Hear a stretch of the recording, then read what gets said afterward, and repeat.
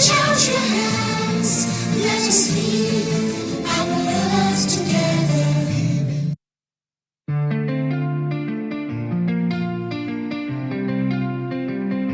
Namaste.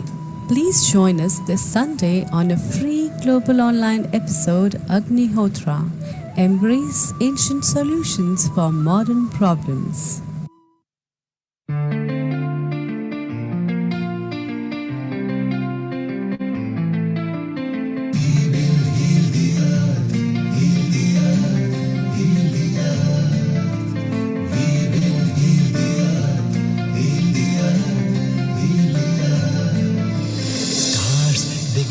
Stories which are brighter than yesterday.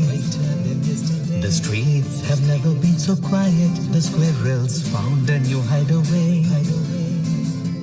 Tomorrow will never be the same. There is so much hope in our hearts.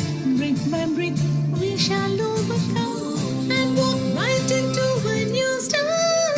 Welcome to the brand new world. We're the children of a mother earth. Reach out your hands, let us lead our earth together. Welcome to the brand new world. We're the children of a mother earth. Reach out your hands, let us lead our earth together.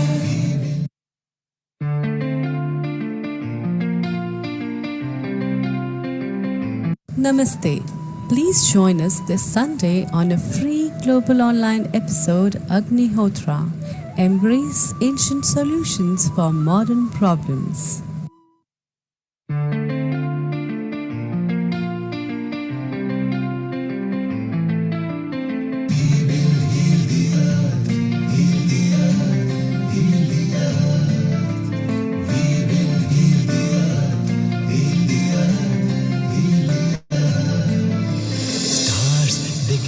Stories which are brighter than yesterday.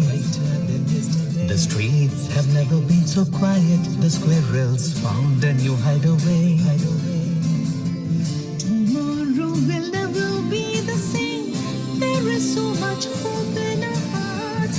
Brick by brick we shall overcome and walk right into a new start.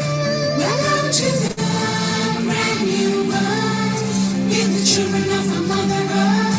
Reach out your hands, let us lead our earth together. Welcome to the brand new world.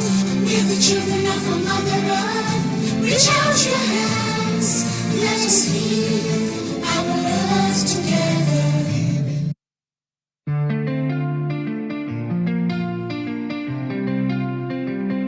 Namaste.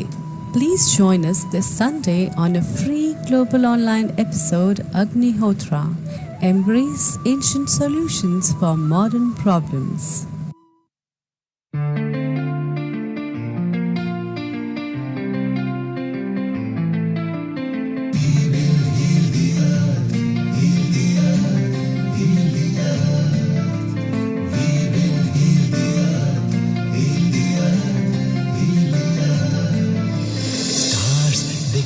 Stories which are brighter than yesterday. The streets have never been so quiet. The squirrels found a new hideaway. Tomorrow will never be the same. There is so much hope in our hearts. Brick by brick we shall overcome and walk right into a new start. Welcome to the brand new world. We're the children of a mother earth. Reach out your hands, let us lead our earth together. Welcome to the brand new world. We're the children of a mother earth.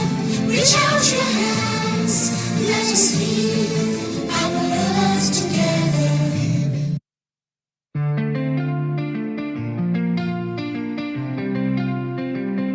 Namaste. Please join us this Sunday on a free global online episode Agnihotra. Embrace ancient solutions for modern problems.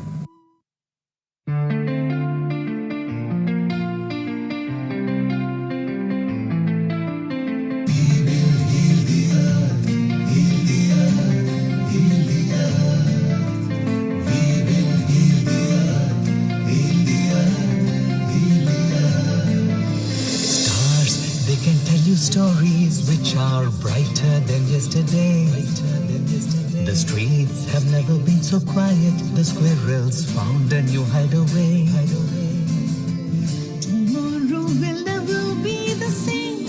There is so much hope in our hearts. Brick by brick, we shall overcome and walk right into a new start. Welcome to the brand new world.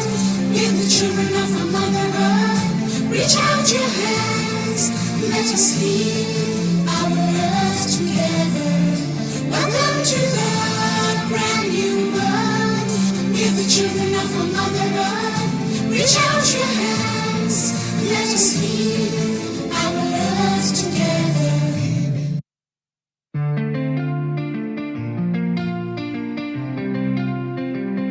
Namaste.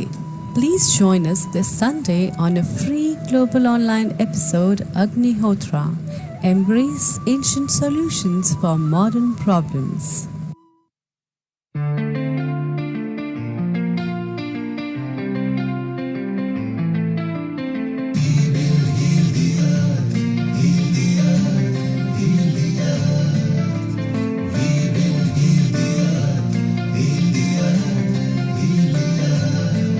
Stars, they can tell you stories which are brighter than yesterday. The streets have never been so quiet. The squirrels found a new hideaway. Tomorrow will never be the same. There is so much hope in our hearts. Brick by brick, we shall overcome and walk right into a new start. Welcome to the brand new world. Give the children of our Mother Earth. Reach out your hands. Let us heal our earth together. Welcome to the brand new world. Give the children of our Mother Earth. Reach out your hands. Let us heal our earth together.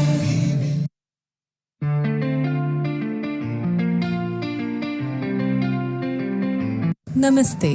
Please join us this Sunday on a free global online episode Agnihotra. Embrace ancient solutions for modern problems.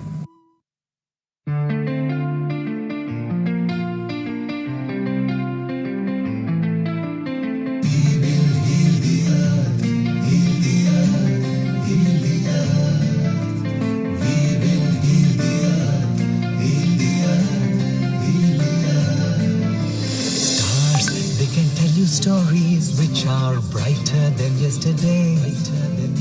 The streets have never been so quiet. The squirrels found a new hideaway. Tomorrow will never be the same. There is so much hope in our hearts. Brick by brick, we shall overcome and walk right into a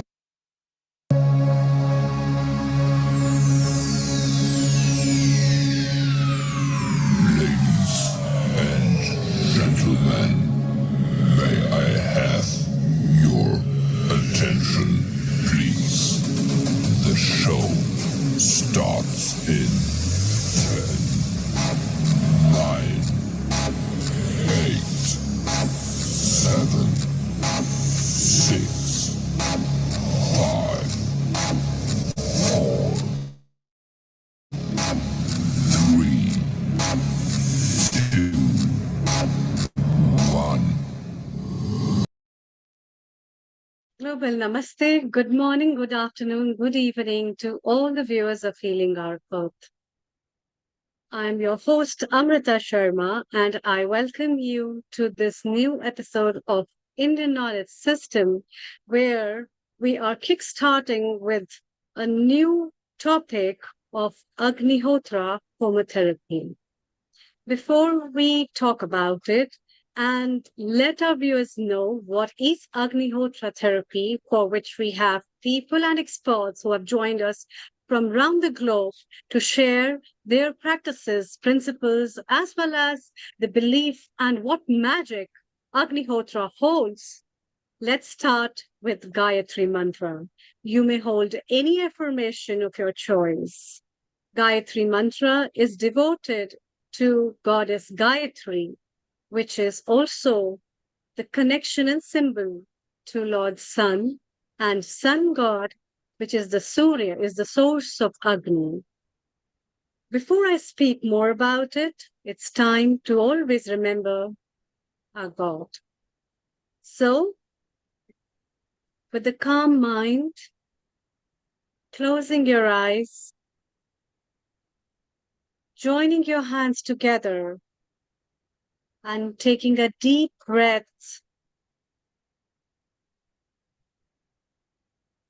Om.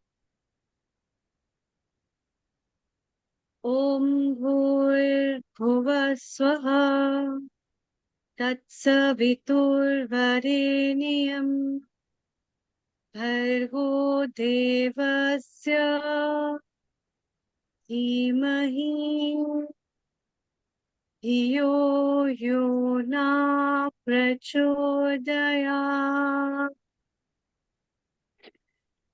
Om Om Bhuva Swaha Tatsaviturvareniyam Bhargo Devasya Dhimahi Dhiyo Yo Na Prachodaya.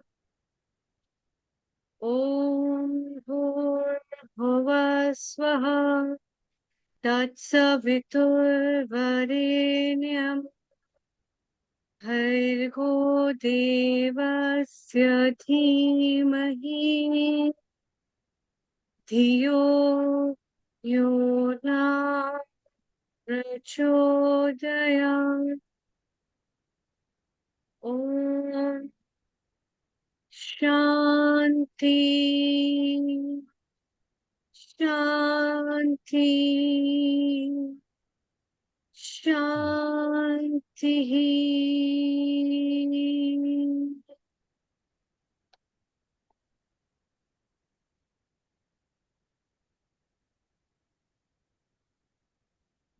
Welcome. I, on behalf of Healing Our Earth family, welcome all the experts for today's episode.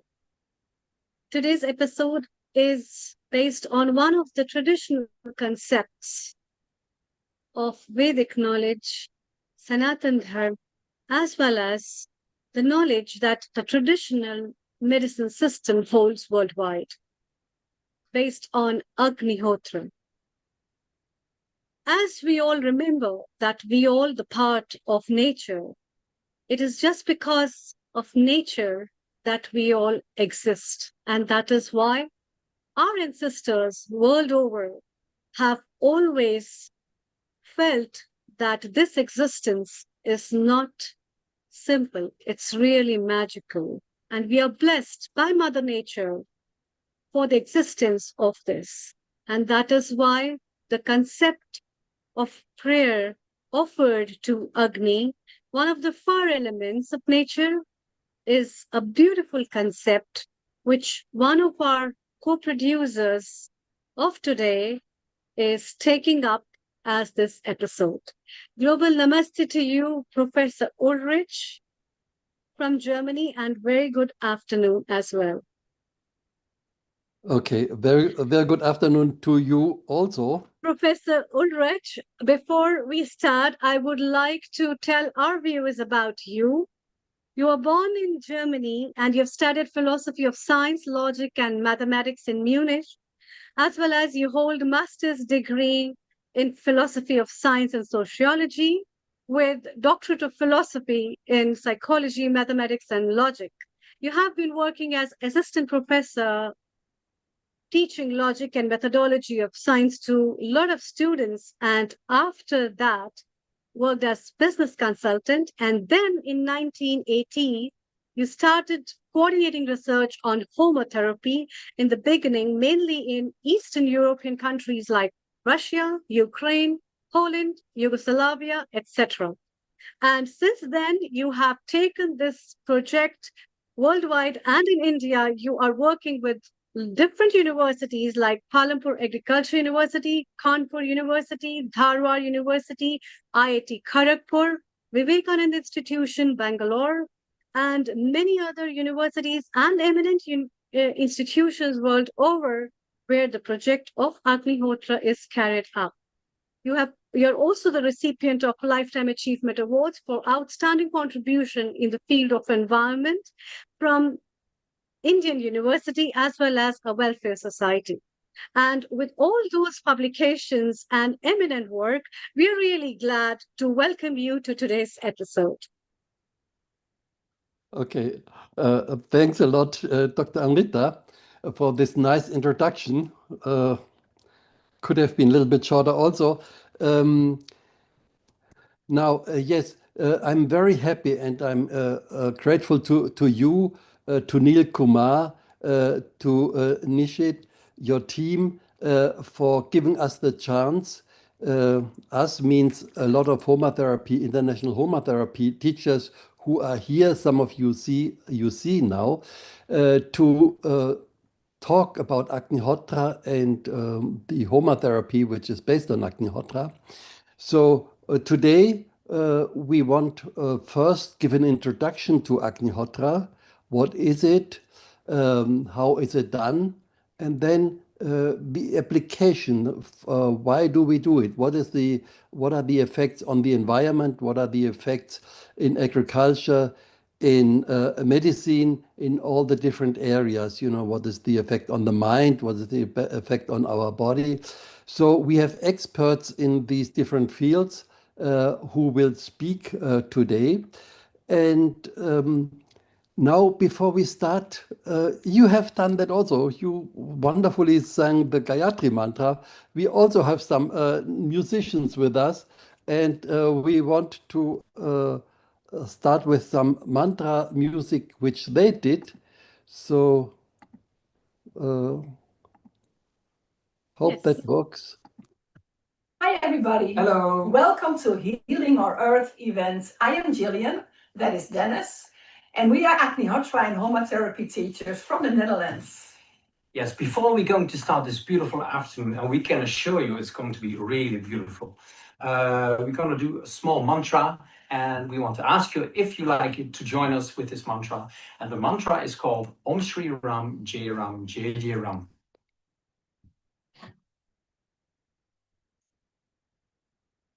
Om Shri Ram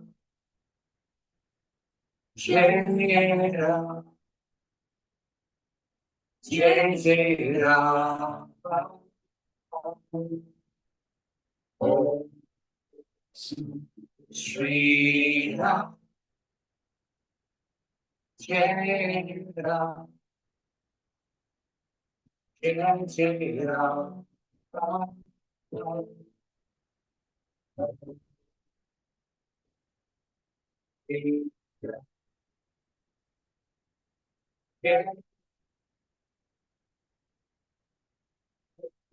Ram.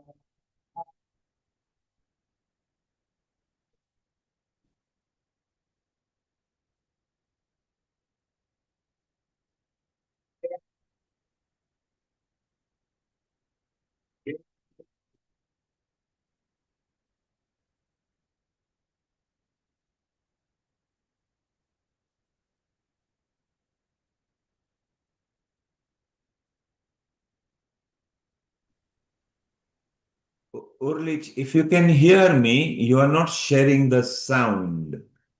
So when you share screen, if you look at the bottom, it will say share sound.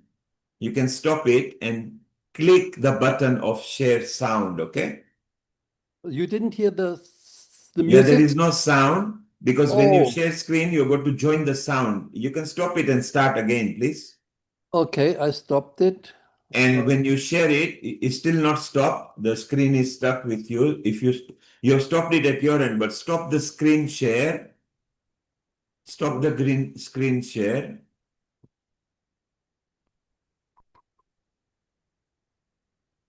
Let me break you. I'm going to break you. Okay. Okay, and now you are back again.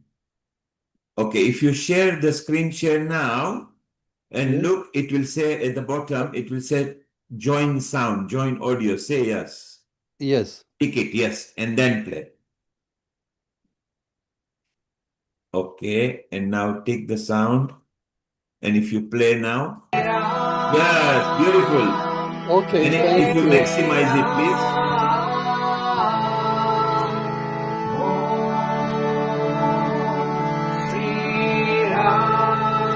Urlich, if you maximize the screen, please.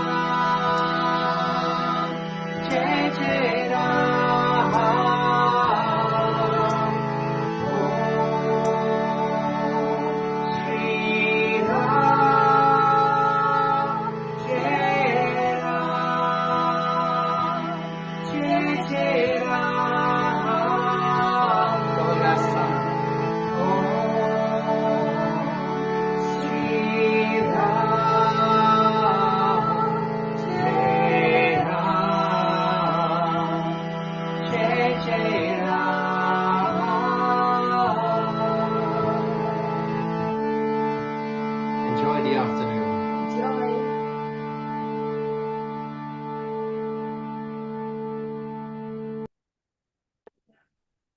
Wow, that's amazing. Gillian and Dennis, you really had a very nice melodious voice and singing. That's so, so peaceful and it's so nice. Yeah. Ulrich, that was really very nice, in fact. And what have you to say? No, it was very, very nice, of course. But I know them and I know their music. So thanks again, Jillian and Dennis, for allowing us to play this video. And now we want to. Yes, please introduce our first guest. Yes, the first guest actually is Agnihotra. We show some morning Agnihotra in some place in India, in Maheshwar Goshala, at the banks of the Narmada. So Okay. So you're playing in another video that we are going to share with our audience very shortly, which is showing the presentation of performance of Agnihotra near River Narmada in India. Are you playing the next video? yes, just but I want to show the not the screen but the anyway.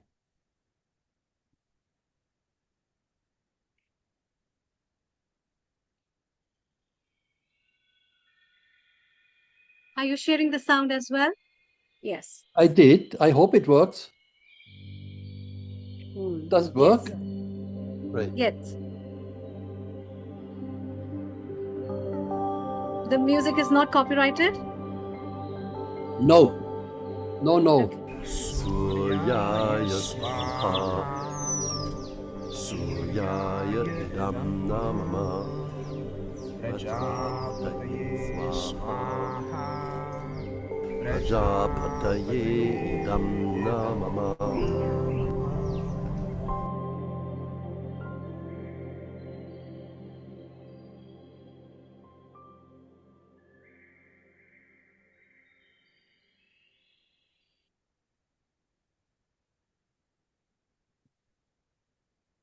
That was the performance of Agnihotra performed by Professor Ulrich and his group near the river Narmada, which is again considered to be a sacred river of India.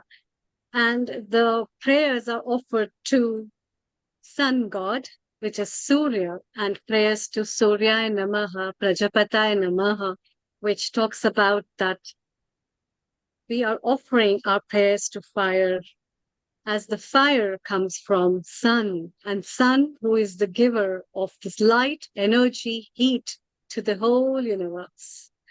Welcome, Jillian and Dennis. Global Namaste to you. Hello, namaste. Hello, namaste. I'm really very happy to see you from Ireland right now. And where have you learned this mantra chanting? This is really very beautiful. Yeah, where did we learn it? Dennis is a musician, so it's not hard for him. Yeah. No, it's actually very nice. We started with mantra music. I think when we were in India at the Somayag, that's a very big fire process from the Vedas. After that, we were actually very touched by the mantra singing, and shortly after that, we decided to start singing more mantras, because in the Homa therapy we use with the Agnihotra, of course, we have the mantra, but there are more mantras which you can use, and we actually decided to use it also with music, the combination. So that's why we actually after that started with more mantra singing. Yeah. Beautiful. I'll be inviting you for mantra episode as well. That's very nice. Thank you. Global Namaste to you, Lisa. Oh. A very good morning. Namaste. Thank you. So, Dr. Ulrich, please invite our next guest. So Over to you. Thank you. The next guest is several people who give a short testimonial about what Agnihotra meant for them. So just a moment.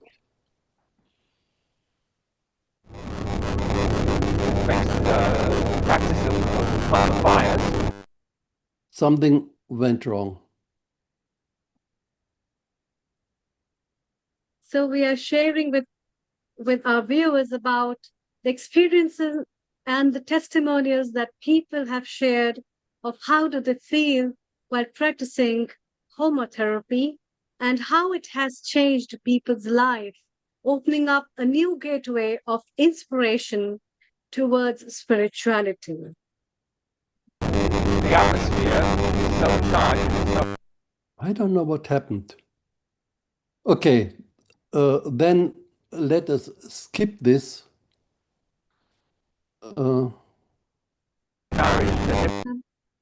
Some sound problem. I don't know what it is. Anyway, then let us go to the next point, and that is foundation of Agnihotra and Homa therapy.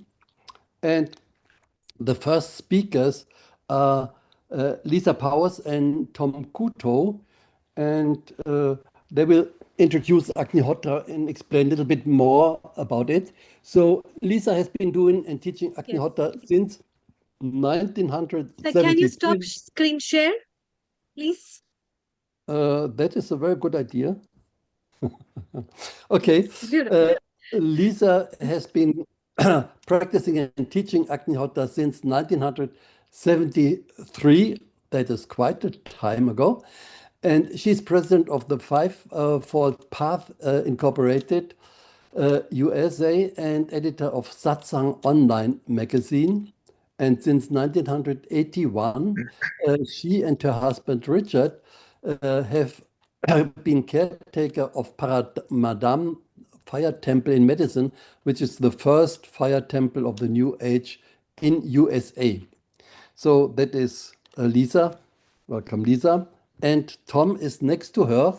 Tom was introduced to Agnihotra in the early 1970s. And since 1977, he was part of Agnihotra Press. That was a printing company especially created for printing Agnihotra materials and similar things. And he is now, he's also a certified Agnihotra teacher, and he helps to maintain a property where Agnihotra and other homas have been performed for more than 40 years. There's a strong Homa community in Baltimore, the Baltimore Homa community. We'll talk about that later on also. But so this is Tom Kuto, and they both now will share the basics of Agnihotra. So welcome both Lisa and Yeah. Tom, and go ahead. Thank Thank you. you.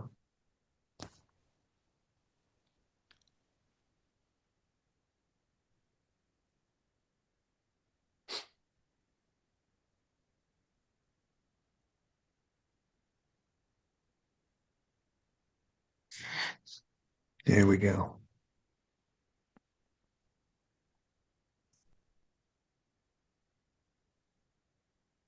Okay, today we'll be talking about a specific method of Agnihotra. There are different things called Agnihotra, but the wonderful results you'll be hearing about today were obtained using this method. This logo is used by organizations around the world that teach this method.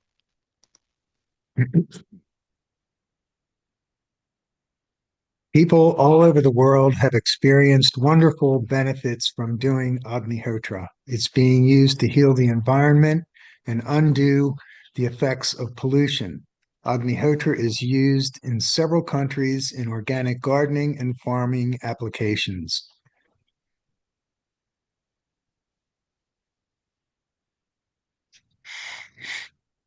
Agnihotra is also used for personal healing. While we make no claims or promises, many people around the world have successfully used Agnihotra to treat all sorts of health issues. Home remedies can be made from the Agnihotra ash, and you'll be hearing more about that later. It's been a common experience that Agnihotra reduces stress and calms the mind. It creates a peaceful atmosphere in the home or wherever it's done. This calming effect can be a great aid to meditation. People have also used Agnihotra to help overcome alcoholism and drug addiction.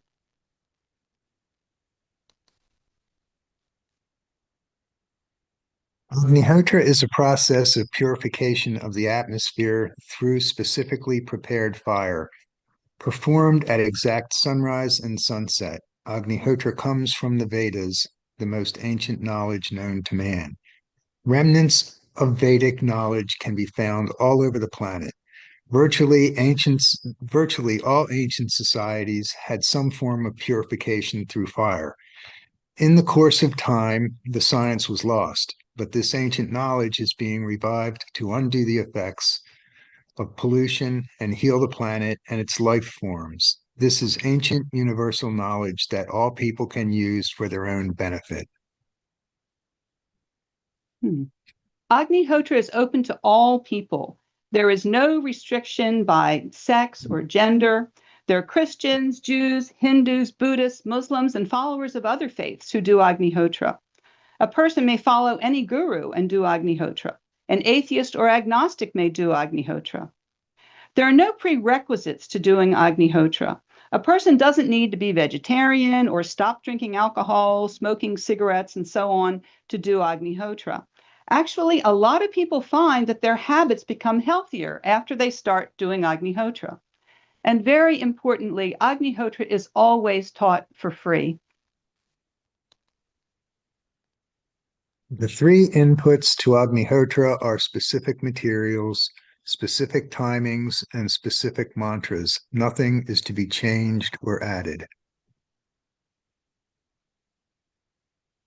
The materials for Agnihotra are the copper pyramid, dried cow manure, raw whole grain rice, and ghee. The copper pyramid is an important part of the process. The Vedic knowledge states, just at morning Agnihotra time, all the electricities, energies, and ethers are attracted to the pyramid in its shape. At sunset, these energies are thrust out in the same shape. The size and shape of the pyramid are very important. Back in the 1980s, people did experiments with pyramid-shaped objects. They found that fruits stay fresh longer when stored in pyramid-shaped vessel. One Eastern European scientist said that only a genius could have designed the Agnihotra pyramid.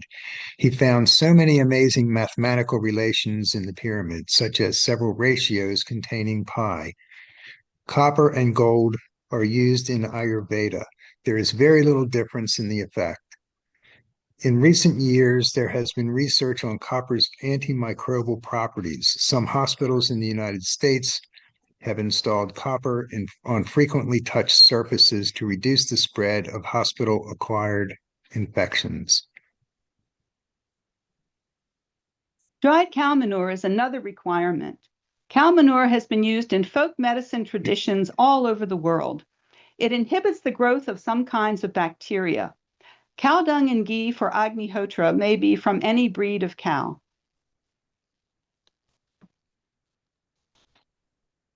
Whole grain, unpolished rice is also essential. We want only whole grains. Chemically, broken grains and unbroken grains of rice will be the same, but the ancient knowledge states that the subtle energy structure is not the same, so we need unbroken grains for Agnihotra. According to macrobiotics, rice is the most balanced food grain with equal parts of yin and yang. Ghee, clarified unsalted butter with nothing added, is also required for Agnihotra. Ghee is an important ingredient in many kinds of Ayurvedic medicine. According to ancient knowledge, it's the only substance which doesn't lose weight when burned. Ghee is said to transport the healing effects of Agnihotra fire into the atmosphere. Accurate timings are essential for proper practice of Agnihotra.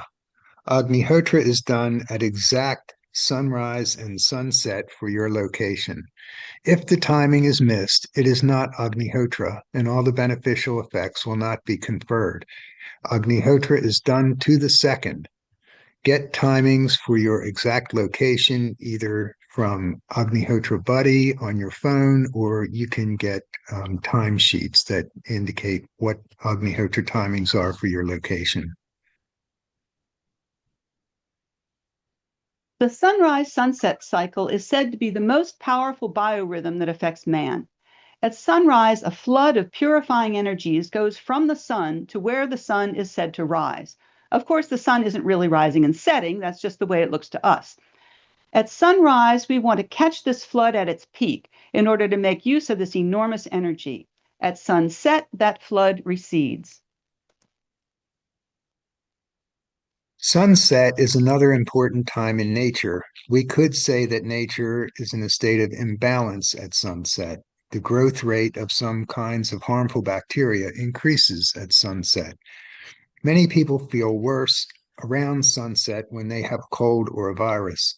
Also, people who work with Alzheimer's patients find that those patients become more agitated or disoriented around sunset.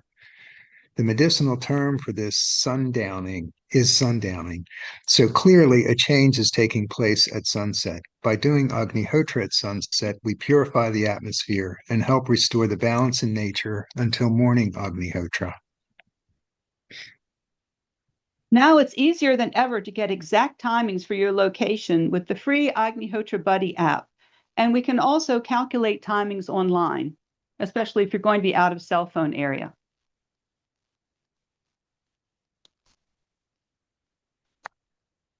The third input to Agnihotra is mantras. It is well known to science that different vibrations have different effects on living things. For example, if you play certain kinds of music to cows, they yield more milk. If you play certain kinds of music to plants, they grow better. The knowledge says that there are vibrations that exist everywhere. Where there is vibration, there is also sound. When we speak these mantras, the sounds we utter activate these special vibrations, which then creates a certain atmosphere of effect. Sanskrit is a language of vibration, and the vibrations of the mantras are essential to Agnihotra. Morning Agnihotra mantra. Suryaya Swaha सूर्याय इदं नमः प्रजापतये स्वाहा प्रजापतये इदं नमः Evening Agnihotra mantra. Agnaye Swaha Agnaye Idam Namam Prajapataye Swaha Prajapataye Idam Namam. So the combination of burning specific materials in the copper pyramid, the exact timing of sunrise or sunset, and the vibrations of the mantras produces the effects of Agnihotra.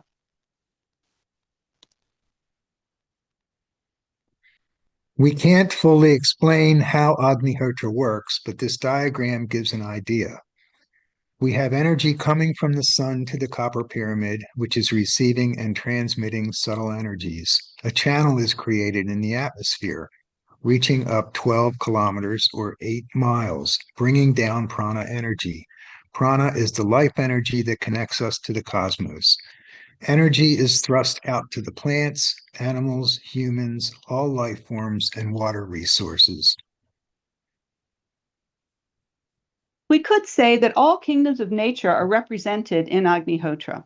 Copper represents the mineral kingdom, rice the plant kingdom, ghee and cow dung represent the animal kingdom, man is the performer, and fire is the connecting link to subtler levels. Sri Vasant Paranjape, who taught many of the teachers you'll be hearing from today, taught that the human body is like a transformer, which transforms high energy from the universe to a level which is then available to all of nature, such as the plant kingdom and the animal kingdom. Only humans can do that. Only humans can do Agnihotra and perform this service for all of nature.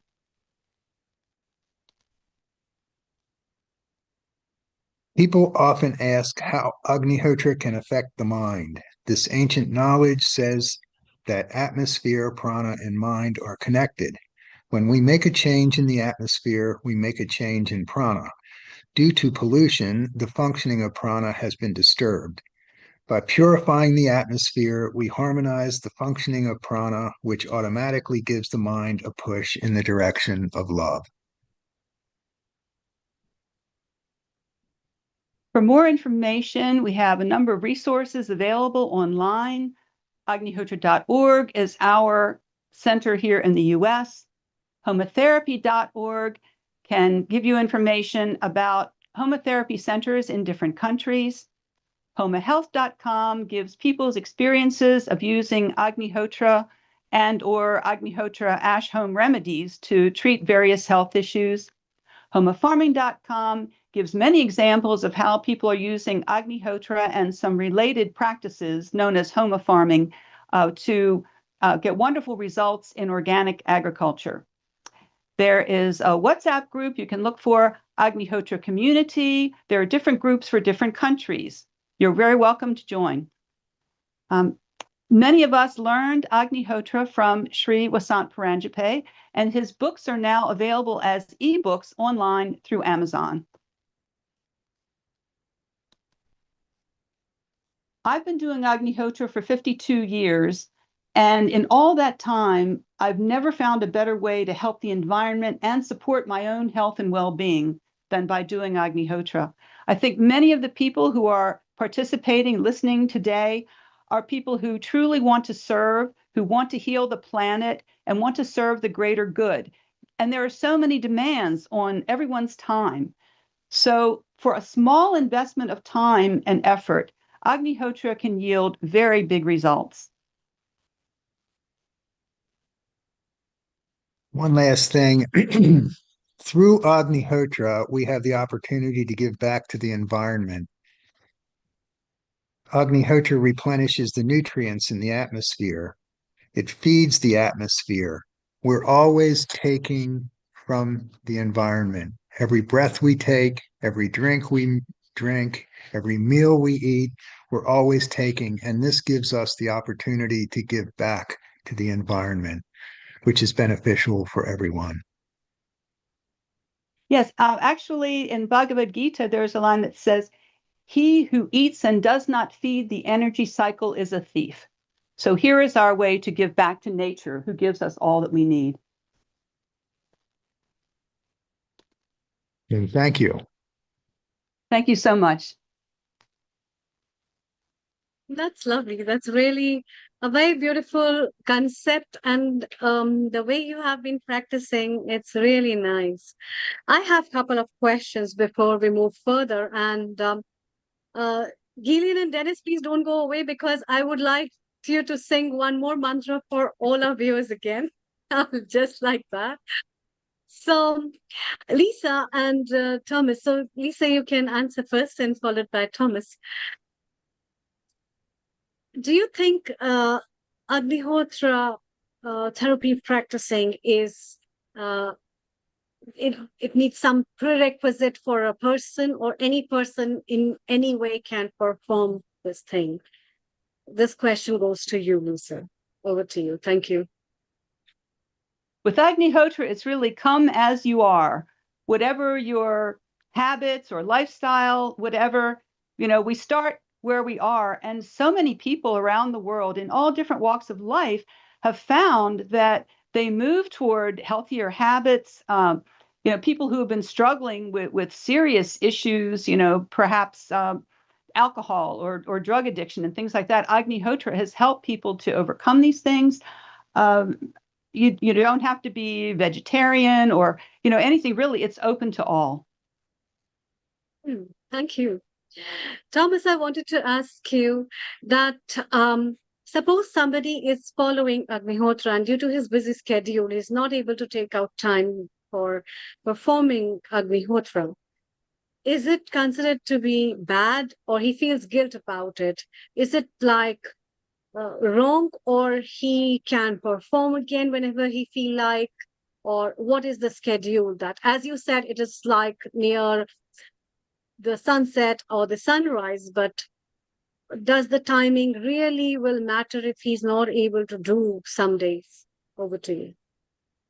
Well, the timing is essential. So it has to be done at exactly sunrise and sunset for your location.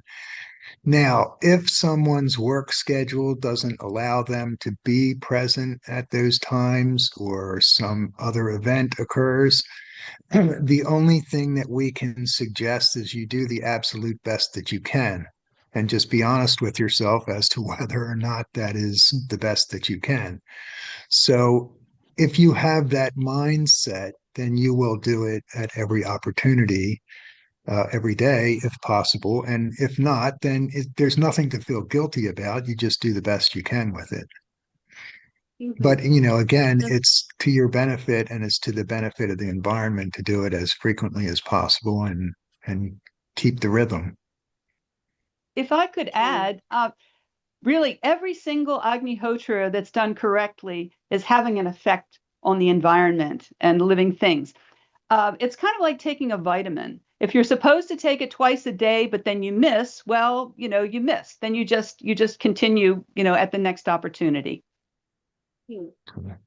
Okay, good enough. Thank you. And Professor Ulrich, I want to ask you that suppose, as you see, you have been to India, you keep coming to India so many times, and because people are now moved to multi-storied buildings, they don't have space, there's a small balcony and all that. Can that be practiced in a small place as well, where we don't have a complete setup of a garden of our own? What's your take? See, when I'm traveling, I often have only small rooms, like, for example, in a hotel. And I can perform Agnihotra in a hotel. Only thing is, you should be able to open the windows. And many people in the West, they don't have, if you have your own house and you have a balcony, that's fine. But many people live in small flats also, so it's the same situation, and still they're performing Agnihotra. So it is possible. And also, the only problem is there can be some smoke, but if you get some experience, you will learn how to make smokeless Agnihotra fires. Oh, okay. Okay, we'll get back to you for making a smokeless Agnihotra fires. Thank you so Yeah. much. Thank you, Thomas, and thank you, Lisa, for joining. Thank you. Global namaste Thank to you, you. Monica. A very warm welcome. Can you please unmute yourself? Yes.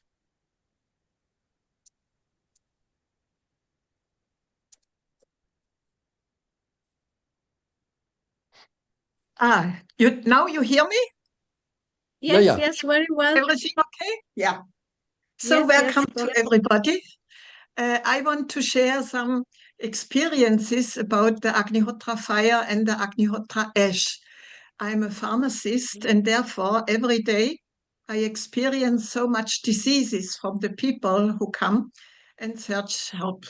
And so when I learned 1974 the Agnihotra fire from Shri Vasant, I quickly learned how great healing power this fire develops. And as it is told that this great healing power of the fire is locked in the Agnihotra ash, therefore we have something like a folk medicine, what everybody can use to help himself. So the fire itself is healing. For example, we have lots of experiences with asthma. Normally, when somebody has asthma, he tries to avoid some smoke. But the experience shows when the people come close to the Agnihotra fire and inhale the Agnihotra smoke, the asthma is healed. And so, same way as the fire itself is healing, also the ash of this Agnihotra fire is healing. And you can take it with you like a medicinal substance. You can give the Agnihotra ash from the pyramid in a sieve and can make a fine powder out of it.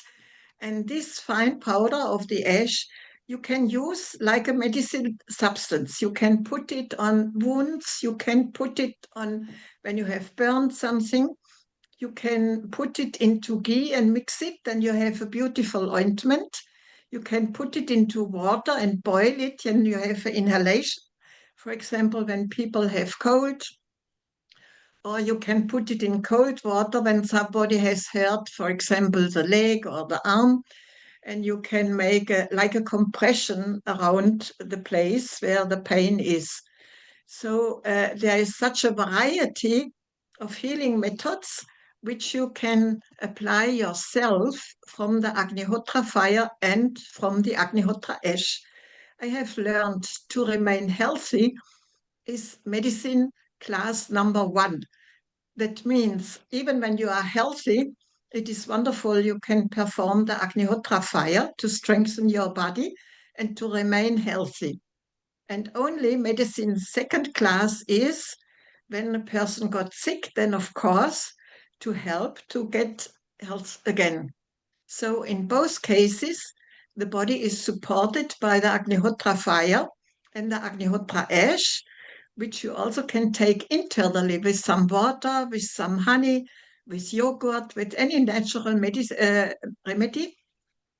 And it will support you and your body and your complete system. So it is very easy and so wonderful that everybody can help himself. We have so many cases reported. You can see it on websites and in books. But the main thing is you can perform your own Agnihotra fire and then apply your own Agnihotra ash, and you will benefit yourself as same as also your complete surrounding. You also can heal plants, or you can even heal waters, for example, when you give it into some lake, some river, some well. Every part of nature is suffering in the moment so much because of pollution that it is very happy to get any help, which is so easy by the atmosphere of the fire as well as by the Agnihotra ash, which has this healing power locked in. This is the beauty of the Agnihotra for healing. And we have so many experiences what you can apply. That means what we tell and have in the books, these are only examples of healings, what people have experienced. But you always can adapt it to your personal situation. For example, when you have problems with your eyes, then you can make with Agnihotra ash your own eye drops. Or when you have problems with your back, then you can make the Agnihotra ash powder with help of the ghee to an ointment and put it on several times per day, and you will experience the beautiful help of this Agnihotra ash.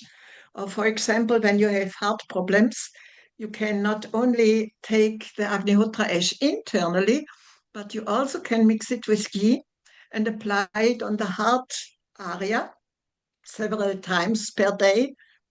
And so many people experienced health that the heart becomes stronger and more balanced and healthier with such easy help.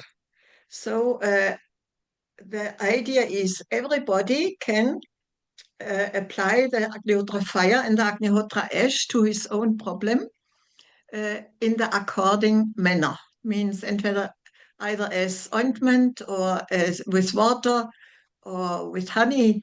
So please make your own experiments, because always wherever the Agnihotra ash goes, it starts healing. This is the principle, because the fire itself creates this great healing power and locks it in the ashes, that you can take it everywhere for healing. So when people ask, how can I apply it in my personal life? I go morning to work and I'm out of home. How can I apply it, the Agnihotra ash? Then I can tell, I, for example, love to put a bit of this Agnihotra ash powder in a box into my handbag. So wherever I go, I have this Agnihotra ash with me in case of need. And in the morning, you know, when you start your day, you never know what are you experience during this day.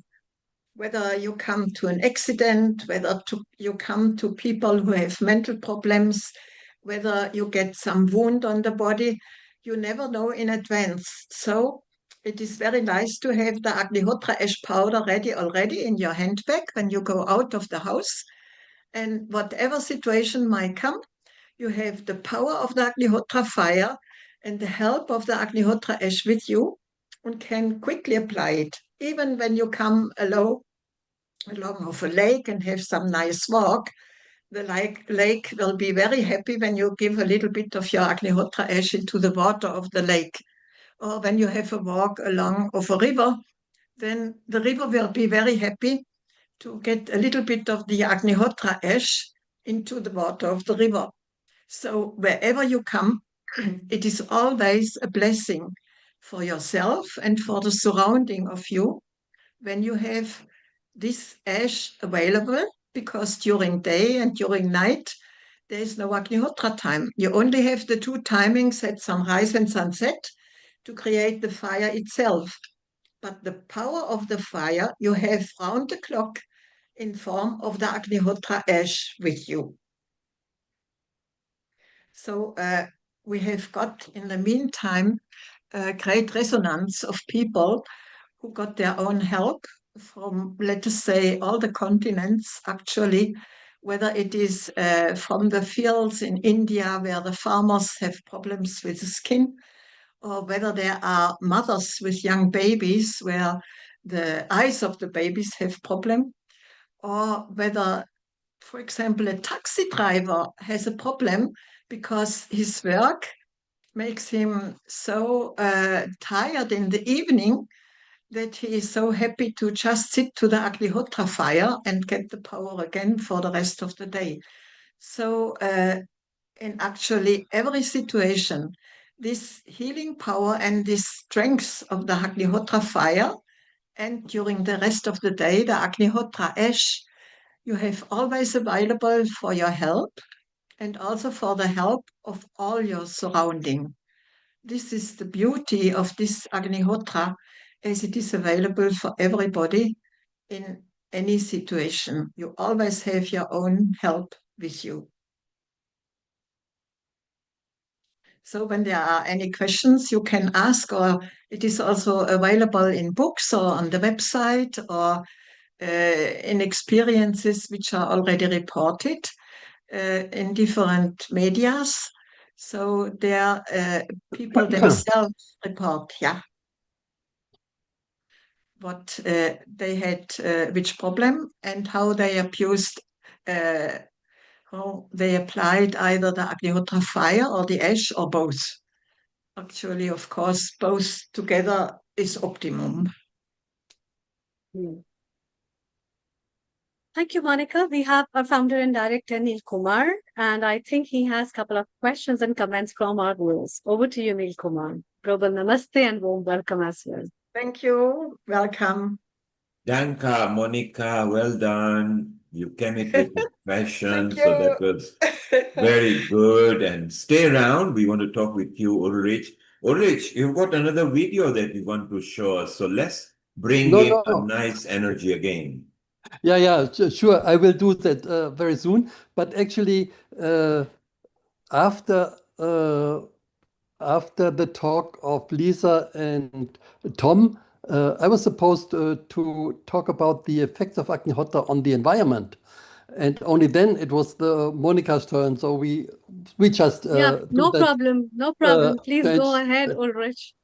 Yes. So now let us talk about the effects of Agnihotra and the environment. Okay? Yes, please. We know that Agnihotra purifies the environment, atmosphere, water resources, and soil, and thus brings all nature back to harmony.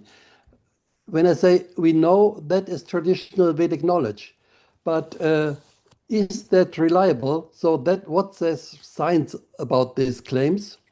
So let us see what we could find out. One thing is environmental pollution is one of the biggest challenges humanity faces. And climate change, many people talk about climate change, not so much about the environmental pollution, but climate change is just a part of it. And also, this pollution of air, water, and soil, and subsequently of our food, poses a big problem for the healthcare sector. According to World Health Organization, in some countries, and the biggest of them is India, between 20 and 25 of all deaths are due to environmental pollution. Some research of Cornell University even said that it's 40%. Okay, whatever is correct, it's a big problem. And worldwide, approximately 7 million people premature deaths are attributable to air pollution alone. Air pollution, a big problem in all big cities worldwide. This is a photo of Santiago de Chile. If you go to India in winter especially, it's terrible. You immediately see the effect, but in other cities it's also there. And on top of that, the polluted atmosphere has also a detrimental effect on our mind because the flow of prana is not harmoniously anymore. So Agnihotra tackles all these problems at the root. It helps to purify our atmosphere. And if you look at atmospheric pollution, there are mainly three kinds: biological, chemical, and physical. On top of it is thought pollution. That's a different subject for later. Now, let's look at it. Biological air pollution is mainly through viruses, bacteria. And here you see a simple experiment. It was done so many times. You take a petri dish with some nutrient agar, open it for 10 minutes before Agnihotra, and then send for incubation. Means you keep it for, say, 24 hours at a certain temperature so that all the bacteria can grow. And the results you see at the left side. And then the same thing you do after Agnihotra, and you see a big reduction of these bacteria. And that has been done number of times, has been published number of times, so that is well established. So what about chemical air pollution and physical air pollution. Chemical air pollution is mainly NOx and SOx, oxides of nitrogen and of sulfur. So what you see here, that during Agnihotra or a little bit after Agnihotra, these values go up a little bit, but then come down by, say, 30 to 30%. And that is especially interesting when you look at particulate matter, because you perform Agnihotra and there's some smoke. Okay, maybe a little bit more, maybe a little bit less, but some smoke is there. And smoke is particulate matter. But still, at the end, there will be less particulate matter. So somehow the smoke of Agnihotra does not add to the air pollution, but it reduces air pollution. And by the way, also the smoke is different from other smokes. This is why many people have reported that their asthma has been controlled with Agnihotra. So the smoke is a different smoke. We still are looking into it, whether we can find, when we look with maybe electron microscopes into the particles of Agnihotra smoke, whether you can find some difference. Whatever, we will find out. This is just the experiment. I was performing Agnihotra, and in the back you see a high volume air sample at one university. One possibility how Agnihotra helps, and also how Agnihotra helps to reduce the particulate matter in the air, may be negative ions. Negative ions, okay, their name is negative, but the effect is very positive. Negative ions are an indicator of fresh air, of healthy air. So go to go to the forest or go to a waterfall, there will be an increase in negative ions. And normally any smoke reduces the number of negative ions. But with Agnihotra, it's different. Agnihotra increases the number of negative ions. Like you can see here, these graphs show at Agnihotra time, when Agnihotra was performed, there's a big increase in the number of negative ions. And these negative ions are very healthy. Another thing is water resources. Monica mentioned that you put Agnihotra ash to water. So there was an experiment. It was done in Pune, India. They took water from a polluted river, okay? Not difficult. All rivers in Pune are very much polluted. So they took this water and they poured it through a cylinder, glass cylinder, which was filled with Agnihotra ash. They poured it through the cylinder and they measured the water quality before and after. You see all the parameters of water quality were improved, including the bacterial count. Bacteria were reduced by 93 to 98%. So from very bad water, you could get potable water. It was published also. And not only in small scale, like treating your drinking water, but also on large scale. Monica mentioned you can put Agnihotra ash to some lake. Here, that is the river, the Narmada River in Maheshwar, our Homa therapy center over there. And they monitor the water quality in some research stations upstream, some research stations downstream, and then also at our Agnihotra place. And they found that at this Homa therapy place, Maheshwar, you see the second last row column, the water quality is much better than upstream and downstream.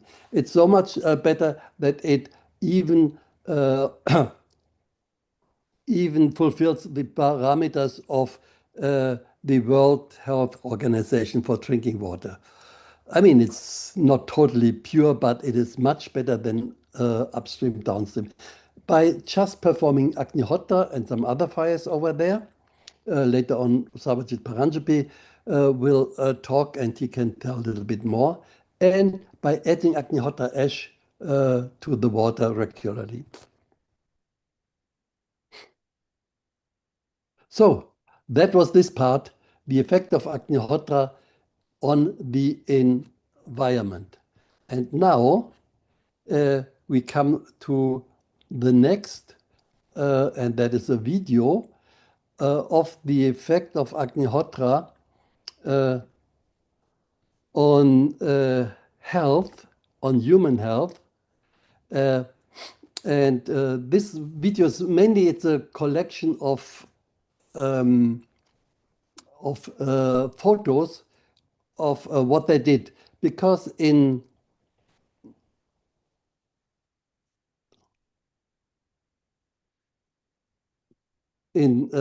what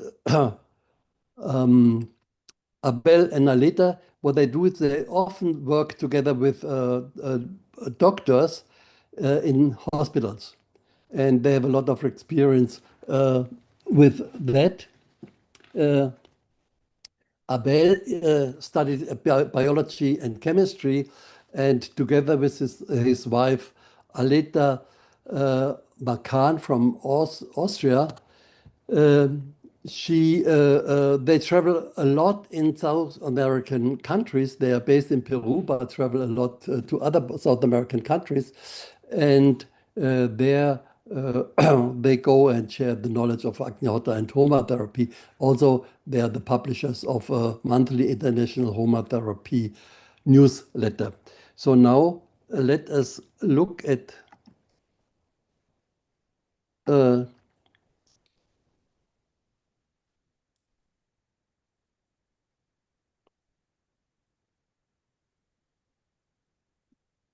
their video. Hello, dear family. We're going to show you some photos where you can see how Homa therapy is spreading in South America among doctors and health practitioners. We say that one picture worth thousands of words. Homa therapy. Urlich, can you increase your volume output, please? So it's a bit louder at your end if you increase your volume output. I just tried. Where do I do it? So if you look at the bottom right, you've got the sound icon. Just put maximum sound if you can. We can hear it's very slow, but if you could just increase at your end output. Okay, you say at the bottom right? Yeah, it's maximum on the video here, and on your own taskbar at the bottom where you got the internet signal, if you make sure that that is 100% as well.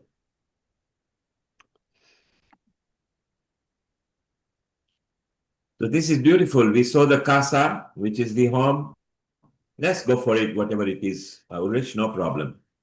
Clinics, Homa healing centers, schools, universities, and public and private institutions of Agnihotra can be seen on the faces of the participants from the very beginning. Therapy is peace of body, mind, and soul. Peace for the children, the parents, and the whole family. Is peace in the urban and rural areas. Homa therapy is peace for the animals, the plants, and the whole ecology.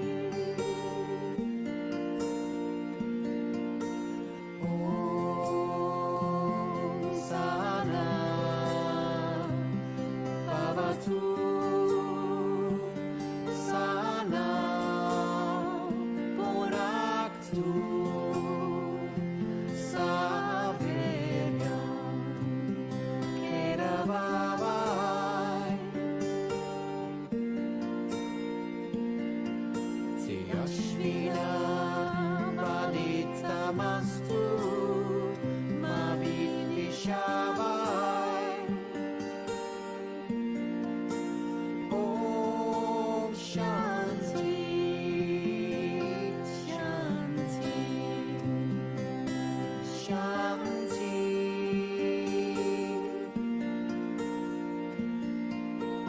Om Sahana Bhavatu Sahana Bhunaktu Saveryam Keravavai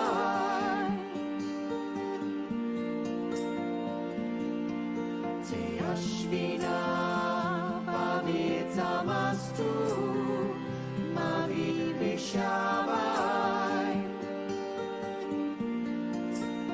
Om Shanti Shanti Shanti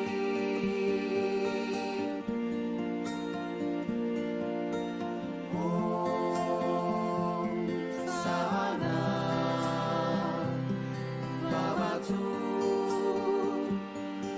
Sahana Bhunaktu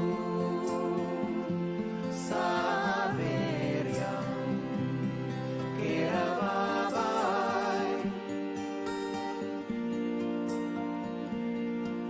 Te Ashvina Vaditamastu Mavidvishavai Om Shanti Shanti Shanti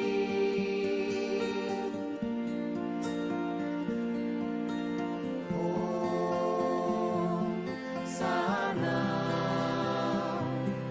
Bhavatu Sahana Bhunaktu Saveryam Keravavai Te Ashvina Vaditamastu Mavidvishavai Om Shanti Shanti Shanti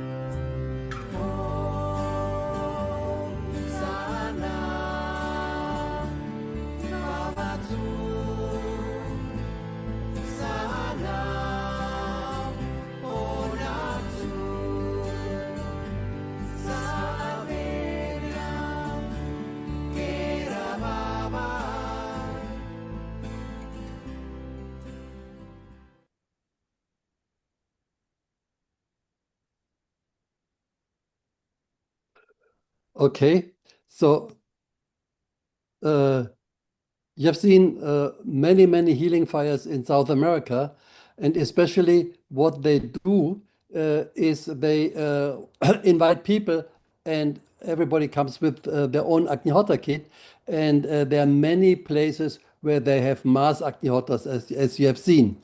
And before, Amrita, you asked, can you do it in a small room? You have seen how many people were there in a small room performing Agnihotra, and it works well. Sometimes I think they have big, massive fires.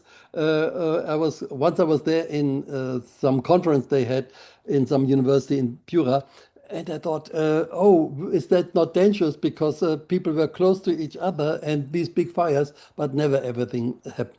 And by the way, we now had the chance again to hear the beautiful voices of Jillian and Dennis because it was their music in this video.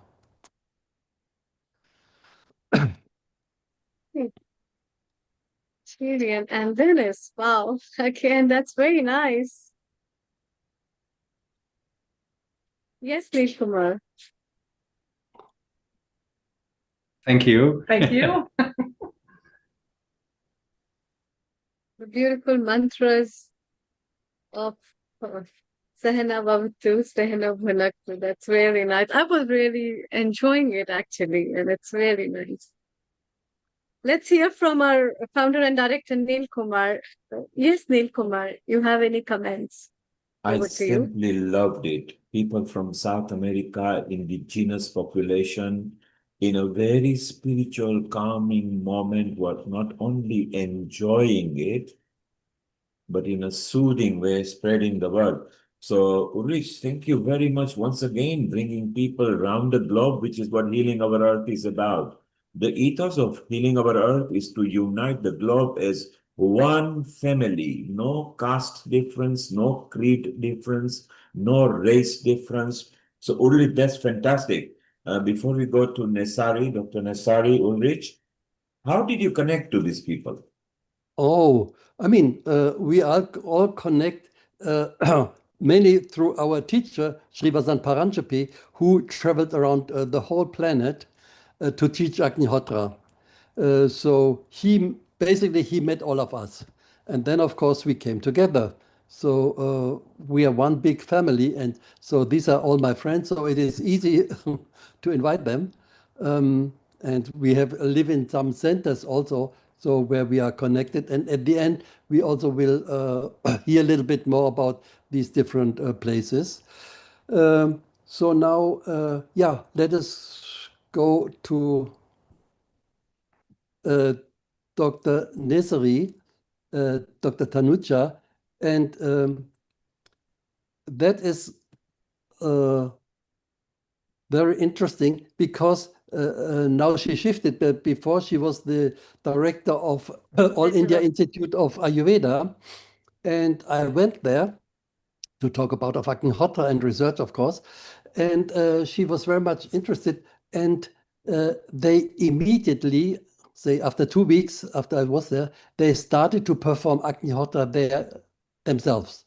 So that is a great thing. This is a big clinic and research center and they perform Agnihotra there regularly and with very good results. So let us see what the director says. Oh.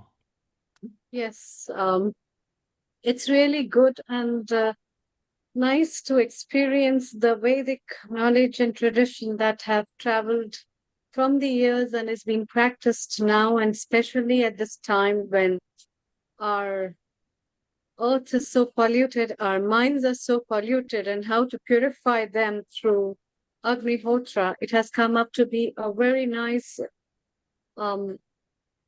peaceful remedy, I would say, where the subtle work of fumes that comes from special prayers, that comes from the burning of special products which have a great relevance and respect in the society of Vedic traditions, have brought in light about that. Professor Ulrich, are you able to share the video? Are you presenting the video? Yeah, yeah. One moment. Okay. I have a little bit too many things on this on the screen. So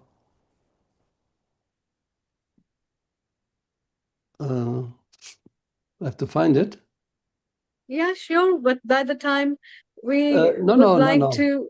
No. Okay, go ahead. That brought Please, us the please. idea of starting Agnihotra in the All India Institute of Ayurveda, a premier research institute of India's national government.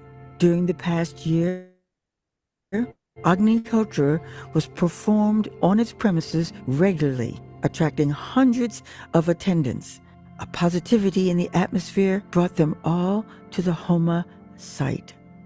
Agnihotra, that is the one way where not only pures the environment, but it pures your thought and spiritual clarity and also mental well-being. So it has the impact what we have observed at All India Institute of Ayurveda, where it leads not only to environmental purity, but at an individual level, spiritual, mental and physical well-being also, it has a positive impact.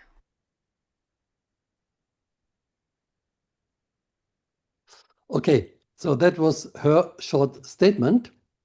It was really astonishing that they are practicing Agnihotra there. Now they also start some research. One thing is on the effect of Agnihotra ash on medicinal plants. That's a big project which they are starting. And the other thing is they developed a questionnaire to monitor the benefits of Agnihotra on the patients and the doctors who come to morning and evening Agnihotra regularly there. So that is a very good thing. So now, as we have seen a lot of videos, maybe the next thing should be Barry Rathner and Henry Gregory talking about Homa psychotherapy and mind training. And then we start with this video on Agnihotra and live blood analysis. So Dr. Henry Gregory is a clinical psychologist with over 50 years of experience, and he's providing therapy and training clinicians to do so nationally and internationally. He's a retired professor at the University of Maryland and currently serves as the president of the Baltimore Homa community.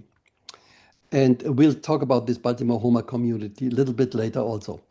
And Barry Rathner, he was born in USA, and 1 year after beginning Agnihotra, he received a master's degree in counseling psychology, and he had practiced in Holland, India, USA, and Poland. Now he lives in Poland, in this place, Prugo Aranya, where several of us here reside. And he often incorporates Agnihotra and the other 4 steps of fivefold path into his Homa psychotherapy. And he's specializing in depression and addiction, and often employs Homa therapy, drug, alcohol detoxification program. So now over to them, Henry and Barry.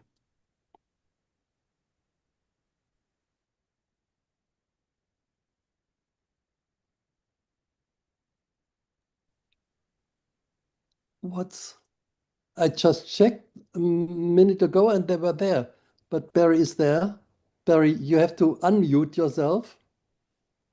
Who are you inviting, Ulrich?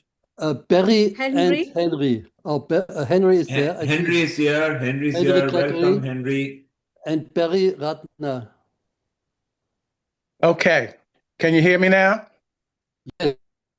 Excuse me, I had some technical problems. I just got back in town. I'm actually on my phone. So, Homa psychotherapy. I want to talk about it in 3 aspects. First, about how it manifests itself. First, when the practitioner does Agnihotra regularly, the therapist, the clinician, the practitioner, that is going to help create a calmer mind and make it easier for that clinician to connect with whomever. Excuse me, Henry, can you make your camera landscape, please?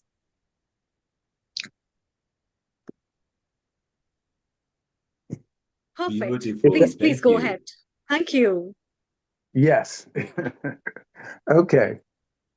So Agnihotra, as we've been saying, purifies the atmosphere, and that includes us as beings who are part of the atmosphere, and it helps our energy to be more pure.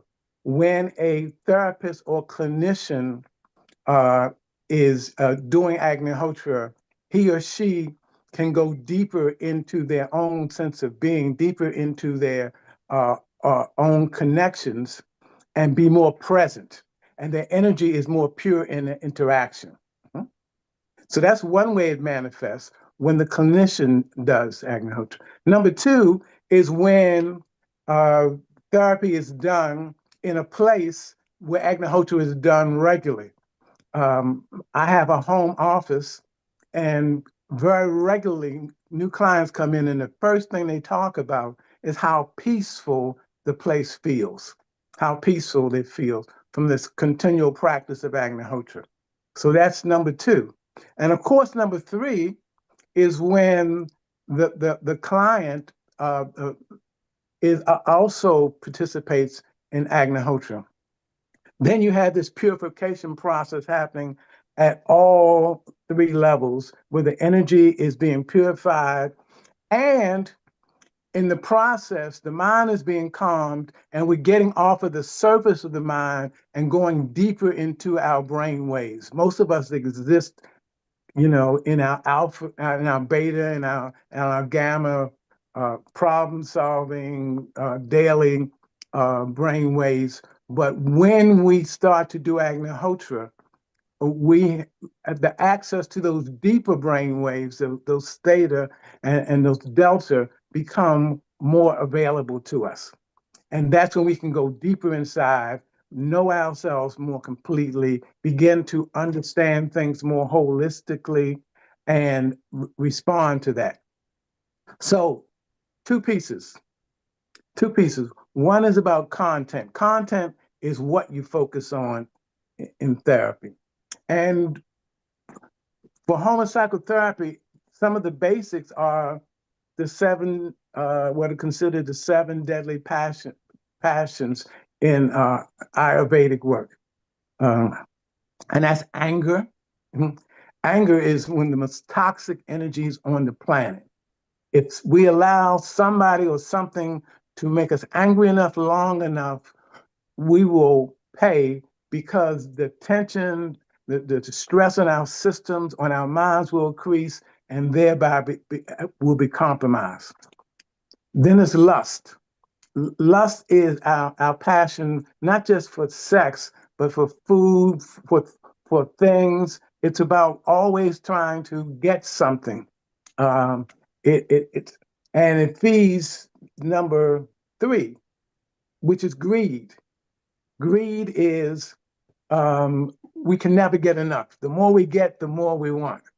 We haven't seen, excuse my language, but we haven't seen a billionaire yet say, I have enough money. The more we get, the more we want, because what's being fed is that urge that continuously pulls us when we're caught in greed. And greed is not just about money. It's about power. It's about status. It can be manifest in many, many different ways. Then there's pride.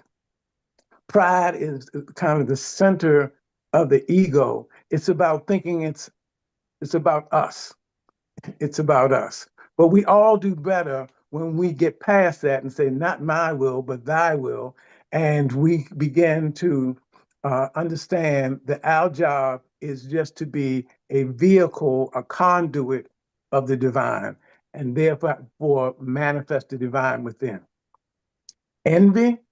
Envy is about looking at other people and what we admire in them and not feeling good about it. As opposed to when we're in a pure state, a healthy state, we feel good about whatever healthy, gratuitous experiences people are having. And then there's attachment. Attachment.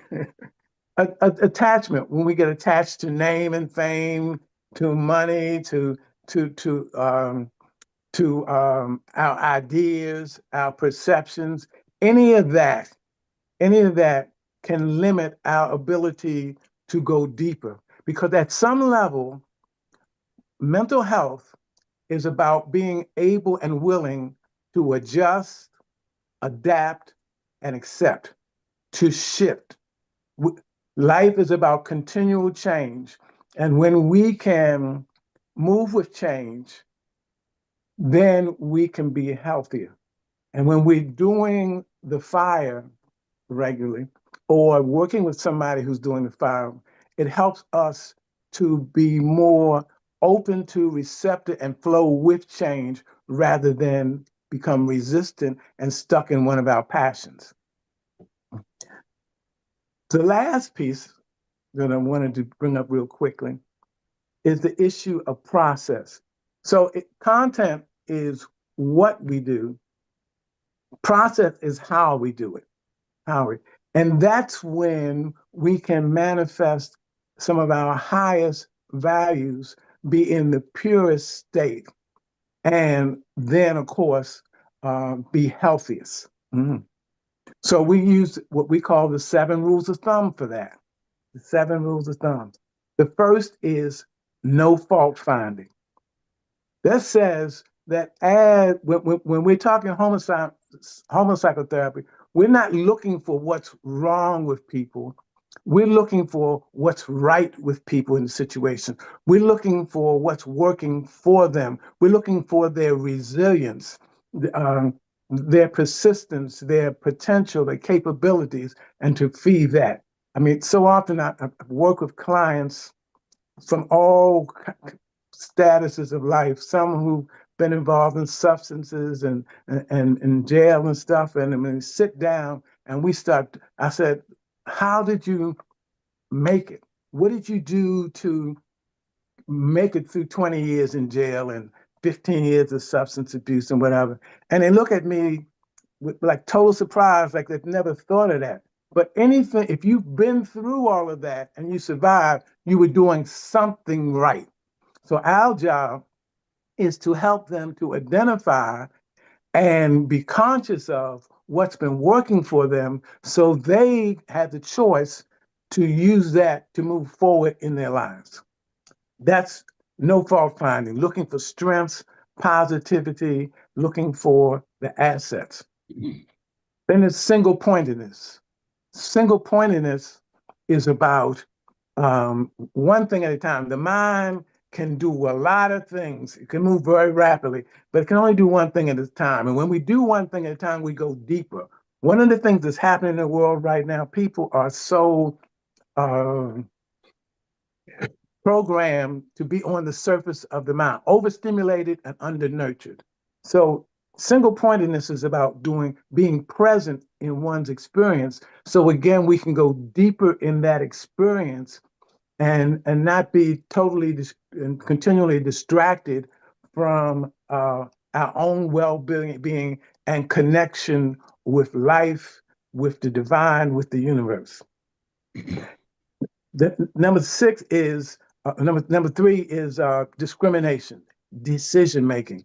So in the West, they teach about the logic, meaning the left side of the brain and all of that, and that's where you make your decisions and all that. But it's larger than it. First of all, the brain is not just the left side, the right side with things, associations and continuity happen. But even past that, real decision making is not only in the brain, it also includes the heart, our emotions. When we learn to be emotionally competent, to receive our emotions. Sri Vasant used to say, emotions are messengers. And when we can receive them and process them, then we can let them go and they give us direction, they give us guidance. And so it's the brain, it's the heart, and the gut, the intuition, that part that goes beyond how we know, that the life is talking to all of us all the time.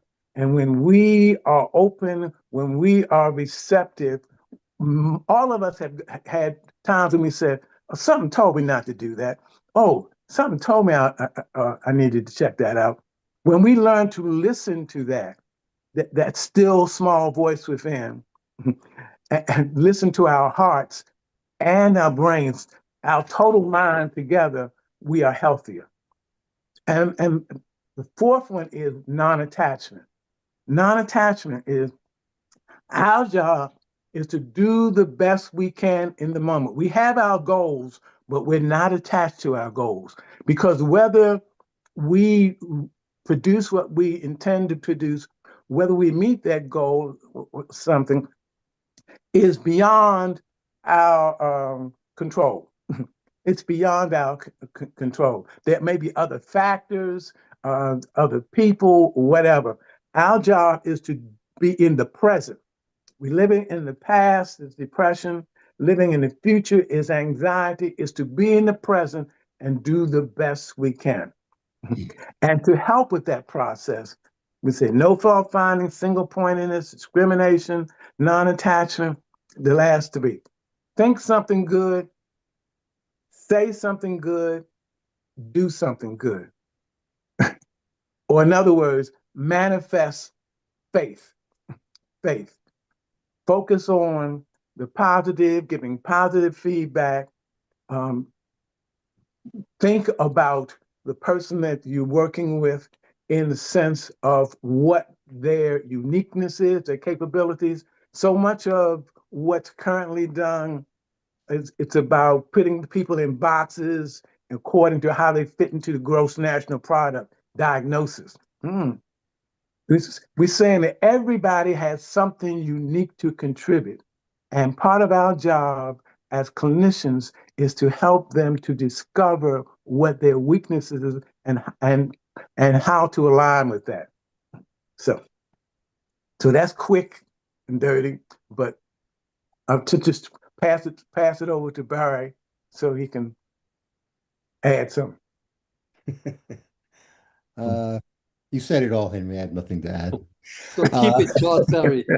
Keep it short because we are a little late already.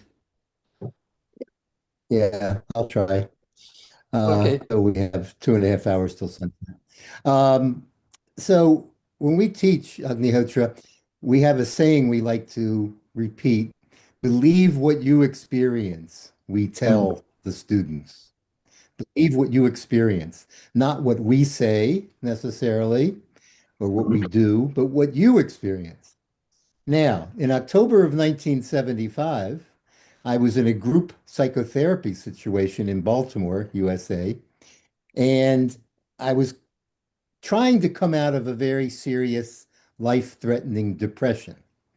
The psychiatrist in that group offered the 22 people to go into the next room and meditate, as he said it, with Ross Ford, the psychologist. I did it. That was the first time I experienced Agnihotra. I went back into the room with the other 17 people who didn't go to experience the fire. And all of a sudden, I was transformed from a patient to a helper. And that repeated itself 3 or 4 times, once a week over the next month. And I said, there's something special going on here. So eventually I got my master's degree. I started Agnihotra in January of 76. And one interesting thing about Homa psychotherapy is that it's not just Agnihotra. It's not just Agnihotra.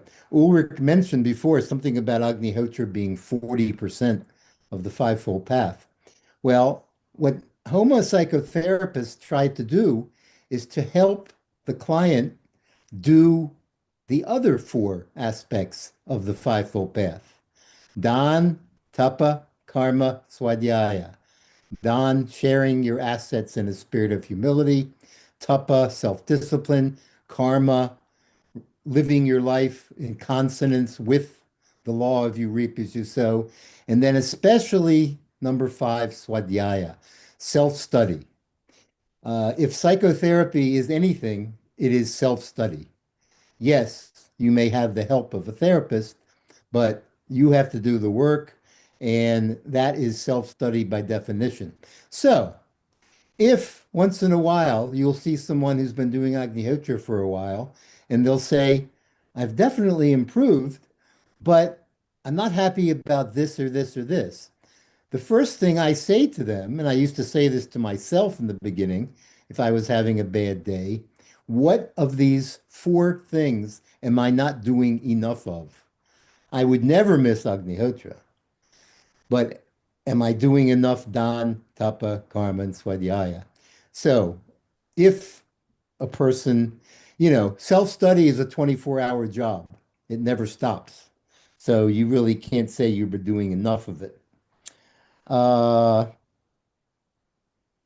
I've seen it all pretty much in these almost 50 years. I worked for 10 years in the prisons of Los Angeles area, prisons and jails. I did Agnihotra in a prison there and was told by the inmates the next time I came, wow, we really slept well that night that you did it there. And we had less fights. So that goes along with our experience as well. People ask, Lisa spoke earlier saying you don't need to be a vegetarian. You don't need to abstain from anything to do Agnihotra. But what Agnihotra did for me was it helped me beat a life-threatening addiction to marijuana and a life-threatening depression. And in case you're wondering if you can get addicted to marijuana, the answer is yes. And that's why I'm an advocate against legalizing marijuana, especially for the youth. And that is a important word these days because young people, we who are not young kind of got into this mess of the world kind of gradually, you might say.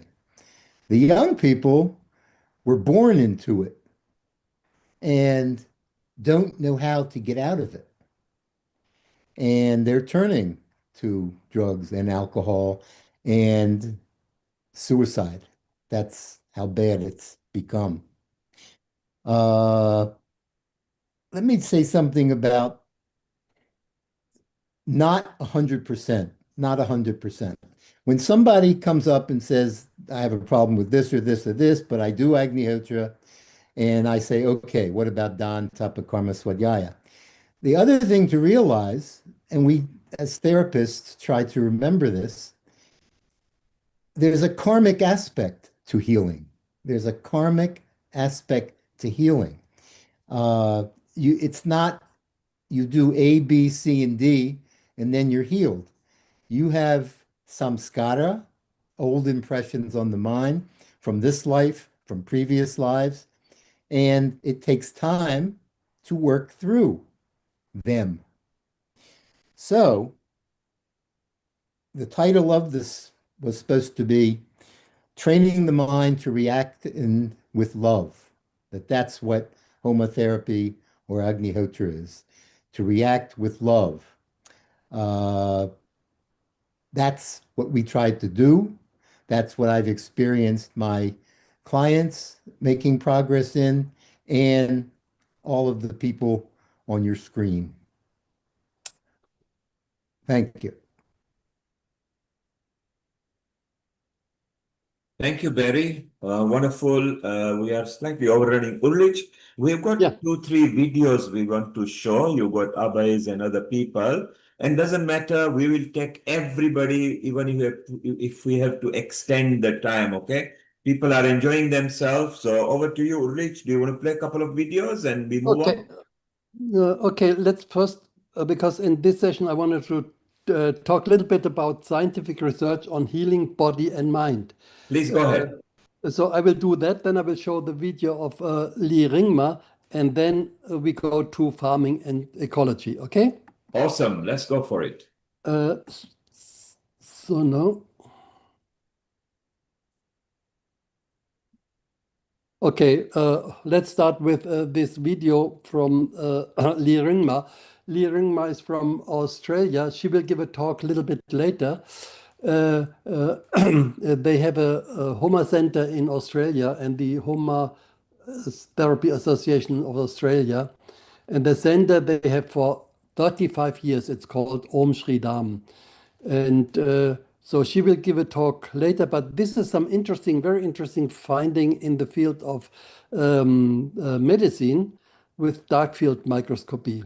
Hi, I'd like to share with you how rapidly healing can take place just by sitting for Agnihotra, and how rapidly one can heal just by consuming Agnihotra ash in water, that is, or by itself.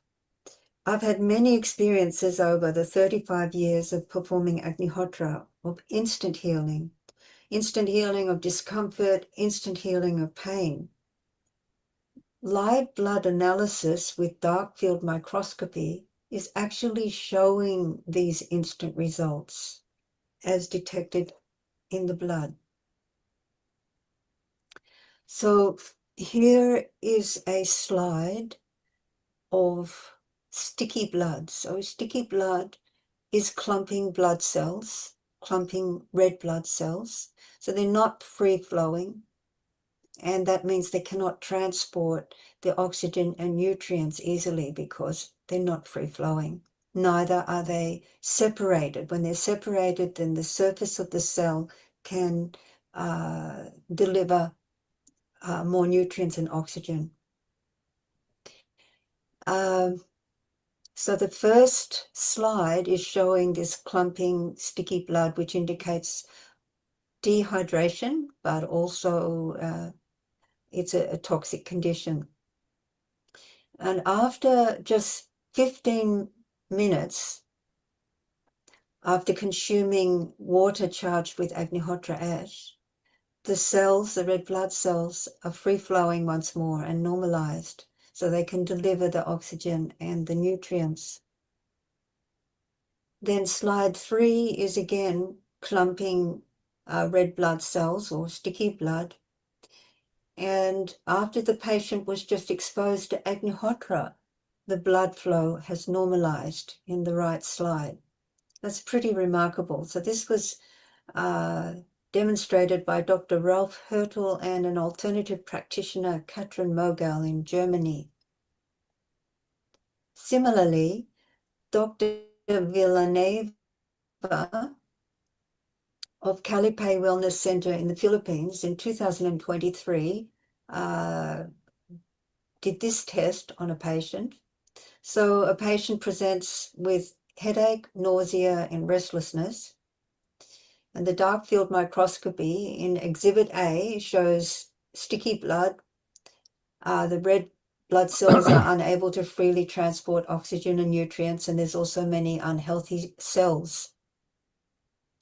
15 minutes after a glass of purified water, so just a glass of water, the blood hydrates and is more normalized, but 75% of the blood cells have a bullseye. You can see those bullseyes. That indicates parasitized by microorganisms or lacking iron. So 75% of the cells are still compromised. But 15 minutes after consuming purified water, including Agnihotra ash, the cells are completely free-flowing and 90% of the cells are healthy. And the patient actually notes absence of the above symptoms of headache, nausea, and restlessness.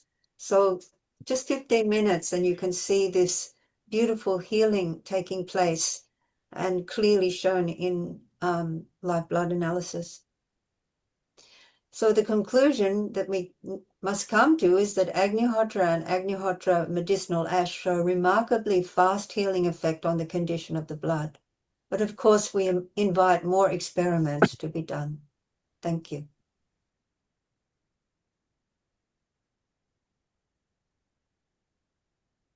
Okay, So that was Lee. She sent this video. She will be online a little bit later with her own talk on Agnihotra and protection during environmental disasters. And now I want to show a presentation on scientific research on healing body and mind. It is quite interesting what Lee said. So let's go to that.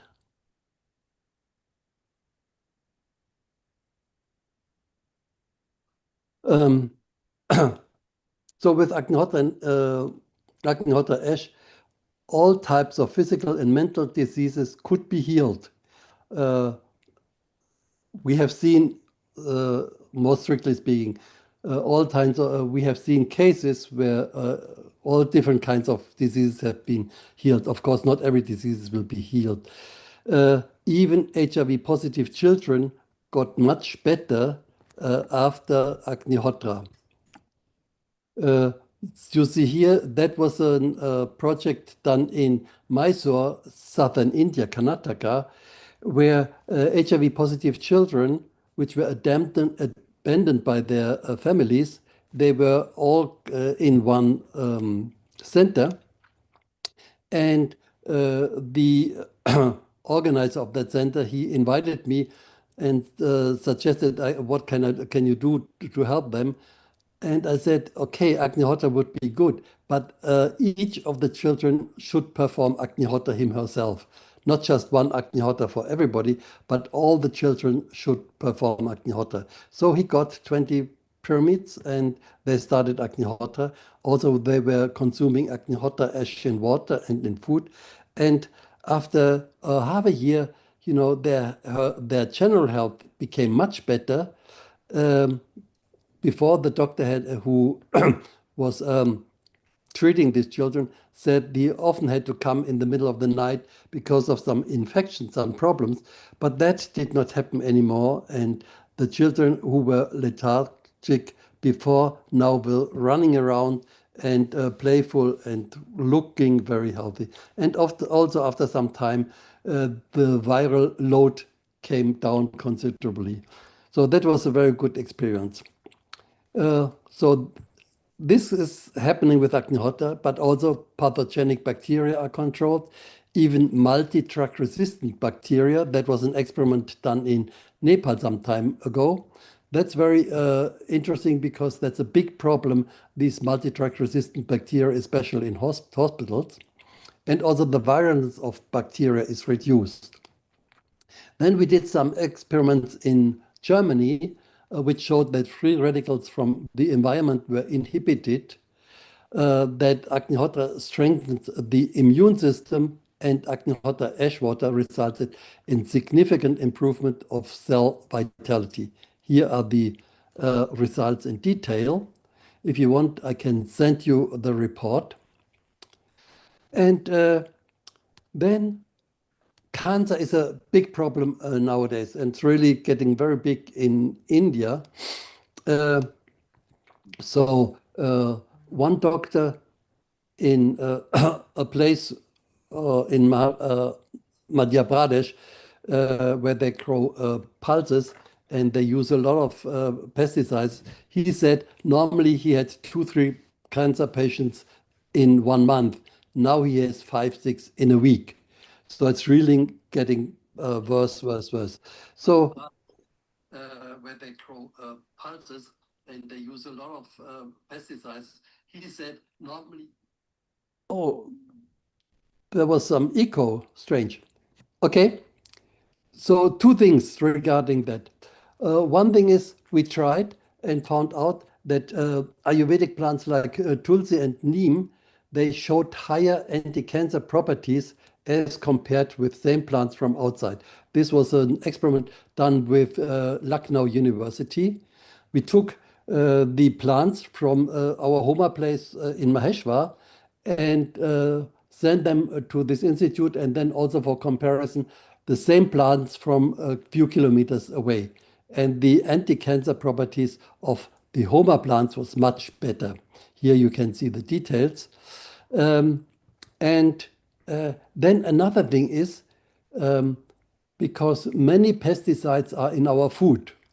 Of course, best is to buy organic food. Not always is available, and not for everybody it is possible to buy to pay the higher prices.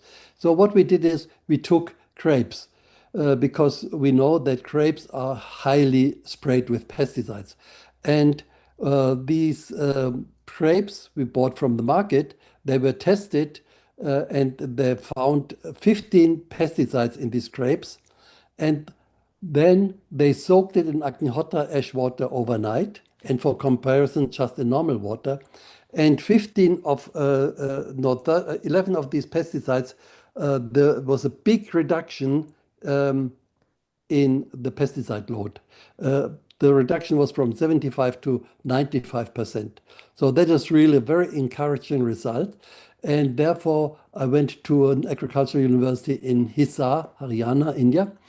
And they are now doing a very comprehensive studies of all the different pesticides, of all the different food, fruits, vegetables, and see how Agnihotra ash helps. This would be a very good thing because that's something which everybody can easily apply at home. You know, you just take Agnihotra ash and soak your vegetables or the fruit overnight in Agnihotra ash water, and that reduces a lot of these problems we otherwise have with the pesticides. Now, Agnihotra in our mind. Henry and Barry already talked about the effects of Agnihotra on the mind. Now, what is the modus operandi? How does it work? Okay, with Homa therapy, we purify our atmosphere and our environment. And it is stated by Vedic knowledge that by inducing a change in the atmosphere, you bring about a change in the functioning of prana, the life of energy which connects us to the cosmos. And that has a very beneficial effect on our mind, as prana and mind are like two sides of the same coin, prana and mind, immediately connected. And the atmosphere controls the flow of prana. And with Agnihotra, we purify the atmosphere, and therefore the prana, flow of prana is done harmoniously. And this is what we can do. That is what Lisa and Tom already showed, which shows how the atmosphere is purified with Agnihotra. And then you can see the effect on our mind. That was a study done in Moscow several years ago. It shows a person, the brainwaves of a person, and you see the main area is beta. The beta waves, they stand for activity, but also for stress. So most people are have more beta waves because our life is not so easy. And alpha waves, you see only 70%. And after one Agnihotra only, you know, beta came down to 23% from 70 something, and alpha went up to 50, nearly 57%. So that shows how immediately Agnihotra calms down our mind and makes it more happy. Another thing is that is a technique based on Kirlian photography. You may have heard of that. It's called GDV, gas discharge visualization, developed by a Russian professor of physics. And he measures the energy of your fingers and then calculates your energy body and also the chakras. And you see here, before Agnihotra, the chakras of the person, this person does not perform Agnihotra. So we found somebody who does not perform Agnihotra. And you see the chakras are very much out of balance. And after one Agnihotra only, you see mainly in one line, only the throat chakra was a little bit off, but also much better than before. So that shows the tremendous effect Agnihotra has on health and also on your mind.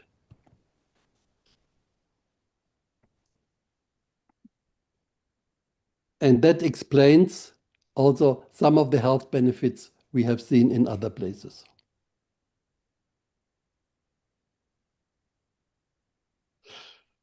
Remarkably, very well, Dr. Ulrich. That's really nice to bring forth um, in public opinions the usefulness, the research work that is going on Agnihotra, which is very beneficial for a lot of people. And I think people might understand the importance of practicing Agnihotra and how important it is to utilize it in today's time, specifically in the time of stress and where our minds are polluted, and how does the body and mind can be benefited out of it. And it has proven up good research to amalgamate with ancient knowledge systems to utilize for different diseases, whether it is diseases related with cancer or other mental disorders.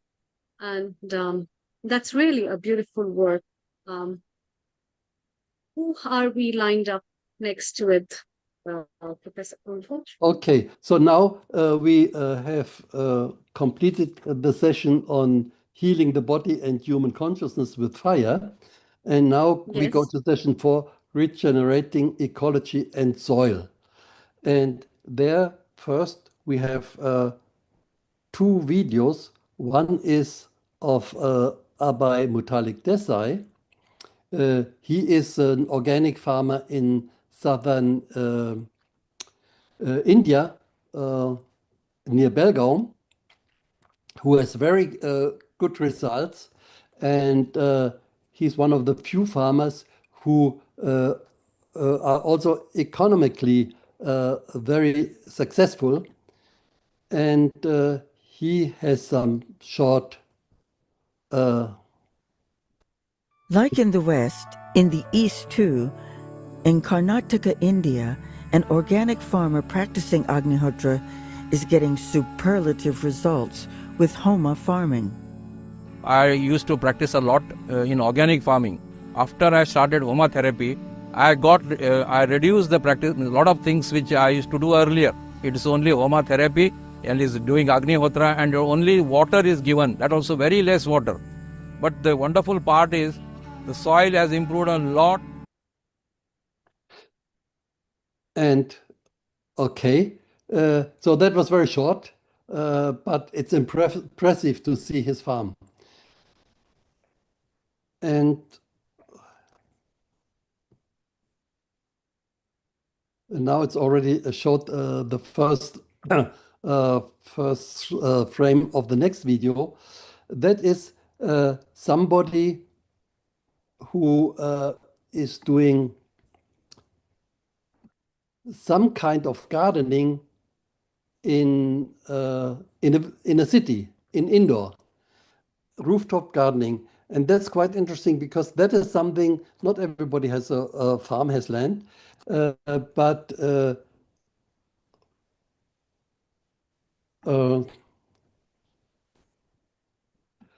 many people have this possibility on their roof to have some little garden. And This is what he Mr. does. Anand, a retired engineer from Indore, India, has a plush rooftop garden thanks to Agnihotra. I make Agnihotra ash water, which is sprayed on the plants, which gives them a special energy. And it's a totally different thing when you spray Agnihotra water. The plants start growing and they start growing much better than otherwise. So that was also a short interview of Arun Anand.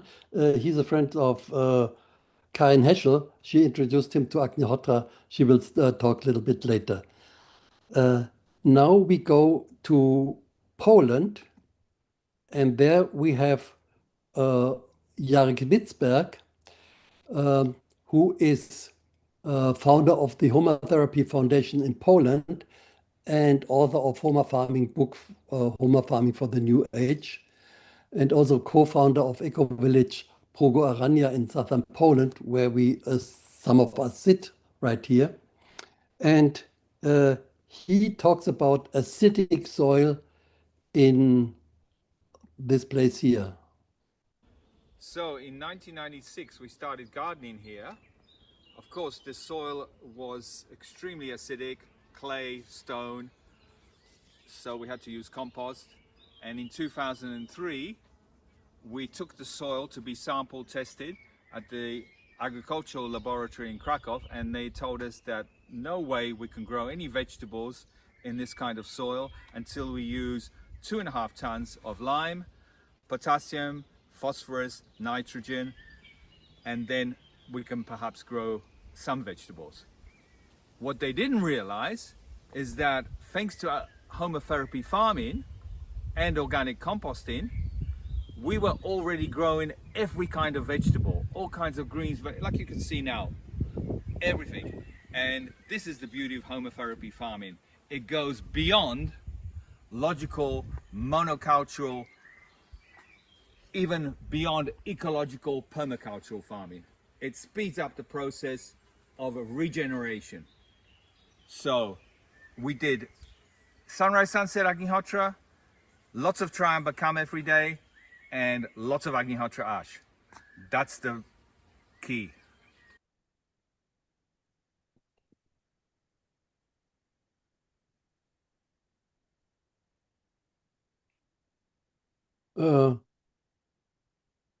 So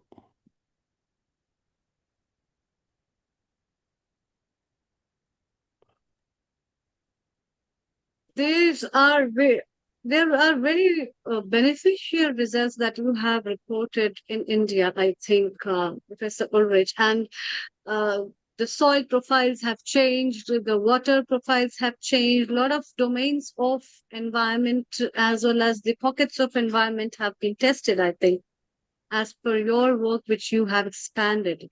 yeah. And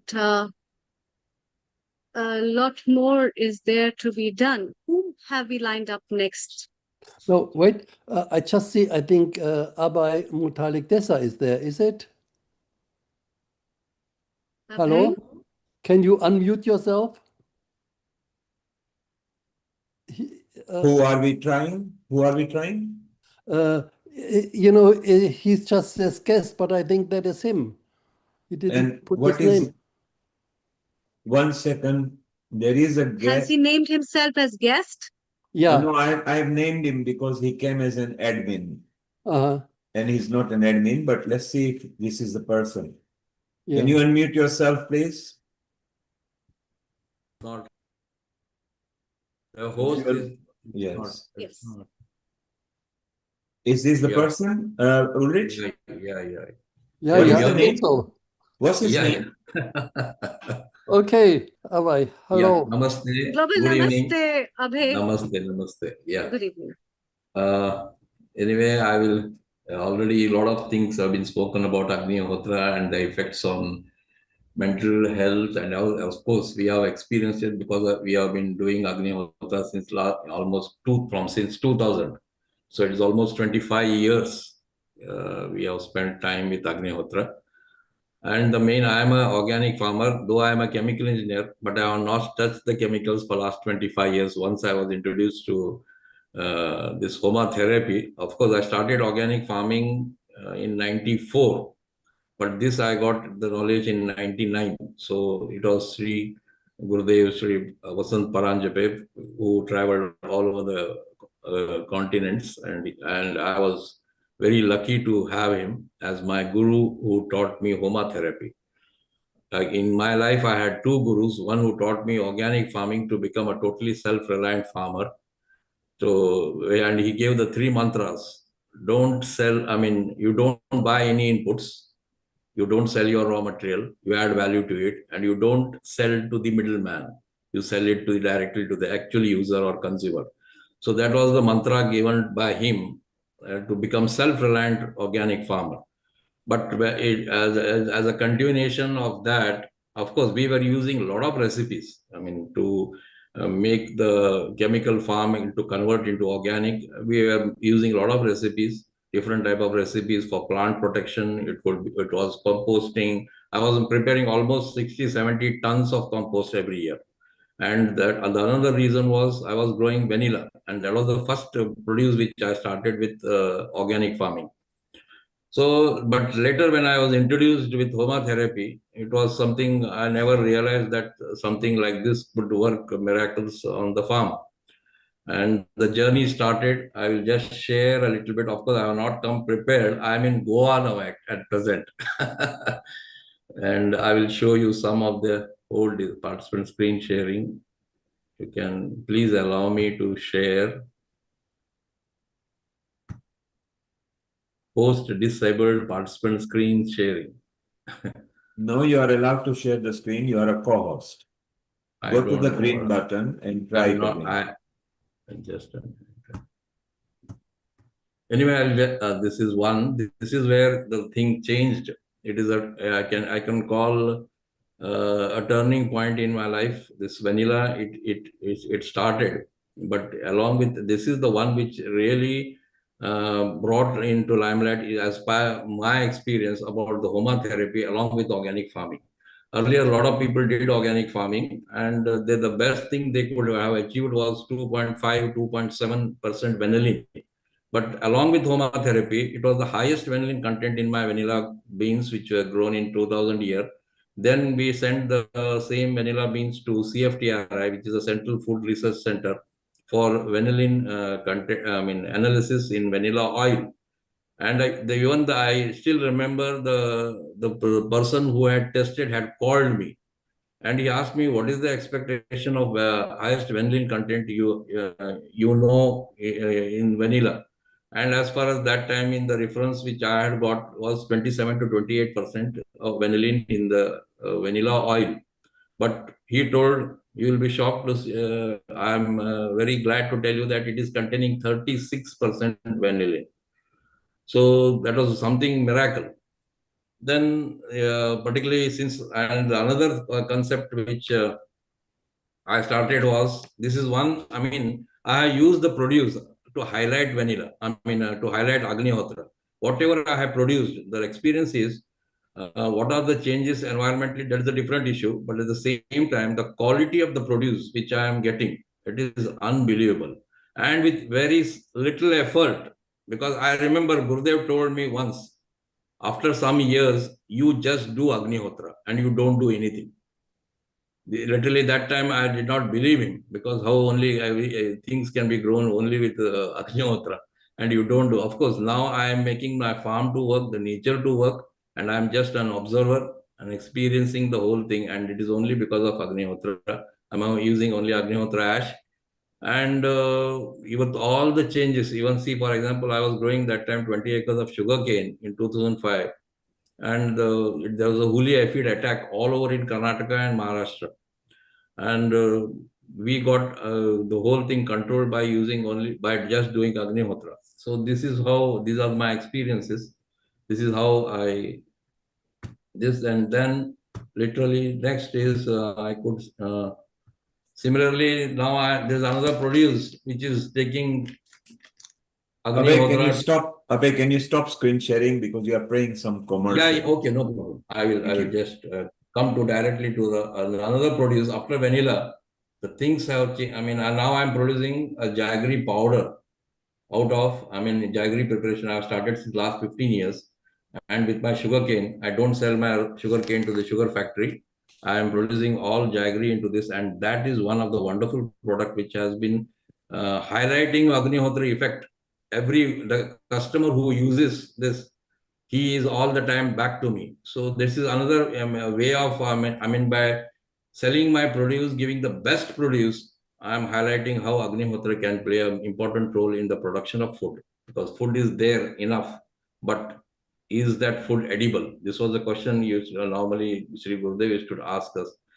That is how it has made an impact. I am growing turmeric. So again, as we already known that any produce which grown in a Homa atmosphere has higher efficacy, has got medicinal value, and this is what I have achieved through Agnihotra, that we are producing a medicinal food, a highly nutritional food, and a food which can be distinguished from just normal organic farmer, and Homa organic farming. So this is the wonderful results which I have got in whatever produce I am making. So I am using this jaggery powder to promote Agnihotra. I mean, the people buy and keep on buying, and then they come to know why, how it is done. Then I tell you, do Agnihotra, and this is now hundreds and thousands of people have started Agnihotra in Karnataka. And even I remember it was in 2000, Sri told me once, why do you know why I have come here? And then he told a day is going to come where Karnataka is going to lead in Agnihotra in India, and that is happening. Of course, people start for different reasons, maybe for personal reasons or whatever it is. But the thing is, it is all divine work going on effortlessly. And as far as I'm concerned, I'm using my produce to promote Agnihotra, apart from teaching Agnihotra. Great. Very good. Thank you. Thank you, Abai. Thank you, Abai. Yeah. Well, by the way, we all here in Pugarania also are very fond of your jaggery.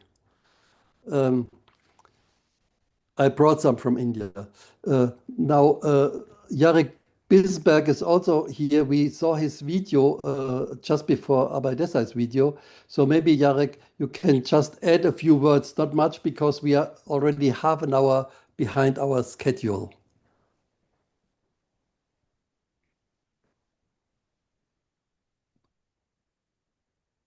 You have to unmute yourself.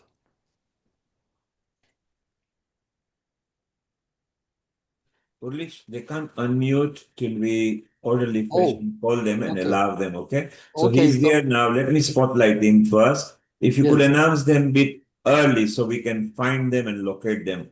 Jarek, you can unmute yourself. Please go ahead. Dzień dobry. Dzień dobry. Namaste. So, unlike Abai, I was never into farming or gardening. Of course, I was into Mother Nature. But since doing Agnihotra, I started back in the early 70s, thanks to Paramasadguru Sri Gajanan Maharaj in Calcutta. And then went to Australia and started a farm many years later. And then came to Poland. And I don't really just want to talk about Homa gardening because I'm not really a Homa gardening or a Homa farmer. Rory and Asha are more experienced and more professional in that area. But it's not only about getting better vegetables or higher yields. What really it's about is balance. Balance in the soil, just the same as Ayurveda teaches balance in the body. And when that balance is lost, like in Ayurveda, you have too much inflammation, too much heat, too much acidity, or too many toxins, then diseases begin. Exactly the same thing is true for soil. And what is happening now, scientists, for example, around the world are telling us that around 80% of soils carry pesticide residues, mainly glyphosate. And glyphosate is not just a herbicide, it's also an antibiotic. And people probably know what antibiotics do. And in Europe, for example, studies have found that 9 out of 10 soil samples are even, glyphosate is even in 9 out of 10 soil samples and even in earthworms. Pretty shocking. So what does all this do? It fertility drops in the soil, microbes die, and the food loses its prana, and it's that, which is what's been talked about already.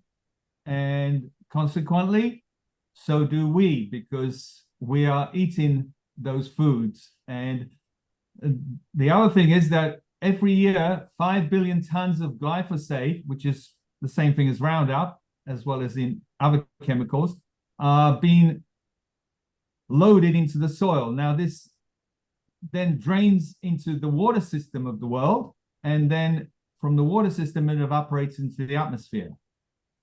So what we have found, though, in Poland, that our soils, which are acidic and heavy clay and difficult to work with, when we've been performing Agnihotra and adding Agnihotra ash to the compost and to the soils, to the fields, to the garden, something changes. The acidity is removed, like was shown in that video.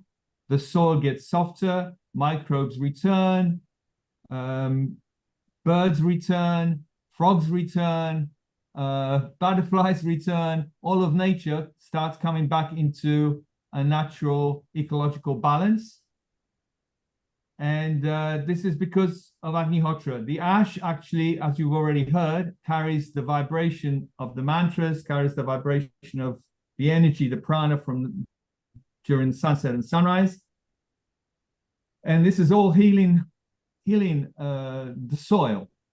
So just like in Ayurveda, Agni, Ama, is digesting the toxins and reducing them.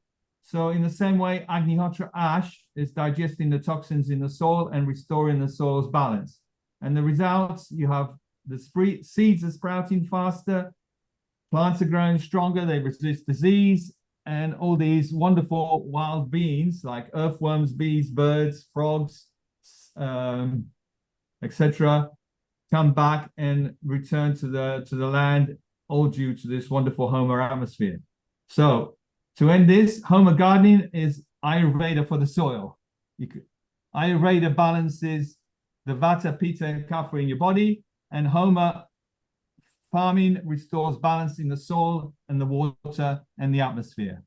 And this isn't just theory, because after Chernobyl in South America, hospitals, like you've already seen, farms in continents, the results are the same. The Agnihotra purifies, Agnihotra heals, Agnihotra regenerates.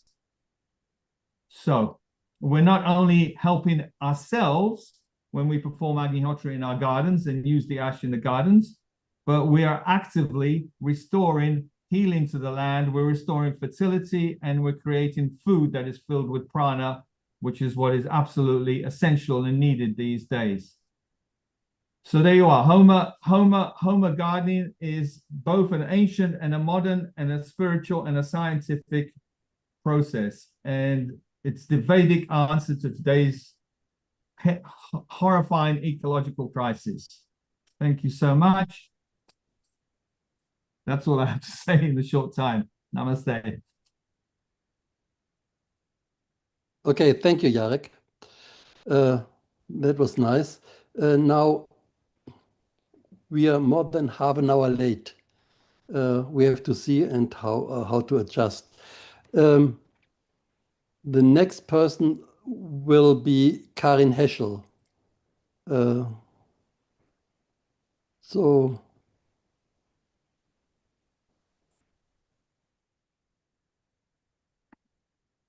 she's there.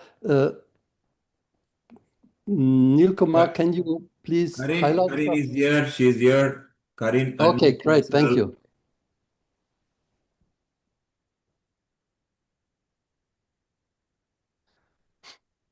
Yeah, Karin, it's your turn. Hello, can you hear me? Yes. Yes, okay, thank you.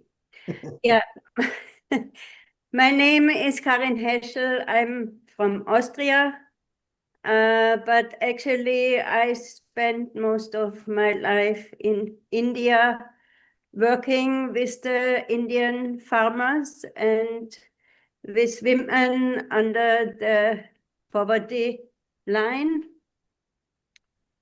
But what motivated me to do Agnihotra, that is what I wanted to tell you today, is when 1986, that accident in Chernobyl was happening, I and my family, we had a Homa organic farm, and we had to give food and samples and the milk samples to the scientists so that they could check how much radioactivity is there in the samples. Every farmer had to do that. And after a few days, the scientists, they called us And they said, what are you doing on your farm? Because from your photo samples and in your milk samples, there is no higher radioactivity. And actually for us, this was also a shock because we didn't expect that. And so we said, okay, the only thing what we are doing differently to the other farmers here is that we perform some Ayurvedic fire in the morning and evening. We showed them also what we were doing, and they said thank you and never came back again. So for me, that was not a very scientific attitude because they had the results on the paper, what was happening on our farm, but they didn't respond to it because they thought it's not possible. Then half a year later, the person to whom we were supplying vegetables, he also got our vegetable tested. And again, the people in the laboratory, they couldn't find any higher radioactivity in our vegetables. So this inspired me to go on and do Agnihotra myself, teach it to all the farmers I could get hold of, because there is, or at least not according to my knowledge, there are not many solutions for radioactivity, but Agnihotra is. So with this, I want to say goodbye because we are also late. Enjoy the other speakers. I was very happy to be here, see and hear some Indian faces and voices. Thank you. Goodbye. Thank you, Karin. Now, on the paper, I would be next talking about scientific aspects of soil, Agnihotra and soil and agriculture, but I think I will skip that because we are pretty much late. And I would ask Neil Kumar to unmute Rory and Asha from Poland. Joanna and Rory Maher. They both live at the Eco Village Progo-Arania, and they are members of Homa Therapy Foundation Poland. They manage the community vegetable gardens and specialize in growing medicinal herbs. They give workshops on natural remedies combining Homa herbs and Agnihotra ash. Rory also works with honeybees and takes care of the cows with the principle of ahimsa. Of course, cows are very important for Agnihotra because you need the cow dung. So Rory and Joanna Maher. 10 minutes, please. Yes, I'll put the timer on. Great, thank you. Thank you. Okay, very good. Hello, everyone. Yes, well, Ulrich said I'm Rory and my wife Asha, or Joanna. Asha is short for Joanna. And we live here at Eco Village Progo-Arania. We've been living here for 25 years. So I'll just give me a second. I'll put our presentation on. I'll share it.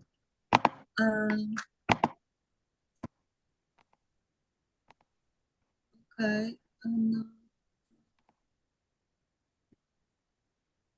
For 25 years, so we've been living here for 25 years, and we manage the gardens, the organic gardens, along with others, of course, and look after the cows and also the honeybees. But over that time, we've also specialized in Homa herbs, in growing medicinal herbs, which we use within the community for ourselves as individuals. But it's a season, it's a year-round thing that we do. When people get sick, we share the herbs, we help people, we take herbs for prevention during seasonal changes. And we have noticed some very amazing results from using Homa herbs specifically. So Homa herbs are basically, as it says, are herbs that are grown in a Homa atmosphere created by performing Agnihotra every day, morning and sunrise.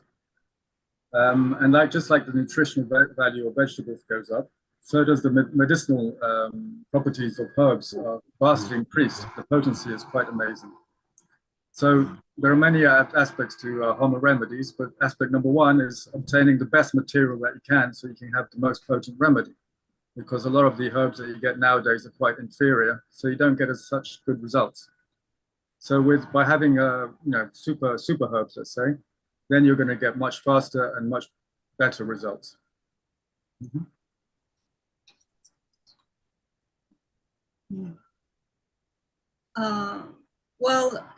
Here, actually,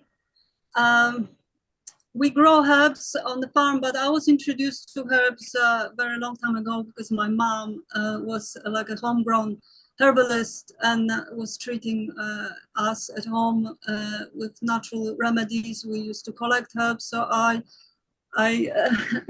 had the experience before.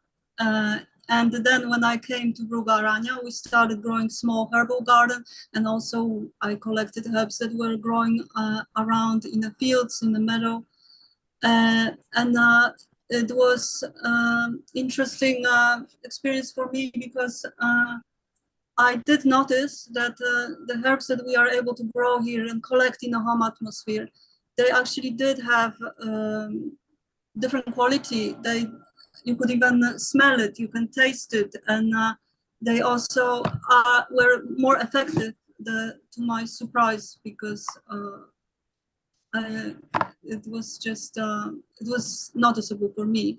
I never tested them in a laboratory or something like that, but I did experience that myself in the daily life. And also one thing I wanted to say is herbalism is also, there's another aspect to it.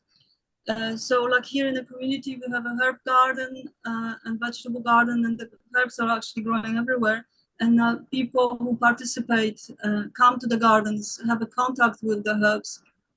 That's another level of healing where they can interact, where they can connect with the plants, and that itself is a healing on many levels. So volunteers and also members of the eco village sometimes help with the production of the medicine, and later I share it with community members, and often we have good results with treating simple problems, and also it's something you can use to support some other illnesses that may be more complicated, but we try to help as much as possible. So yeah, and it's also not only just the herbs, of course, that are growing in the garden that we plant and grow. You can also grow medicinal herbs and culinary herbs that, when grown in a home atmosphere, also become more medicinal. But also the herbs that are growing wild within the boundaries of the Homa farm or your garden or whatever, which are still under the effects of Agnihotra. So those herbs are also going to be more potent than you find in wild. And often they are the most powerful. And of course, we make with those herbs what we call Homa herb remedies. And Homa herb remedies is basically using herbs which are already potent, but if you haven't got Homa herbs, you can use, of course, organic herbs as well, but best are the Homa ones. And we combine those herbs with Agnihotra ash. And it's already been shown by Monica Koch and by others, by Ulrich, the healing properties or the healing energy of Agnihotra is locked in the resultant ash of the Agnihotra. So we have two things. We have the herbs that are working on one, and then we have the ash. And we combine them both, and we make very, very good, effective medicines that we can use for ourselves. Our main focus is folk herbs that anyone can make in their own kitchen, in their own space that they have. Nothing has to be very complicated, but you can apply Homa herbal knowledge also to more complicated systems like Ayurveda and Western herbalism and things like that.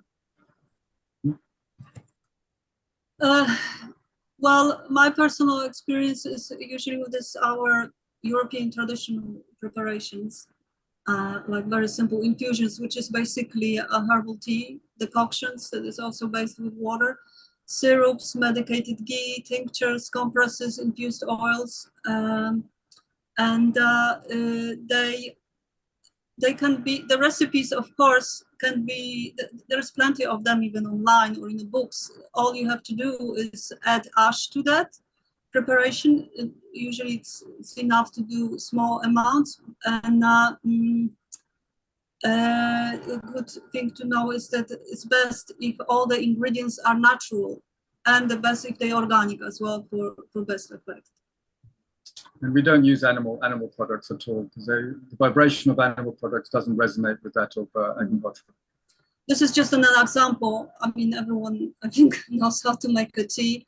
So you just add a pinch of Agnihotra ash powder and changes the qualities and adds energetic aspect that works on a subtle level. So combining with the properties of herbs makes a completely different healing modality. This is also good to know for most people who already do Agnihotra, is that the ghee can be used also as a medicine. Monica Koch maybe mentioned already there is Agnihotra ash ointment, but this is kind of similar. You just add a herb to it. Like, for example, we used a lot of comfrey, which is very good for bones when there are broken bones or there is some inflammation and breakage in the tissue. We use calendula for skin problems. So there is many different ways you can make different cream by using different herbs. Yeah, well. As time is short, we'll move on now to the bees. But I will just stress that anyone can grow herbs, even in a pot, and take advantage of combining the Agnihotra ash with the herb that we've got. And then, of course, of that, so here at the farm at the Eco Village, we also have our own bees, our own organic bees. These are grown. Bees are, of course, regarded as a barometer of the state of the environment. And they're very sensitive creatures. So when there's an imbalance, they're very much affected by chemicals, by pesticides in the flowers and things like that. And they are actually suffering a lot from disease, from mite infestation. And it is a battle, whereas 30, 40 years ago, it was enough just to put a beehive in the garden and walk away. Now it's a constant management and having to look after them and keep them strong, immune system strong, and keep them healthy. So, yeah, we've been keeping bees for over a decade now. And of course, the bees also give us wonderful products. They give us honey, propolis, beeswax, and pollen. And all these also can be used medicinally. The honey can be mixed also with Agnihotra ash and also powdered herbs, which is a great way, or grated root herbs like L-campaign or ashwagandha or whatever you have. The propolis is antibiotic and antiseptic, so we can also use that to make a tincture for sore throats. And so on, beeswax for creams and things like that. So it's very much a whole package that the bees can give us. But one thing that maybe people aren't aware of is that, as you can see here, bees are attracted to our Homa atmosphere as the amount of energy they receive from Agnihotra fire helps them perform at a greater level of efficiency.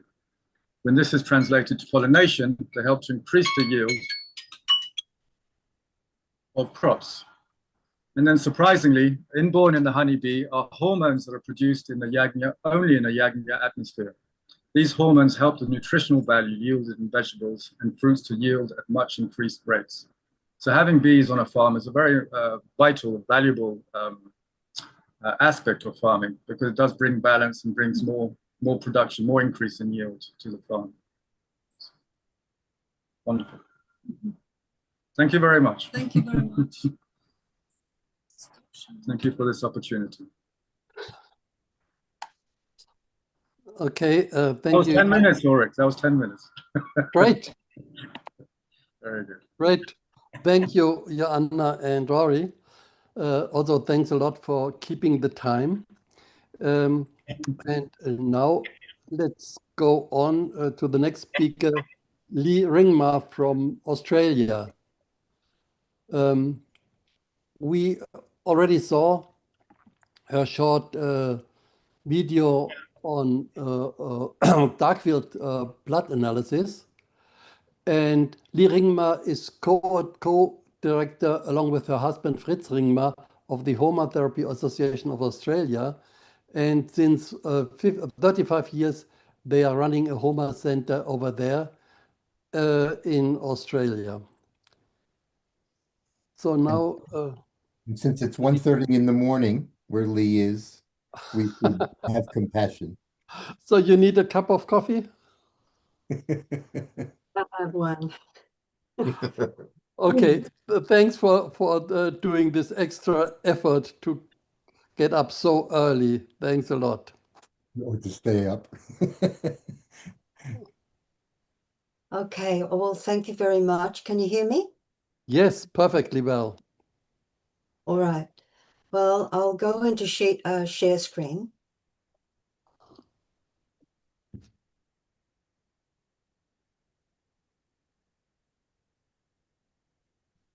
Okay, so I'm going to talk about how Agnihotra can protect our environments, even during environmental disasters. How does it do that? Well, I would like to propose that it does that through creating a Homa biosphere, or a protective field. So Agnihotra attracts a flood of life-sustaining energies into our environment, and it creates a nutritionalized, vitalized, and purified atmosphere. And this is the biosphere that we're talking about. It extends for 12 kilometers up and about a kilometer diameter. And this field is not just a biosphere or biological, it's also energetic. That is, it's a protective field of heightened vibration. To create this field, one needs to do regular Agnihotra sunrise and sunset, and the regularity maintains the biosphere.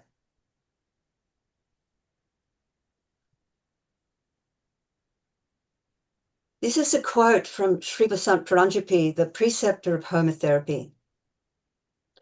Homes where Homa is done are protected.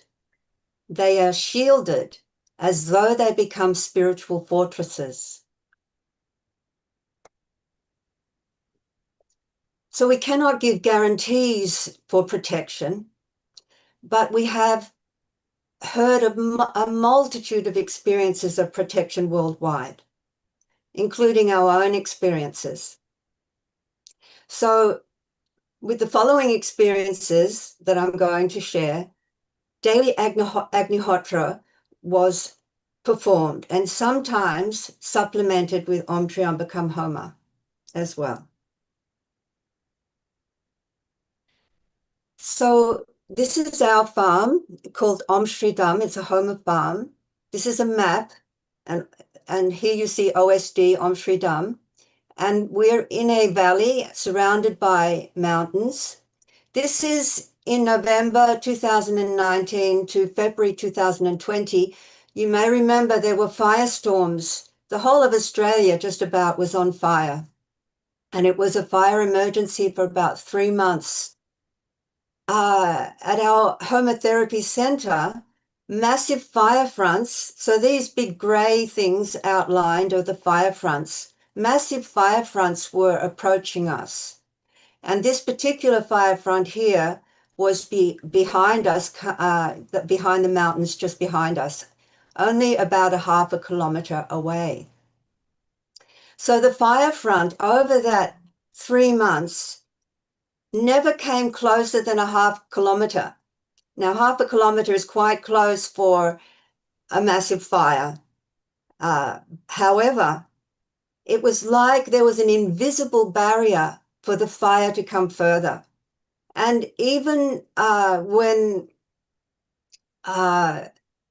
there was forecasted winds to blow in our direction, which meant the fire would come and burn our property down for sure. the wind invariably blew in the opposite direction and blew the fire away. And then during the peak of the crisis, we heard helicopter water bombers flying over our land, dropping water. Now, the fire services said this is most unusual. You simply don't have water bombers in the middle of the night. So somehow, by performing regular Agnihotra, we attracted this tremendous assistance from the universe. Similarly, further north of us, there were firestorms that were burning down all the properties. The fires just could not be controlled because they were so intense that not even the fire brigade could come near, or helicopter bombers with water could not get near. The fire was just too intense. Now, there was a lady about 3 months before this fire emergency. She had this intense inner prompting to restart her Agnihotra practice. And when the firestorm hit her area, she just managed to escape. When she returned the next day, she expected to see her property completely consumed by fire, as were all the properties around her. And to her utter amazement, and also to the fire brigade, the fire had come to 1 meter from her wooden farmhouse and simply stopped and not singed her wooden farmhouse. And you see this picture here. This is a wooden beehive in a completely burnt out field, and the fire did not touch it. Likewise, her cows in the paddock were somehow untouched. Her vegetable garden was completely untouched, and she only lost a water tank. So here you see incredible protection just from performing sunrise and sunset Agnihotra. This is amazing. There was a landslide. You see the picture there, total devastation. So this was in Venezuela in December 1999. Torrential rains and volcanic eruption caused mudslides, and over 1,000 homes were destroyed, and several thousand people died or were never found. There were 2 Agnihotris in this area. One, she lived with her brother in an apartment, and she performed Agnihotra every sunrise and sunset, while her brother continually made fun of her for doing such an unconventional, strange thing in a Western country. And when the mudslide came, it filled the building up to the 3rd floor. She lived on the 4th floor.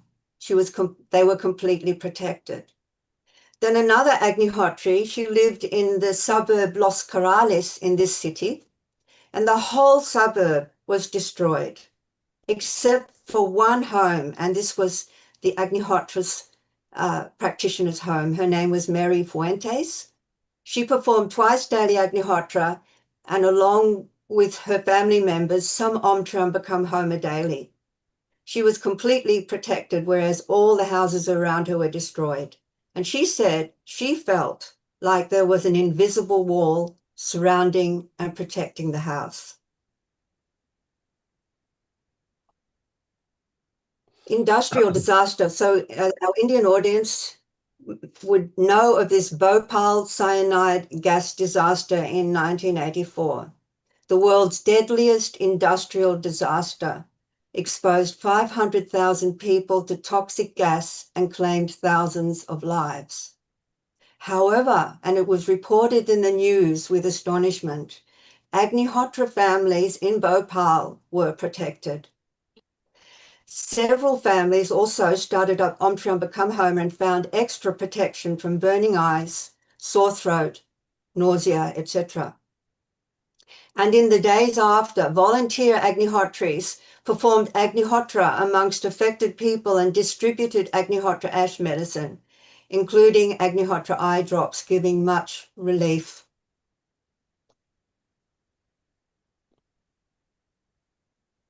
In the Philippines in 2008, a tornado twister touched down 2 houses away from a group of Agnihotra households, lifted up, bypassing these Agnihotra households, and touched down again, wreaking destruction.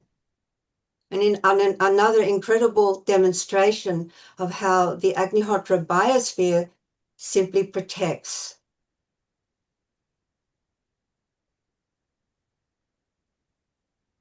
I also would like to talk about this experience of a farmer, an organic farmer in Sumbawa, Indonesia, because this is like an environmental disaster. It was genetic contamination, not only in his crops, but in the whole surrounding jungle.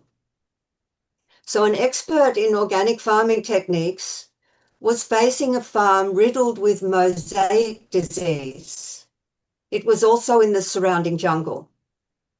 This virus alters the shape of leaves and significantly lowers fruit production.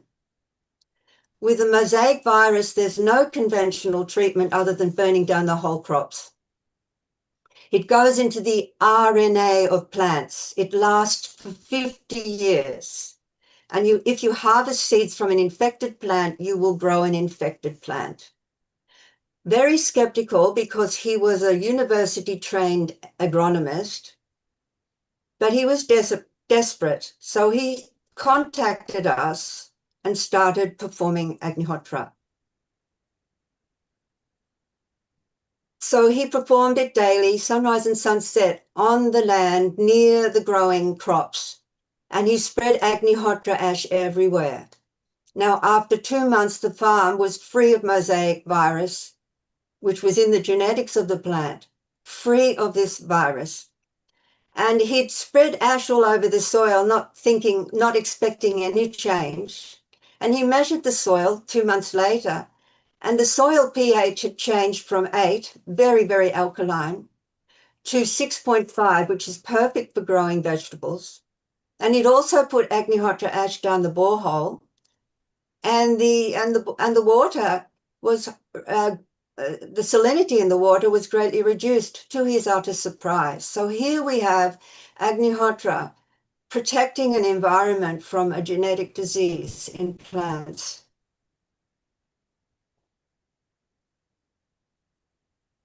So Homa therapy protects in many ways. It's quite mysterious, but there is this Vedic statement which to me means a lot.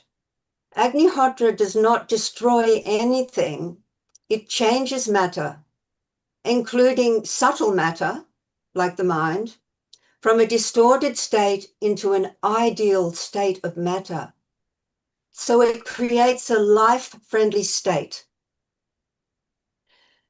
Also, stress is completely neutralized in Agnihotra atmosphere. The mind is purified, and this makes for better decisions, which is also a way we can protect ourselves by making the right decisions at the right time. Then there's the karmic credit of performing Agnihotra regularly, which gives back to nature. Instead of taking, we're giving back. We're bringing all this vitality and nutrition, and we're neutralizing pollution. So it's a tremendous act of kindness. And the whole of nature thus gives a feedback of love. This again is a way it protects us. After 3 months of twice daily Agnihotra, generally the Homa biosphere remains intact, meaning if you perform it once or twice a week, the biosphere is created immediately you perform Agnihotra, but then it dissipates over time. But if you do regular sunrise, sunset Agnihotra for 3 months, the biosphere remains intact and acts like a buffer against all types of pollution. For example, Srivasant claimed that even if GMO seeds blew into the biosphere, they would not establish themselves as plants. Here's a quote from Srivasant, preceptor of Homa therapy, in its modern form as an antidote to pollution. At no time in history has the world lived on the razor's edge, so near destruction.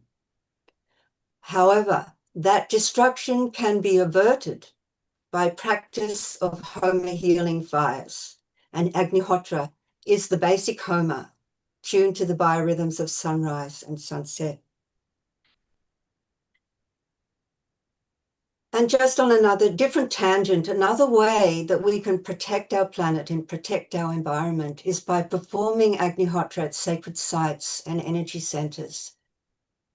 So this is myself and my husband, Fritz Ringmar, performing Agnihotra at a sacred Australian Indigenous site.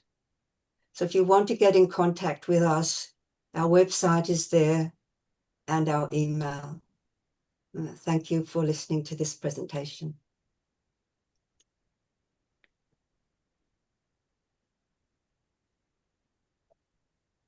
Okay, thanks a lot, Lee, for this very interesting presentation. And also thanks for your extra effort to get up so early or stay up so late, because Australia is far ahead of our time zone. So that was really wonderful.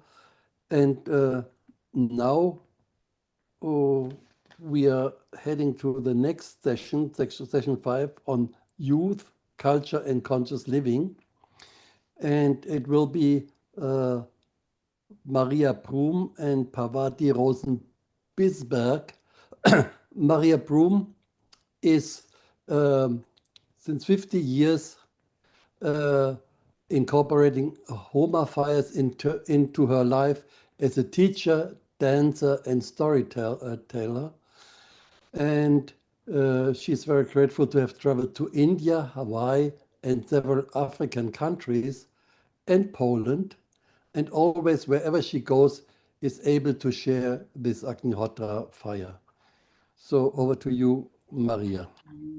10 minutes. No, 8 minutes. Sorry, 8 minutes. I won't even do 8 minutes. I'll keep it short, okay? Great. Love everybody.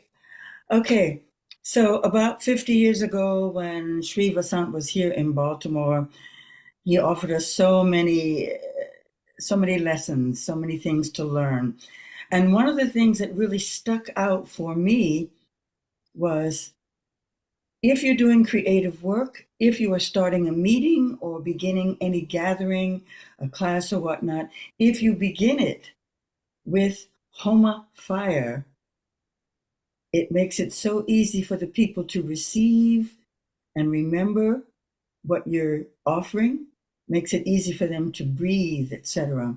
So I remember that stuck with me. So I was doing Agnihotra, sunrise and sunset, but I was teaching dance classes. And so we learned other Homa fires.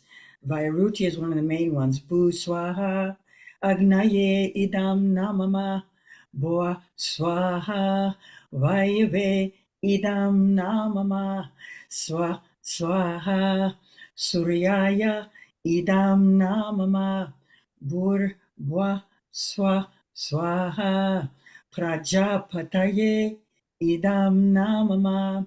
So I would begin all of my dance classes with this Homa fire, just getting everybody to sort of relax, rest, let go of anything that's been bothering them, and then we could get into the dancing and the choreography.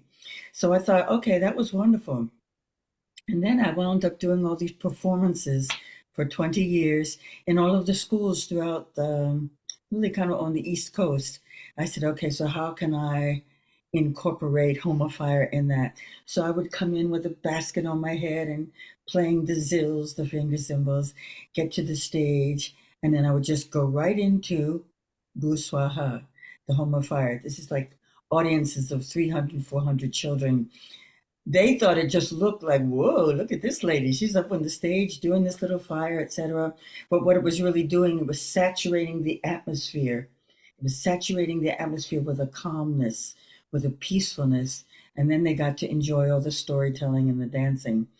So I did that for 20 years, and then I was asked to come teach at the Baltimore School for the Arts. It's a high school, 9th through 12th grade, and all of them are there to either learn dancing or acting, musicians, filmmaking. I'm trying to think what's the other one. I know I'm leaving something out. Anyway, I was there to teach dancing and storytelling in the theater department for these actors. So now I'm starting my 31st year there. But every single class for the last 30 years, begins with this Homa fire. And all of these teenagers have learned the Homa fire mantra, the Buswaha that I just sang for you. And they love it. They loved the meditation. They loved being able to just be still. And when Barry mentioned earlier how much the youth right now is so in need of anything that will make them feel calm inside, that will make them know that they can access the divine within them, that they can really trust their intuition and their inner guidance. So all of my classes, and the thing is, this is a public school. This is a public high school. It is totally miraculous that I am able to bring Homa Fire every single week, 5 to 6 classes a week, and have all of these young people learning Homa Fire. Truly a miracle. It's for me, it's just been planting seeds. It's just planting seeds. These young people remember, and now 30 years ago, so they're adults. They have children of their own, some of them young grandchildren, and they remember it and they know it. And I keep thinking, okay, so one day when somebody actually comes and presents Agnihotra, the basic Homa fire to them, they can say, oh my gosh, yeah, I learned that. I learned that in the 9th grade, etc. So takes some courage. It takes some courage to just get out there in public and just do it, whether it's for performances, whether it's for a class, whether it's for a meeting, but just do it. One thing that somebody told me, better to ask forgiveness than permission. If you try to ask permission to do the fire, the minute you say fire, it doesn't even matter what else you say. Even if you start telling them about it being science from the Vedas or whatnot, they heard the word fire, they don't want to hear it. The other thing is, in some of my classes, there are some students whose background is heavy duty religious, so that to them the fire looks like, oh my God, what is she doing? Is this voodoo? Is this Buddhism? I mean, they ask all kinds of questions. And so there's been a real attempt to constantly present it as the science that it is. That is a science, it is a practice that can actually clear the atmosphere of any kind of pollution and negative energy. But the bottom line is they love it. It helps them. And when they've all graduated, I am surprised at how many of them will say to me how much they appreciated it, how much they appreciated a time to just be still, go inside, and be calm. So that's the high schoolers. I'm going to throw it over to Parvati because she has done it with so many children across the planet, little children.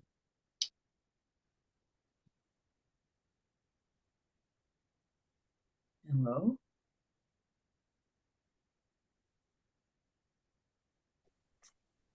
Uh-oh. So now,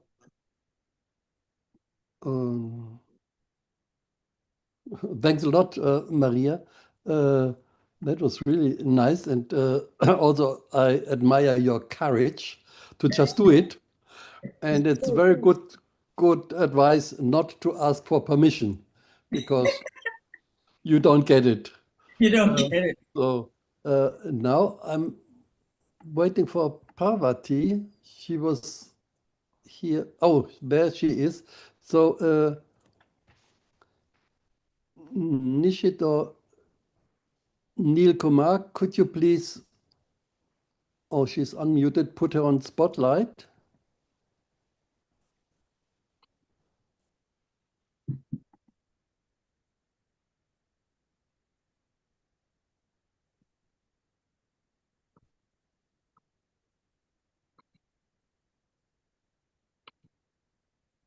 Hello? She is. Yeah, we see you, Parvati, but you should be on spotlight. I can't do it.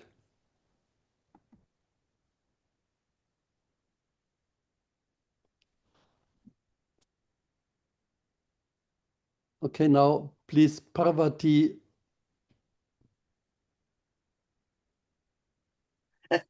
Parvati is unmuted. Parvati, you can speak. Parvati, you're Okay, now, unmuted. great. Thank you. Hi, hello everyone. Namaste. I'm really, really, really grateful to be able to speak about my favorite topic in the entire universe, and that's children, because I feel that children are the hope for our future. If there is a future, they're it. And we need to pay more attention to our children and youth now, especially in turbulent times, environmentally disturbed times, politically disturbed times, and just so much chaos in the world. And it's hard for children as they're coming up because it's hard for them to have hope. It's hard for them to be brave, and they have to be heard. If there are any parents listening, any teachers listening, please, please, please listen to your children, because, you know, your ear and a few words of encouragement can make their lives completely different. That happened to me with wonderful teachers. That's how I know. So I started out, I started Agnihotra in 1975. I had been a severe asthmatic. After 2 weeks of practicing Agnihotra regularly, sunrise and sunset, I was completely healed of asthma. So that really inspired me. And I started working as a Head Start teacher first in the 70s, and then again in the 80s, and in different states of the United States. And when I worked with the children, they were, a lot of the times, they were troubled. They came from broken homes or troubled homes where there was violence and there was no good nutrition and just a lot of difficulties.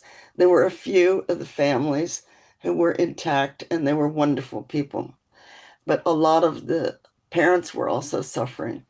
So I asked if I could bring some of the children home with me. So they said yes. The parents were like, take them. So I took a group of the most troubled children that there were, hyperactive and aggressive and angry and withdrawn. And I brought them home around just before Agnihotra, and we did yoga together and we did meditation together. And then it was time for Agnihotra. And the kids were still a little bit, you know, nervy. I did Agnihotra with this group of children who I would say were severely hyperactive. The likelihood of them calming down was not much. And those children calmed down like it was a miracle. And they were nice to each other, friendly with each other. They were lovely. I noticed their breathing changed during Agnihotra. It started becoming, you know, they were breathing really short. When you're tense, you have really short breath. And their breathing was slower and slower and slower. And it inspired me so much. I started to write Yoga and Meditation for Children, one of the books that I've written, one of many. And the Yoga Meditation for Children is also in Polish language. And it's, I'm not advertising. Sue Wendy handed me the book. But it really benefits children. It really is incredible to watch the effect on their nervous system. And I continued to I developed a program based on this book before it became a book.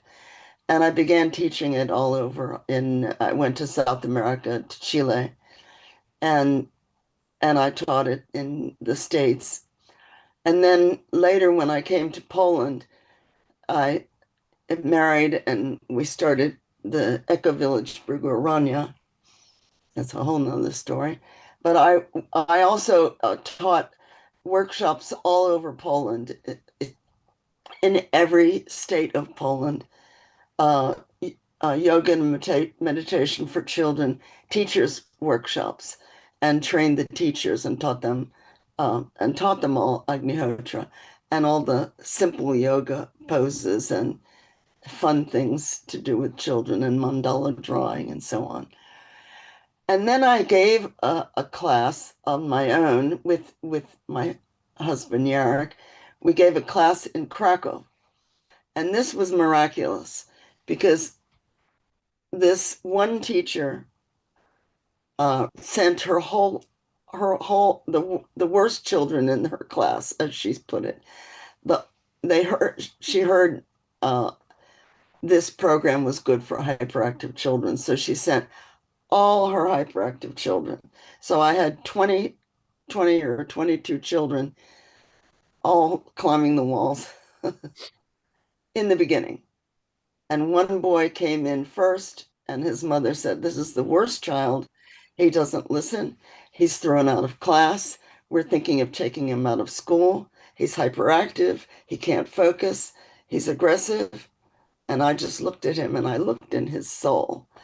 And I saw this sweet child who wanted to be heard. And I just said, "I am so glad you came. Can you be my assistant? You're the first one here, and I really need an assistant." Well, that child completely changed from the atmosphere. I did Agnihotra with the children twice a week because I only had classes twice a week for 2 months. And this child became like an angel.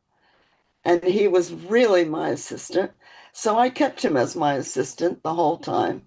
And I praised him up and down to his mother, who needed to know. And the other children in the class also changed.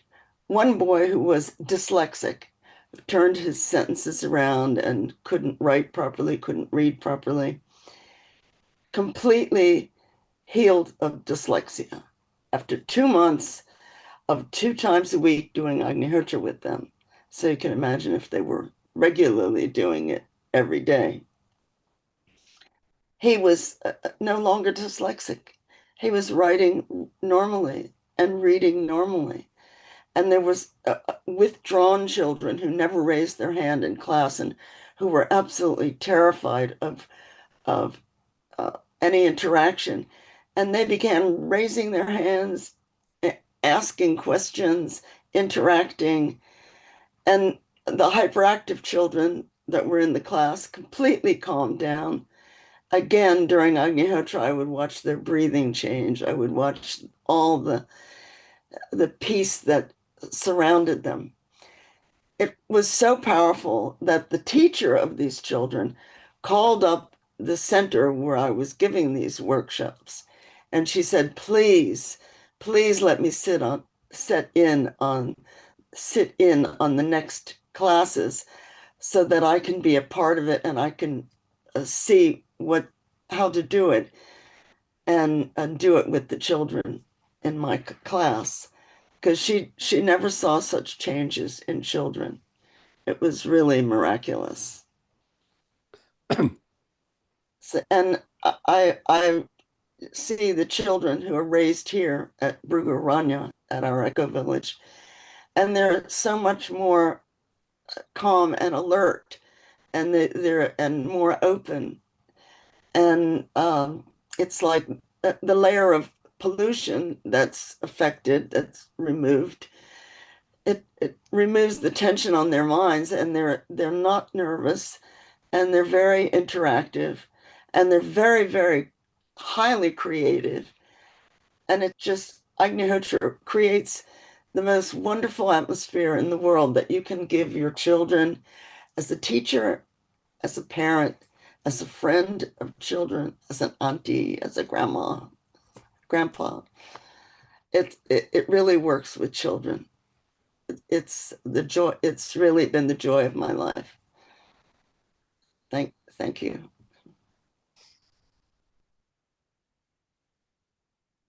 Is that 8 minutes?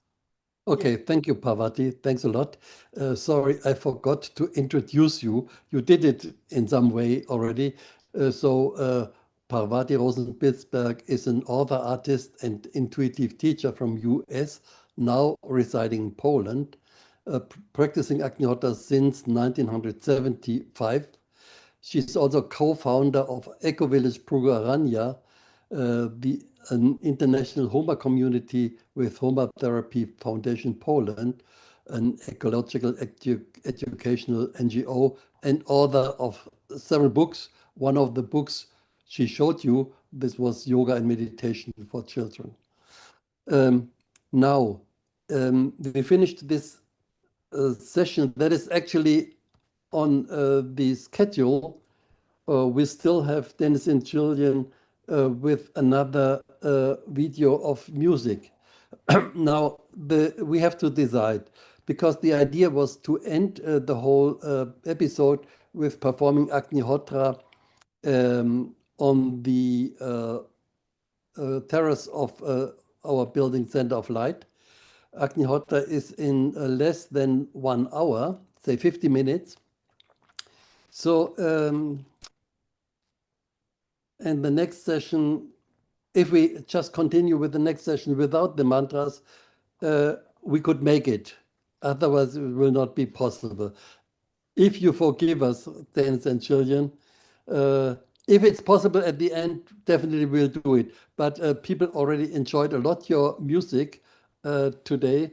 Let us see, okay? Ulrich, it's all yours. No worry, no tension. We'll take as many people as we like with your time schedule. Even if we have to extend, no worry at all. So whatever makes you comfortable, okay?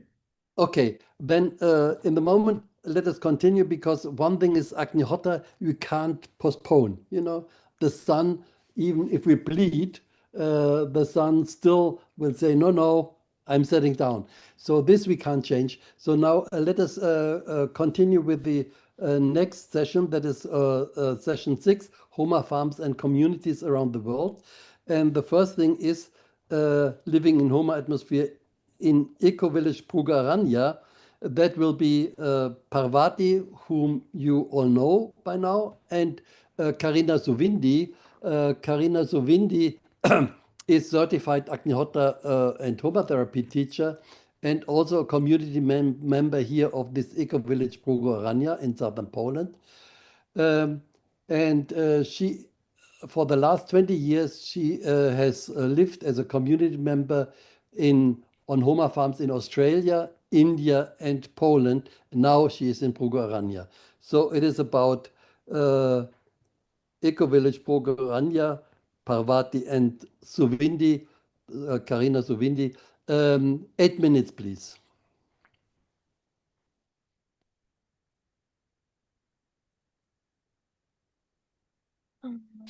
Yeah, you're on. Global Namaste. Hi. Hello. Global Namaste. Yes, I'm sharing the screen with Parvati today. Thank you for having us. Yes, so I have been living at Eco Village Prugarania for the last 15 years or so, and before that I lived in Homa communities in India and in Australia. And what I noticed about living in Homa community is that the atmosphere was very conducive for self-development. It was also conducive for reducing anxiety, and this is my personal experience. And Agnihotra performed at sunrise and sunset every day, set up a biorhythm of attuning yourself to nature. And that was my personal experience in all of the Homa places that I've been in. I I have been living here for 15 years now, and I have noticed that my life has completely changed from when I used to live in the city. Coming and living in community, living in an eco-village has taught me the benefit of being service-minded, service-oriented, and sharing and caring with many people who have the same goal of devoting their lives to saving our planet, to giving back to nature. So this has always been such a important part of my life, and has freed me from a lot of emotional and psychological problems that I've had in the past. And yeah, I feel like living in this type of community gives you the support to actually pursue your life purpose, because everybody supports each other to keep going. And sitting next to me is one of the co-founders of Eco Village Bruguraranya, and this is Parvati, who you just saw before. She has been here for much, much longer than me. 30 years. 30 years. And has created a blueprint for other communities around the world. Anyone can come here and visit and see how it's done here, and see if they can actually go back to their country and do the same thing. Based on some of the structures that have gone on here. My main duties here at the moment is to be a part of the foundation, Homa Therapy Foundation Poland, that is the umbrella that is over our eco-village. Basically, we have a foundation which allows us to teach Homa Therapy and Agnihotra for free. And 32-year-old. 32-year-old, one of the longest ecological educational foundations in Poland, longest living. So it's really Homa Therapy amazing. Poland. Homa Therapy Poland. So I'm going to ask Parvati to tell a little bit about how this place started and what it's like compared to beginning to today. Well, it's like a total metamorphosis.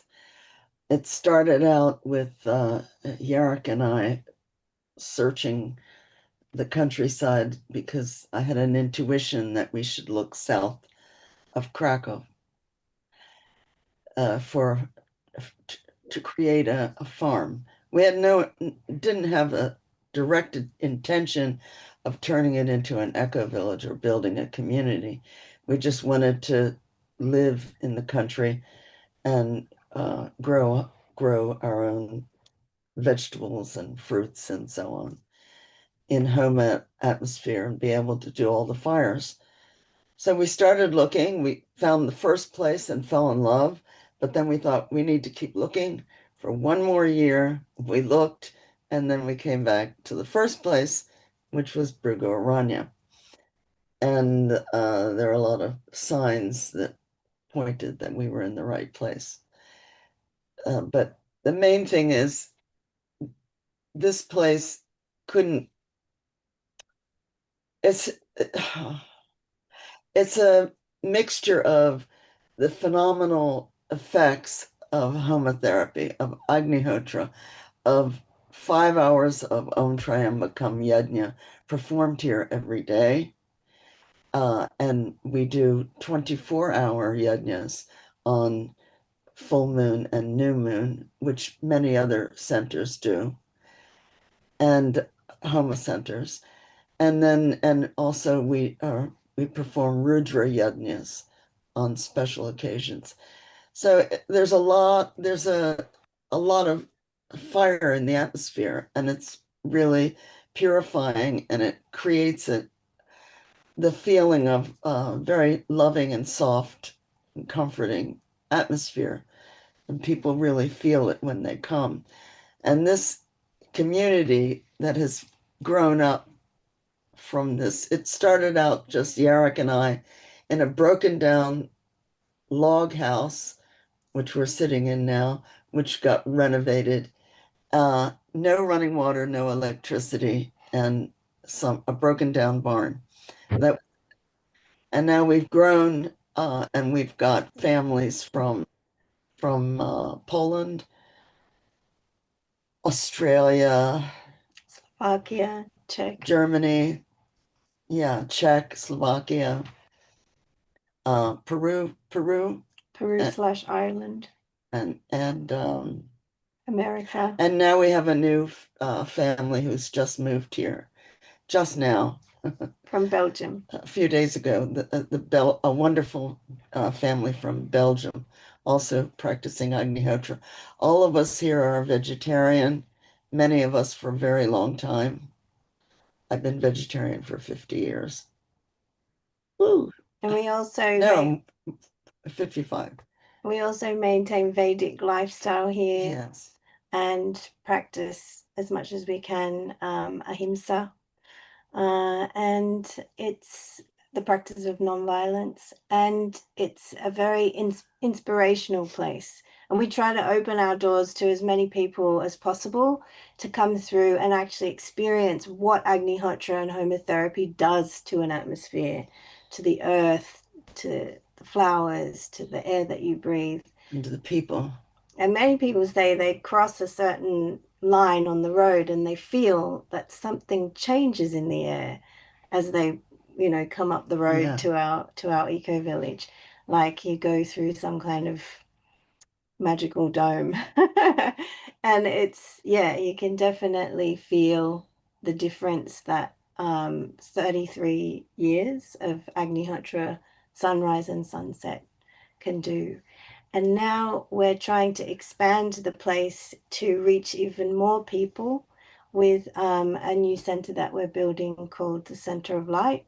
And it's going to be a really amazing ecological educational center, which incorporates all of Homa therapy and Agnihotra in workshops and seminars, in education, inviting groups of children to come and learn about Homa gardening and organic living and Vedic lifestyle, just trying to reach more people with this very important tool for humanity. And it's also open to other visionaries and teachers with universal teachings. And, for example, yoga, meditation, and mandala drawing, arts, creative dance, movement, music. And all incorporating Agnihotra and Homa therapy.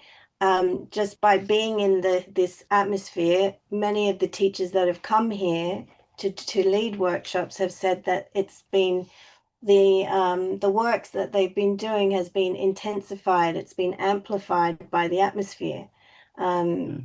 So everyone, please come and visit. And the people here, we communicate with each other and work together. And there's different people who have different roles, like the gardening and the bees and the cows and the ducks, Rory and Asha. And everybody here has a different role to play. And we work quite well together. We're really be doing this. Thanks a lot. That was very interesting picture of this place.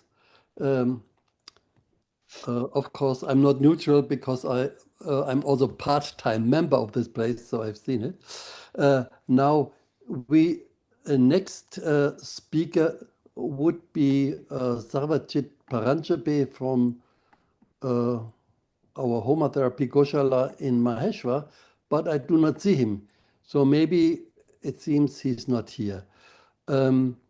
So in this case, we would proceed to the next one. That would be Om Shri Dam, Australia. And I see Lee is still there.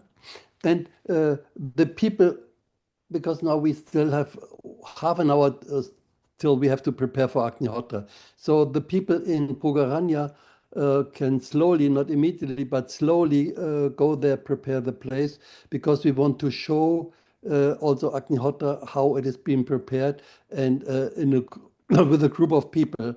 So you could slowly proceed and do that.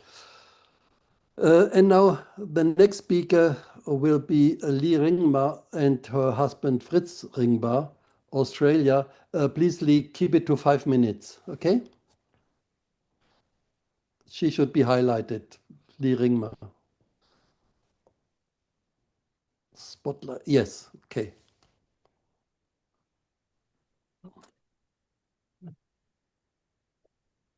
Namaste, global namaste. Namaste. Ulrich, I sent you a recording. It would be better that you showed that. It lasts exactly 5 minutes.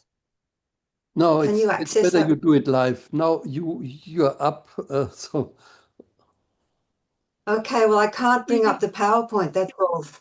Oh. Yeah. Okay, then I'm not prepared. I have to find it. Then can we go to Baltimore Homa community? And in the meantime,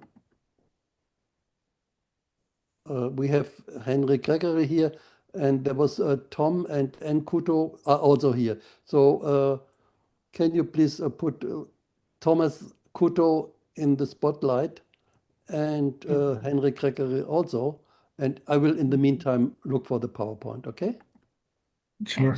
So Tom and I will do a few minutes, and then Henry will finish up with the last couple minutes. Together Okay. you have 5 minutes, yeah? Not more. Got it.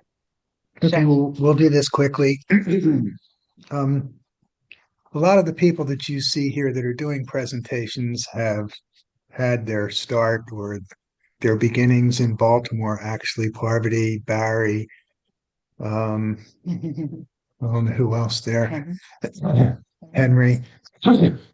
But Sri came to America in 1972, I think it is. He came to New York, and then he came down to the Baltimore, Washington, D.C. area, and basically taught as many people as possible, as many people showed up, how to do Agnihotra, and taught them about Homa therapy principles at that time.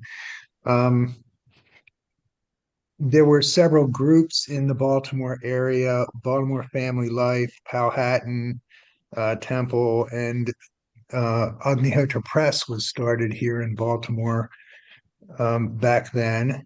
And from there, the Satsang was produced, and most of his books were printed at Agnihotra Press. And he lived here most of the time in a house not far from here. When he was in the Baltimore area, it was sort of his base of operations for traveling around the United States and actually traveling around the world from here. He then Hi, I'd like to share some photos of our Homa Therapy Center. Anyway, he then more recently inspired us to purchase and start a farm here. By the way, at Agnihotra Press, back in those early days, there were Homa Trumbacum fires done 24 hours a day, 7 days a week for 13 years. I think it was one of the only places doing that at the time, if not the only place on the planet. But more recently, he inspired us to acquire a farm, Ancient Oaks Farm, which was purchased in 2013. And it's been developing. The hope is to develop it into a Homa farm and an eco village similar to what's going on in Poland. And then Anne can take over from there. Mhm.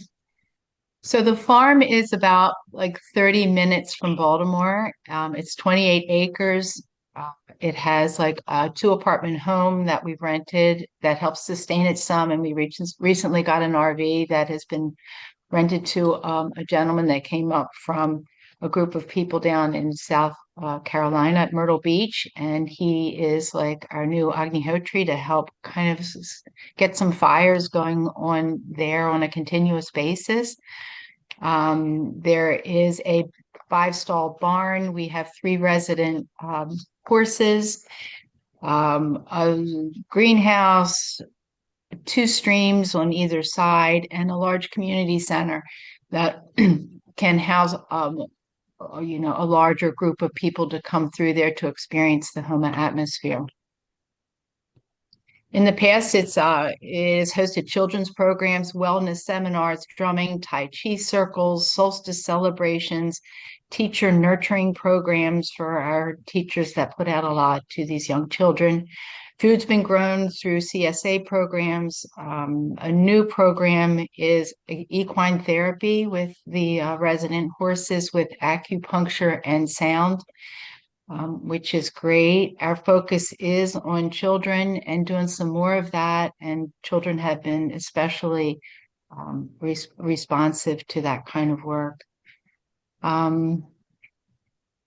So that's kind of putting it all in a nutshell. We're still developing, working hard to kind of sustain and grow into this, our vision of a Homa farm there for this protective environment for people to come and do healing arts and help people find some peace. I'm going to hand it over to Henry now to kind of currently say what's going on now. But we're kind of in transition. Like I said, we've had the farm for about 15 years, something like that. And we're transitioning. We have a very diverse population. A lot of different folks come in, more healers from all kinds of natural healing modalities. And bringing in children. We've been encouraged to bring in children and young people so they can be exposed, to come out of the cities and really begin to soak up the atmosphere of nature and of the Homa farm. And that has been going real well. And so we're in the process of trying to get some new contracts to do that. Mm-hmm. We also had a CSA where we were community support agriculture, where we were growing Homa-supported agriculture, and people in the community were buying it on a regular basis. And we're transitioning now. We're trying to start that back up again. But that was a stable for us for maybe 10 years, like that. So I'll just say that. And just one note on the Baltimore Family Life Center, you say that was composed of people from Powhatan Fire Temple. We looked around and saw there were several of us that were in human services as administrators and as practitioners. And that's when we formed Baltimore Family Life Center, started doing work in foster care, behavior health, and such. And that's where we started practicing Homa psychotherapy. So I think that's enough for right now. So anytime you want to come through Baltimore, though, you're welcome to visit us and spend some time with us. Yes. Okay, thanks a lot, Anne, Tom, and Henry. By the way, I forgot to introduce Anne. Anne is also a long-term Agnihotra person, and she co-established the Agnihotra House in Baltimore, where they do all the fires together with her husband and the help of Baltimore community. So now let us again go to Australia, and she suggested that I show the video instead. So let's do that. Hi, I'd like to share some photos of our Homa Therapy Centre and farm in Australia, and I hope that it does justice to the peace and vitality that is so evident on Homa farms and Homa Therapy centres. Our place is called Om Shri Dham, or the Abode of Om. It's a Homa Therapy centre and farm. As with all Homa Therapy centres, Agnihotra sunrise and sunset are performed daily, as well as other homas, such as Om Triambakam Homa. But the pivotal and most important Homa is Agnihotra sunrise and sunset. You can see the vitality that it creates in nature. Not only in nature, it creates vital and happy people. Cows are pivotal in Homa Therapy. They're treated with much love and respect, as are all living creatures on the farm. Indeed, all Homa Therapy centres practice ahimsa, or harmlessness to all living creatures. The cow dung from the cows is dried daily, so we collect it fresh in the morning and then dry it and mail it out all over Australia to people who cannot dry it themselves for their own Agnihotra practice. We also manufacture the copper pyramids here and the other copper implements, which is quite a unique thing. It means that they're manufactured in Homa atmosphere, so have a lovely vibration right from the beginning, and they're made according to Vedic prescription. We have a Homa organic food garden that includes orchard and vegetables. Agnihotra ash is fed to the soil, fed to the water and the plants, and it's also sprayed on the plants through the medium of water. So water is, Agnihotra ash is placed in water in a copper bin preferably and charged under the sun and then sprayed on the crops. Triambakam Homa often accompanies planting with Agnihotra ash in the soil. We have accommodation for visitors wanting to learn about Homa Therapy and how to practice Agnihotra, their own Agnihotra at home. But we also have accommodation for volunteers so that they can both enjoy and heal in Homa atmosphere as well as give a helping hand. Homa organic produce is invariably vital and nutritious. It is really a palpable and tangible experience, a different taste. The vitality is, and the nutrition is so evident. Agnihotra is performed in the garden as well, and the plants simply shine with life force. Agnihotra is taught and shared free of charge all over the world, and it is indeed the need of the hour, and therefore must never be commercialized.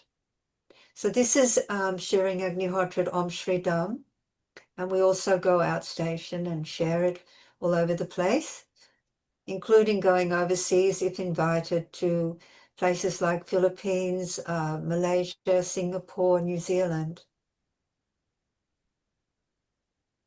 We're building a retreat center so that we can expand our facilities and be able to accommodate more people and enable more people to enjoy Homa lifestyle. This is my husband, Fritz Ringmar. He's been the main builder of this incredible building. There's a central dome room where the Homa Therapy workshops will be held, but also workshops in yoga, sound healing, ecstatic music, different healing modalities, sustainability courses, and much more. All that is good. Upstairs is accommodation, and we have a Homa organic food kitchen and a healing therapy room. So if you want to get in touch with us, this is our website, and I hope you enjoyed this humble presentation. Thank you. God bless you. Bye. Thanks a lot, Lee. It was really nice. Gives a good impression. Yeah, very so good. now- That's very well done. In fact, it's really very nice that the way you are keeping up the trends and vibes of Agnihotra and the Vedic traditions. And I think not only me, all the viewers who are watching and listening can get and feel the vibrations of that. And that's what is the effect of the cognitive senses that we get from just watching when I because I work as I'm a Ayurvedic practitioner as well as a lifestyle counselor and inter-wellbeing consultant. And most of the time I talk about the rainbows of the food. And those rainbows of the food I could see from the bucket of your organic vegetables, actually. That really made me happy. And I can really feel the prana and the sattvic food and the sattvic living, how it is coming from your retreat center and your Homa place that clearly gives the vibes. And coming from the field of studying cognition and cognitive senses, it clearly remarks the foundation of how pure a particular deed done by an individual or a community can integrate the vibration of the same purity within the heart as well as the senses of others. So very well done. That's very nice. Thank you. And I also appreciate, are you waking up? Are you talking from Australia? Yes, It's so been it's been so it's quarter to late. 3. Yeah. Quarter to 3 in the Oh morning. my God. Thank you so much for waking up so late. It's really remarkable. Thanks a lot for waking up so late. I think now it's Brahma Muhurta from your side. Let's welcome our resident panelist as well. Ulrich, can you just, for 2 minutes, can we have everyone before we move to the next? Yes, please. Can you And stop Ulrich, sharing there the is no screen? worry about the sun because in UK, the sun will be setting. In Germany, it is setting right now. In Africa, it has already set. In America, we just had a sunrise in the Pacific times. So the sun is happy today, okay? No, that is okay. The sun is happy always, all the time. The thing is only we wanted to show Agnihotra here on the terrace of... Let's show it. Let's show it. And we'll chat do it. with others We later. still Let's have show it. 15 minutes. Now, can I show Lisa Powers? So the Agni... Go ahead and play the video and then we will community here. Play the video and then we will chit chat with others. Okay. In Madison, Virginia, and the Paramadam Fire Temple is the heart of our community. It was started in 1973 and was the first fire temple of its kind in the world for reviving the ancient science of purification of the atmosphere for the new age. Many people have experienced profound stress relief and peace while sitting in the fire temple, and some have had special healing and spiritual experiences as well. So that was short. Tea for me. Coffee. Herbal. We still have 2 more people, 5 minutes each. One from Germany, one from Chile. Can we do that now? Yes, whatever you feel like. Who do you want? Okay. Then first, Homerhof, Germany, Birgit Heigl. Yes, he is. Brigitte, guten Abend. You unmute yourself, Brigitte. Just unmute yourself, please. No, you unmute. You can, links you can unten. unmute. Links unten ist ein Symbol für die fürs Mikrofon. Links unten. Okay, while season, Okay. she's muted. Can you hear me? Yeah. No, fine. Okay. Yes, I speak from Germany, from South Germany, Homerhof. This is a Homa Therapy Center since 1988. It's 47 years ago that we have founded this place. And it was founded by my former husband, Horst Reichel. He has learned about Agnihotra at 74.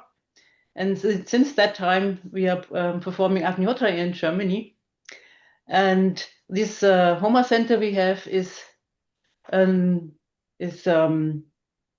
we are about 50 members here, and we all together are running this farm. And we are doing Agnihotra every day. We are beginning our day at 5 o'clock in the morning with yagna, and at the end is at 9 o'clock p.m.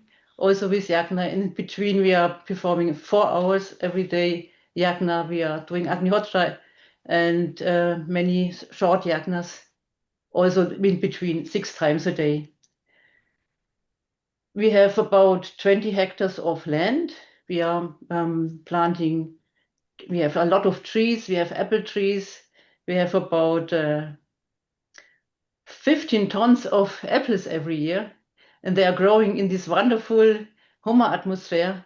And yes, we have heard from other centers what wonderful experience they have with the land is protected, that we also can see that when thunderstorms are or whatever, that the land Homa farms are always protected. So everything is growing very, very well. We have also bees, 24 beehives, lot of honey, and we can see that the bees are healthy, and honey is very, very good for the people also. Yeah, we have every year many visitors, and also many people who are helping us, volunteers, and we are giving 2 or 3 times a month. We have seminars about Homa therapy, and many people are coming from Germany, from Austria, from Switzerland, and all they are learning about this Homa therapy. And the most important thing, I think, is that they can feel, as you have told, the atmosphere here, and they became healthy in very, very short time when they are here, because of this, from this atmosphere they can feel. And yes, I want to make it very short because the time I have heard, but I want to show some pictures, and I hope it will work. Okay. So, can you see the picture? No. No picture here. Mal schauen. Alter, wer kann fragen? Okay. So, is no picture to see? You started the screens yet? Yes, can you see? Yes. Yeah, okay. Okay, this is the Homa farm. You can see the vegetables we have and the house, and there are caravans where people can live.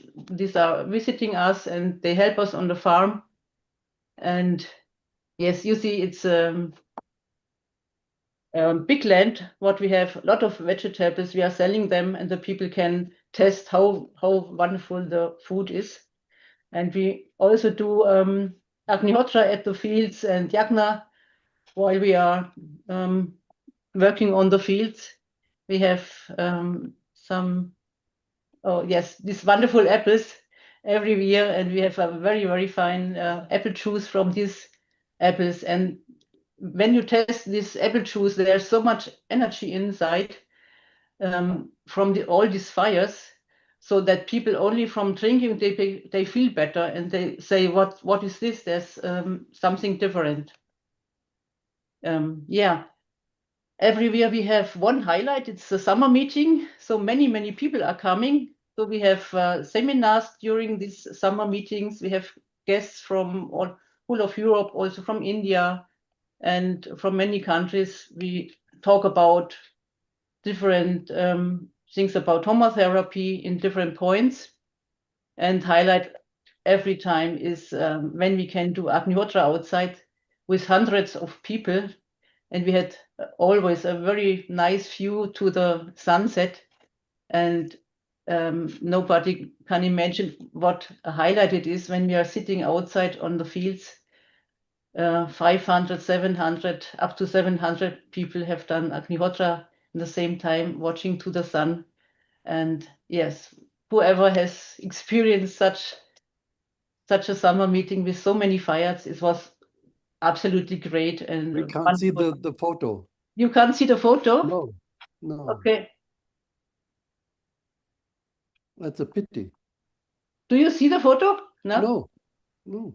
No photos? Just the first photo, yes, but this one, no. This one, no? Oh, why not?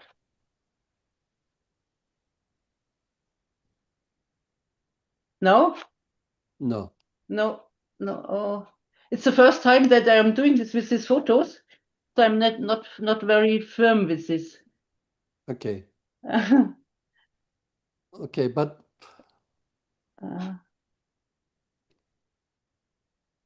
okay. So, sorry, when it will not work. that's a pity because it's really impressive. Yeah, okay, yes. Now you have it. Okay, great. You have it now? Okay. Yes. So this is I think the most great experience we have every year, this summer meeting with all these many people. And of course, everybody is welcome on Homa to experience this atmosphere, to experience how wonderful the fruits are growing. The people all together here, 50 people are running this farm, and everybody is welcome to help, to experience, yes, and to see how nice everything is here. Thank you very much. Great. Thanks a lot, Birgit. And great that at the end the photos work. Very good. I've been there a couple of times for the summer festival, and it's really impressive to have some 100 people performing Agnihotra there outside on the lawn. It's really a wonderful experience. So thanks a lot. And now Karina Ohme from Chile. Ulrich, we need to stop screen share because we are not seeing you. So Homa, off, if you can stop. Birgit, kannst du bitte Screensharing stoppen?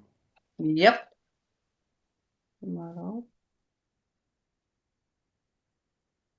Okay, let me help you, force you out. Okay. Danke. And I'm going to share. Okay, one moment. It's Karina Karina Ohme now. Hello. Okay. Do you see the Yes. the photos? Okay. Yes. Karina, Hello. wait. Karina, can you wait? Ulrich will instruct you. If you want to share screen, maximize your screen. So you look at the square, press that, and you will see the maximum screen. Let me see. Okay, Is it now? Ulrich, over to you. You can introduce her and she can share the screen. Yeah, Karina, she studied journalism at different universities in Chile and has a master degree also in communication. And since 2013, she owns and runs Satsang, a small Homa farm where the fires are kept close to Santiago de Chile, say 50 kilometers away. And she does with some friends and helpers organic agriculture, and they are developing biofertilizers and also give workshops related to Homa therapy, meditation with mother trees, and labyrinth walks are held. Okay, now I'm moving over to perform Agnihotra, so I might be offline for a few minutes, but then I should be back. Okay, Karina, go ahead. Okay. Hello. Nice to meet you all. I'm going to share about Satsang Farm here in Chile and a little bit about our story here. As already said, we started 13 years ago after 10 years searching for a place close to Santiago, the main capital, and with some suggestions from Sri Vasant. Following those suggestions, so we found this place in 2013.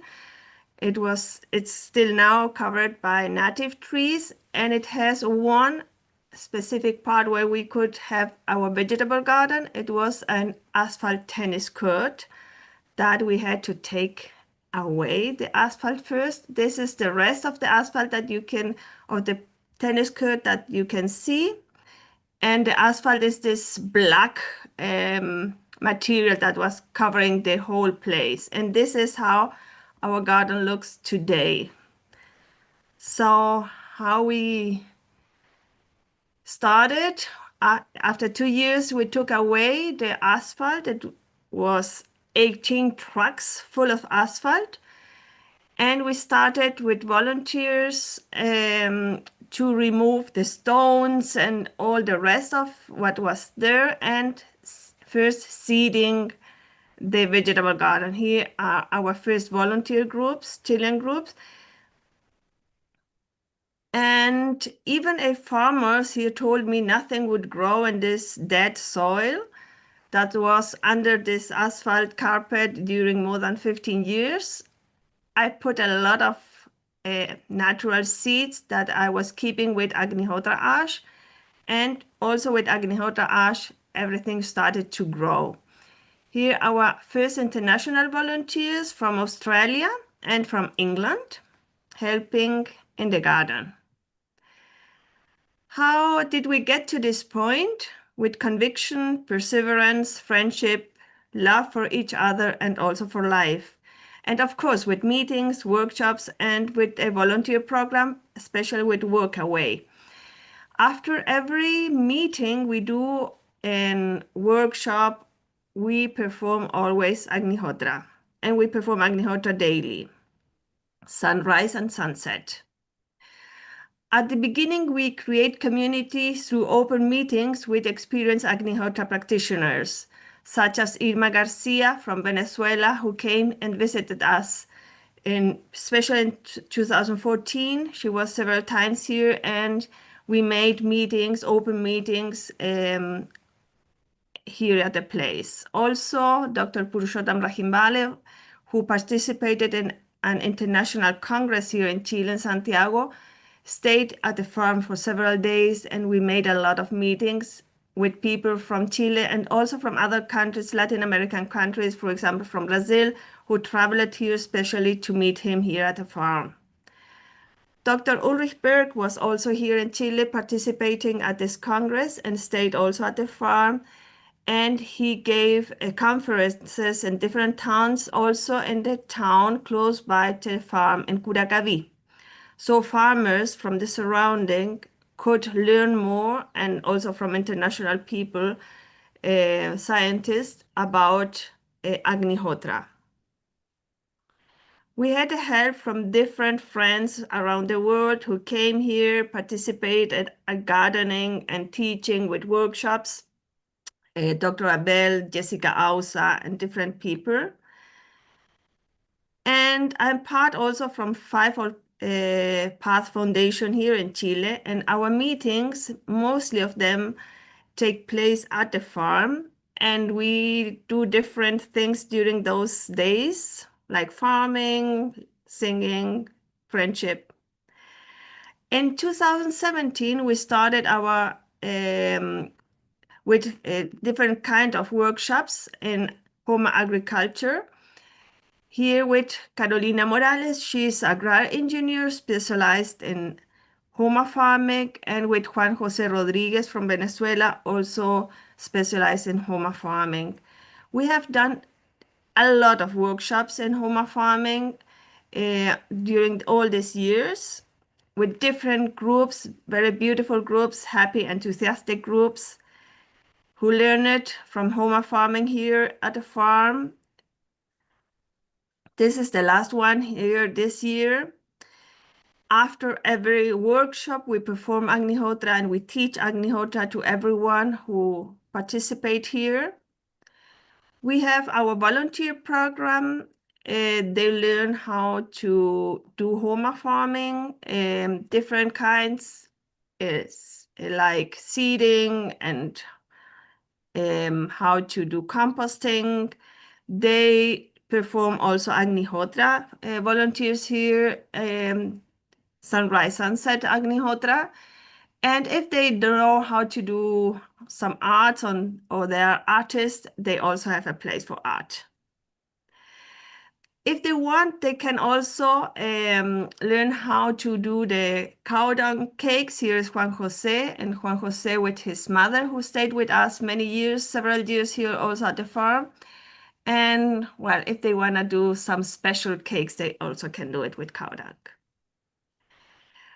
Today we're producing, since some years, also Homa biofertilizers, Homa biosol, and also microbiology.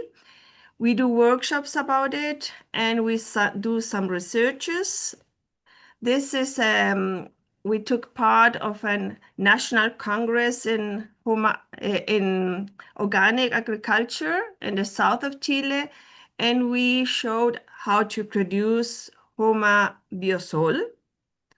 Today, we produce microbiology, efficient microbiology from native trees, and we are able to sell it in the open market.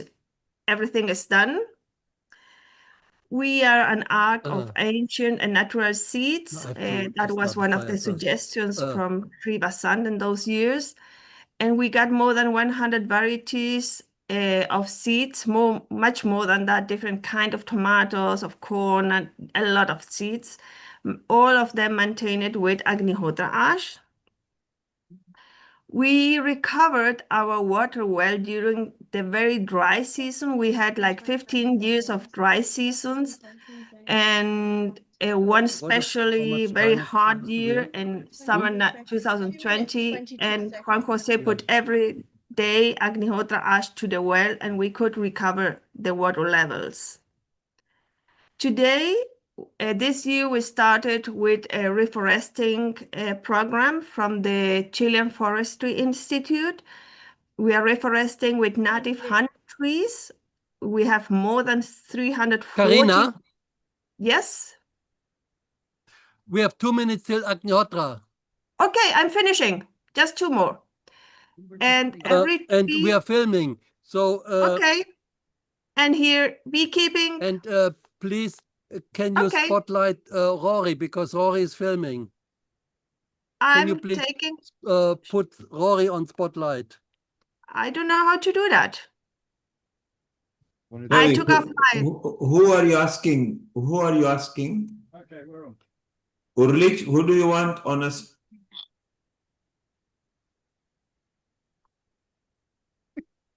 Urlich, are you there?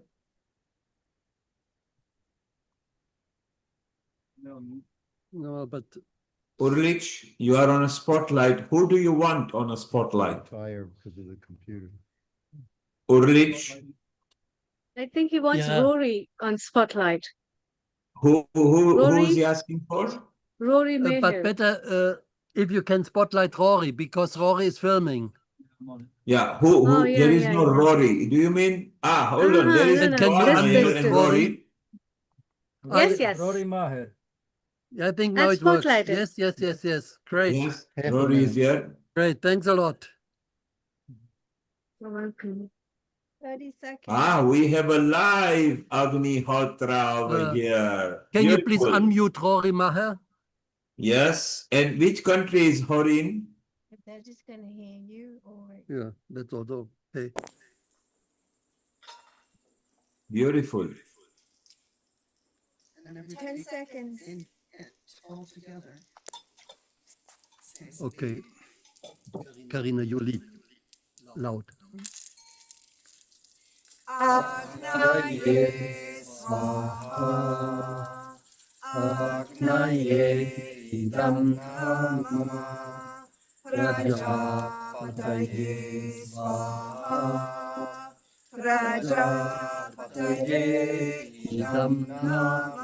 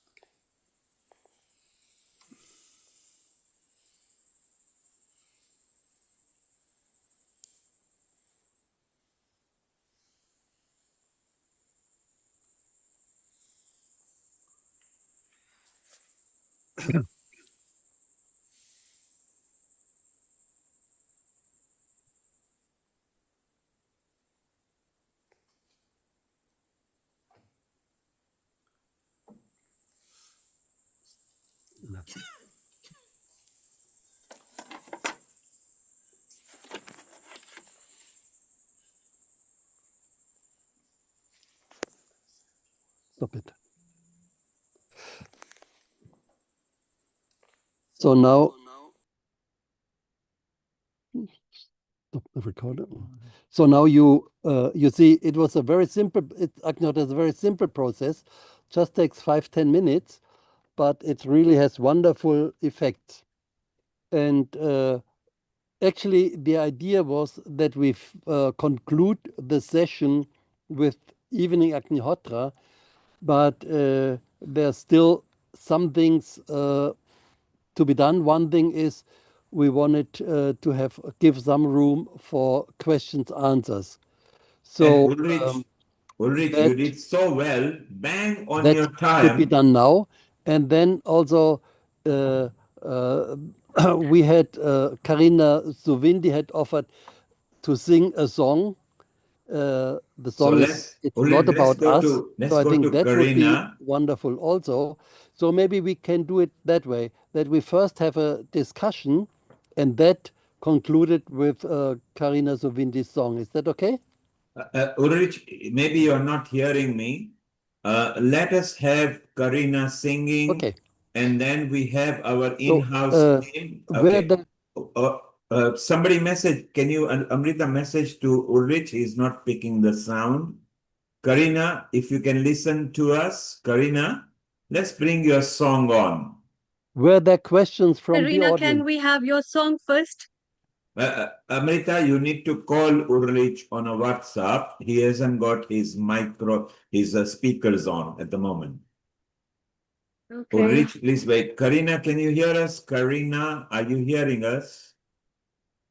Even Karina is not able to hear us. Karina, Amrita, can you hear us? me? I think Yes. it's Karina Suvindi. Karina Suvindi, yeah, let's bring her, Karina Suvindi. Even you can sing, Karina. We don't mind. He's happy. Even Amrita will sing. Amrita, can you locate Karina Suvindi? I can't find her here. Yeah, just a second. So, Anukul, isn't it amazing that our Asian knowledge system, Asian culture system, and Asian values are held much more by the non-ethnic Asians, the indigenous population of different countries? Look at the way and discipline they are. Anukul, your comment. Absolutely. I was absolutely stunned with the amount of information I got from them. It is not merely the Agnihotra or the various performances and activities, but more importantly, your comment. The knowledge and the science behind it, and the dedication and the discipline that they have followed. And let us actually thank Lee Ringma. She's there and it's very early hours there in America, gone past nearly 4 o'clock in the morning. Australia. Exactly. Australia, yes, sorry. In Australia. Isn't it beautiful that Australia, 4 in the morning, soon sunrise will be taking place there in a couple of hours. Yeah. Absolutely. And Thomas Court, Thomas Couto there in America with a colleague, Karina. It's so wonderful that we've got different people in different country, and look at the discipline. I love the serenity. I love where Ulrich was actually, there was open air. There was a wooden platform. The Havan Kund lit up completely for Agnihotra. I mean, Amrita, you must be surprised that the non-ethnic people, the indigenous people of different countries have got more affinity to something that we don't practice too much. Yeah, and it's Ulrich, really put the thumbs up if you can hear us, Ulrich. Okay, unmute yourself, Ulrich. So, Ulrich, we were so pleased that you had surrounded people around your place with an open air, with all people practicing Agnihotra in a disciplined manner, sitting down on the floor easily and enjoying. And the ghee spoon, I love the spoon that you had, the spatula, the ghee one, is the actual one that we use when weddings takes place, or if we are doing any puja, which is when we are doing oblation, when we share oblation with people. So what a wonderful contribution from there. And Ulrich, exactly as you planned, whatever time we finish, you will want to finish with that. So that was very well done, Ulrich. Thank you. It was an effort of all the people here also. And are they all there? Can we bring them on a screen? You got Rory and everybody there. There was a master screen Rory had shared. Let me see if I can. Rory is here. Yes, Rory, you can unmute yourself. Let me put a co-host on you so you can unmute. Yes, Rory, you can unmute yourself. Rory, if you take the camera out to each one of them and introduce to us, please. Okay, I'm unmuted.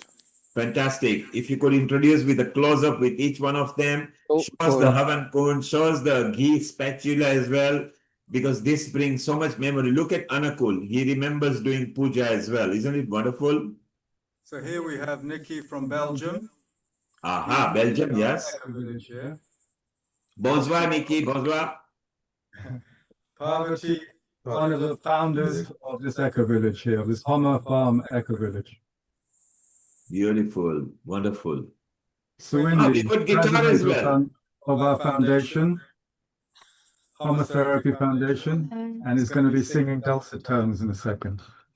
Beautiful. We want to listen to some songs as well. He looks familiar. We know him very well. Yeah. So you don't need to see me. Okay. We still want your introduction, Ulrich, because Dr. Ulrich actually is a part of Healing Our Earth in many episodes. He also very recently visited IIT Mandi, where Anakul and Amrita was there. Amrita was the senior host down there, so she was able to meet him. And Amrita, of course, knows Ulrich for a longer time. So Ulrich, we are very proud, and you are also the episode producer for today. Yes, thank you for making me that. Yes. It's wonderful. Yes, it's really wonderful. And Dr. Ulrich, we would like to take future episodes with more research and more ingrained things, because I think a lot of people have contributed in immense ways, that every individual person who has contributed today has a tremendous potential to invoke in themselves and in others the real work. Yes, Amrita, I'm just going to cut you short because Rory is still introducing two more people. Rory, go ahead. You can do a close-up. Thank you. Well, here we have Dr. Barry Rathner, psychotherapist from America. And Barry spoke earlier. He was so quiet. He thought his turn would never come till we said, okay, you've still got a few minutes. Thank you, Barry. Welcome. And here we have Jarek Komorowski. This is Jarek Komorowski from Poland. We're in Poland now at the Eco Village. Oh, of course we are in Poland. It's so wonderful. Dziękuję, and dobranoc, kolega, koleżanka. Very good. Wow. Polish, incredible. It's so beautiful, and what a picture as well. So Amrita, as you said, invoking those wonderful vibes, and that's what Agnihotra is, purification of your environment. And we did it live here. Anakul, isn't that right? Absolutely. Absolutely. And Monica, you are in Germany or you are in Poland? I set up my Zoom at home. Maybe they will not do questions at all. Rory, is that you're showing the farm? That I'm showing the light. It's after sunset now, so the light is going. But this is our garden down there. This is our Homa garden. And I'm doing the best I can with the light that we have. But we have a greenhouse and pumpkins growing and beetroot and chard and lots of vegetables, beans and everything. And corn, which normally people don't grow here, sweet corn. Padam Gorang is here. Gorang, Padam Gorang, you are from Nepal or are you a Nepali? You can unmute yourself, please. Good afternoon, all. I'm from Nepal, but working in the UK. Wonderful. And what did you feel that we actually invoked the energy live, at 6 o'clock British summer time and 7 o'clock Polish time? Did you enjoy the Agnihotra, mass Agnihotra with Havan Kunds and everything? Yes, I tried to use this program, but unfortunately, I missed the earlier part. I joined a bit later, but sounds very good, very environmental friendly, and then very inspiring. And the beautiful part, Padam, when you missed out, Urlich brought some scientific benefits as well, and not just for the health, but for the environment as well. So, Amrita, maybe for the environmental episode, we should bring this whole entourage and say how spiritually we can cleanse environment. Should we not do that, Amrita? Yeah, definitely. And it's That should beautiful to have all our team here, just talking about it. So let's listen to we've got the guitar lady there. Let's listen to a nice couple of songs and then move on chit chat. So Rory, you can go zoom in. You will have to adjust your Zoom settings so it picks guitar and singing in one go, Rory. Okay. How do I do that? You go to advanced setting. While we are chit chatting, go to Zoom advanced setting and it will show you an instrument with singing. Otherwise, it will not be in sync. We might hear just either the vocal or just the guitar. So while you are doing that and setting, I did choose music or musicians. Should we do a little test run and see if it works? yes, we've got an echo because Ulrich has also got his thing unmuted and you are near each other. So let's switch off. Ulrich, if you can switch off your sound, please. Not mute, just go to your, just unjoin the sound, Ulrich. Okay, Rory, let's try it. Let's try. This is a song written by Parvati. Yeah, Parvati, you're on camera. You nearly need to go very close unless you have got a Bluetooth connected to her, will not pick the sound. How's that? We can hear the guitar.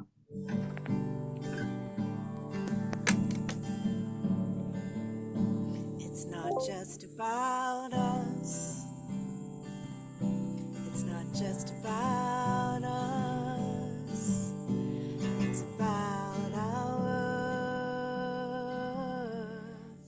It's not about our fancy cars and movie stars, our wants, our needs, or our desires. It's about our planet's fate, our Mother Earth in dire straits. Rise up in prayer, rise up in prayer. Healing circles everywhere. We need to come together now as one. We need to come together now as one. We need to come together now as one. It's up to us. It's up to us to take a stand, to take a hand. It's not about our fancy cars and movie stars, our wants, our needs, or our desires. Rise up in prayer, rise up in prayer. Healing circles everywhere. We need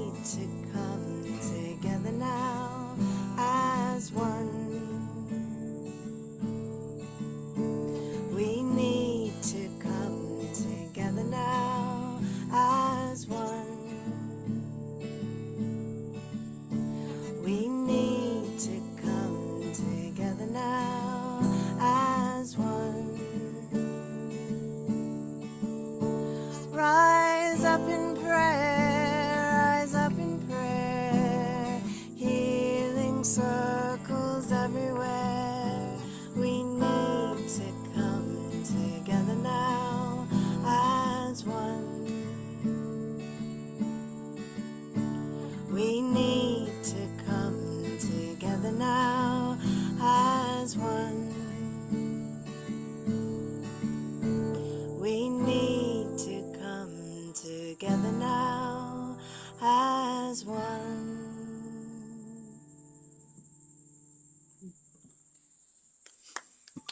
Wow.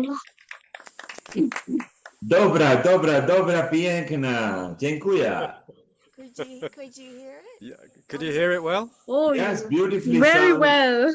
Beautifully sung. Thank you. Get another song ready. We are going to go to one of our team over here for her comment. Lata, make your comment, and then Meeta, and then we go to our chit chat with our experts over there. Lata, your comment. How did you feel?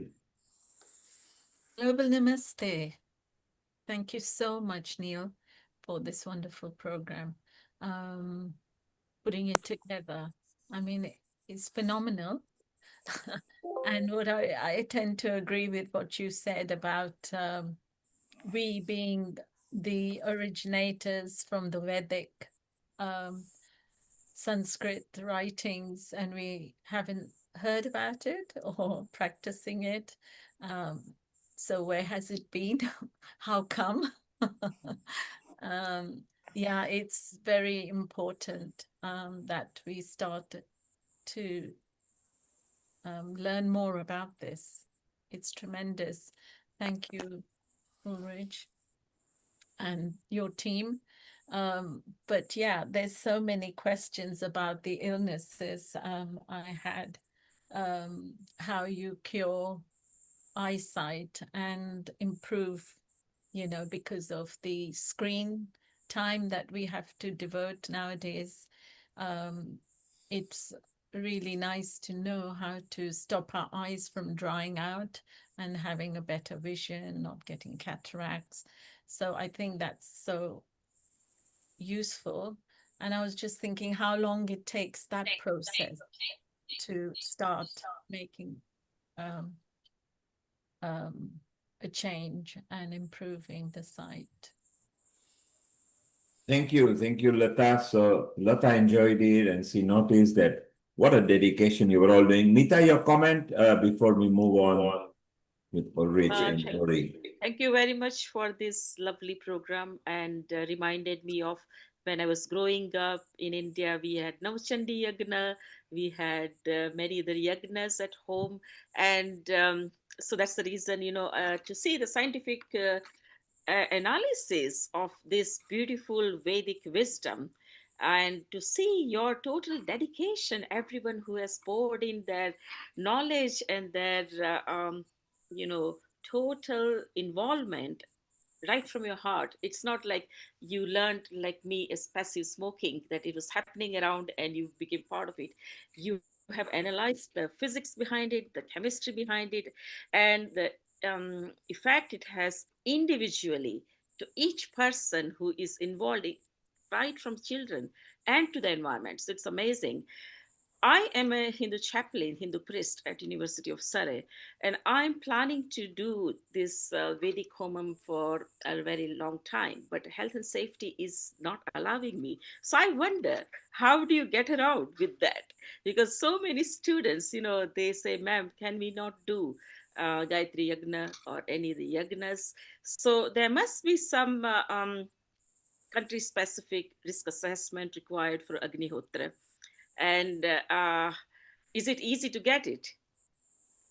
Thank you, Meeta. They're in a different country, different jurisdiction applies. Just to tell you, in UK, you can do Havan. It is allowed for the weddings and everything, but it's in a controlled manner. If you contact your local fire office, they will guide you, and you need to make it very clear that why and what you are using it for. So, Rory, Meeta was excited that you are in Poland and nobody stopped you, and there were lots of Havan foods and it's happening. And we do We do need this. Of course, if you are inside a building or a closed marquee, then it's not allowed. This is the UK jurisdiction. But over there on the open air, it was so, in India, there are no regulations as long as you are in the open air. But I noticed that you are from different countries. We had Chile, we had Australia. Ringma, you are allowed to use the Havan Kund in Australia? Can you hear me? Yes, loud and clear. No, we have that problem officially. If we ask organizers at festivals or whatever, if we can perform Agnihotra, generally they say no. So what happens is that we would just go to the festival and perform it anyway. And maybe apologize if necessary. But generally speaking, once people experience us performing Agnihotra and they feel the energy, then they invite us back again, invariably. So let me tell you, it's more about taking the courage to just go and do it. Of course, if we do a workshop in someone's home or in a hall, then we make sure that the smoke alarms are covered so that they don't go off and disrupt the whole process. So there's that practical aspect. We have the same situation here in the preferred hotels. Under a controlled supervision, we cap. We don't cover them, we put a cap to them. And by fire regulation, somebody has to be supervising that. So the way it started in the UK so many years back, I was here and we did a mass Agnihotra or Havan Kunds and everything. And my argument was that we do bonfire nights, which is lesser safe than this secured safety. And from there on, so in your country, go and talk about bonfire nights, which are more dangerous and more open, as opposed to these where the metal container contains the little wood and fire and camphor and ghee and whatever you use. So maybe it's nice, the point to talk from health and safety point of view. We don't want any accidents. I just found out everybody, Rory, when you were there with Ulrich, nearly within the same 2 minutes, the extinguish factor took place, you know. So that was so nice. So maybe you all planned and maybe you are doing this regularly, you know, what amount of heat to, we call it arpan, you know, so we actually, the way it is also delivered on the fire, on the fire is the style of it. So it was so beautiful. Do we have the guitarist still with you, Rory? We do, yes. Let's see. Tell her we're not going to let her go because our Amrita wants to sing with her as well. Amrita is singer. Amrita, while they're setting up, what are you going to hum to us? Amrita, you can unmute yourself. Yeah. You better tell her, you better explain. I don't have another song. That's all. You don't need a song, you can just hum. You can just hum. What's your name first? We didn't catch. What's your name? My name is Suindi Karina Kadir. Okay. I am Karina Kadia. Yes. I am Lee Ringma's daughter, who lives at Om Shri Dham in Australia. Now I live in Poland. Okay. No wonder Lee Ringma was always smiling and she's awake because he wants to see the daughter. Actually, Lee, we now know why you are sick. We thought it was us you were waiting for, but it's just for your daughter. So, Kumar, that song was very nice. Can we have that song again?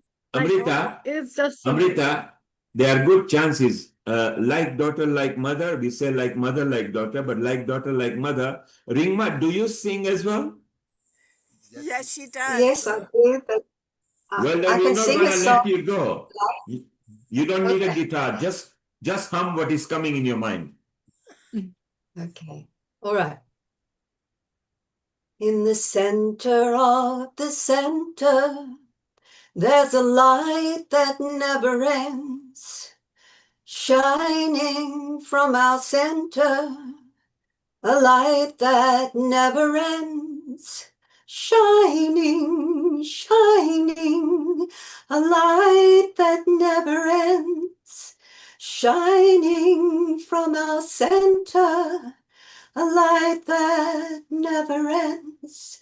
In the center of the center, there's a light that never ends, shining from our center, a light that never ends. In the center of the center, there's a light that never ends, shining from our center, a light that never ends. Wow. Now we have got a competition between mother and a daughter. And what a beautiful song in the center of the center. So you zoomed bang into the eye of the center, and so wonderful. And I think this is it's a very famous song. Was it Alexa Sunshine Rose who did it first? Lee, can you hear me? Yes, sorry? So I'm saying, was it not by Alexa Sunshine Rose who actually first did the... I don't know who composed that song, actually. Yeah, I think she's the one, and it's so beautiful. She took the world by storm. But what was nice about Lee, what you did what we call in Hindi music, you did a harkat. You actually stretched the voice, and then you used the two tone. So you led us into it. So all of us were focused, and we zoomed into the center, what you were perceiving. And that's what we like. I think, Karina, can you match your mom like for this? Don't be scared. We are here to protect you. Okay, I will sing one song that we sing at our Satsang together, and I will then say good night, because we have to take the cows in to the barn and finish up here, just a couple of us anyway. So Okay, so before... I'll finish with one song that we sing in Satsang, and that is... And before you start, Rory, if you could increase your microphone output and go as near to her where the microphone would be, so we can receive louder and clearer. Rory, if you could do that. And I'm loving this competition. Mom, you better watch out. It might be early in the Australian only evening over here. This is a direct competition to your own production, okay? Okay. Okay. Om Asato Ma Satkamaya Tamaso Ma Jyoti Gamaya Mricho Ma Amritam Gamaya. Om Asato Ma Satkamaya Tamaso Ma Jyoti Gamaya Mricho Ma Amritam Gamaya. Om Asato Ma Satkamaya Tamaso Ma Jyoti Gamaya Mricho Ma Amritam Gamaya. Om Asato Ma Satkamaya Tamaso Ma Jyoti Gamaya Mricho Ma Amritam Gamaya. Wow, so beautiful. For those of the people who don't know, is going and saying to the Lord, the Almighty, and says, make me go towards the reality, to the eternal life. Isn't it wonderful that the knowledge you guys possess and the way you delivered it, you came straight from the heart. Look at Mom beaming with smile. She's so nice that my factory produced such a product. So the product has got such a good value. Amrita, you're smiling because you loved every moment and was in the words for it. What are you going to sing to us, Amrita? We are on a roll. Ringma, I want to come back to you. The center of the center, we're not going to let you go. Anakul, you got a comment because you were beaming with smile when we went to the center of the center.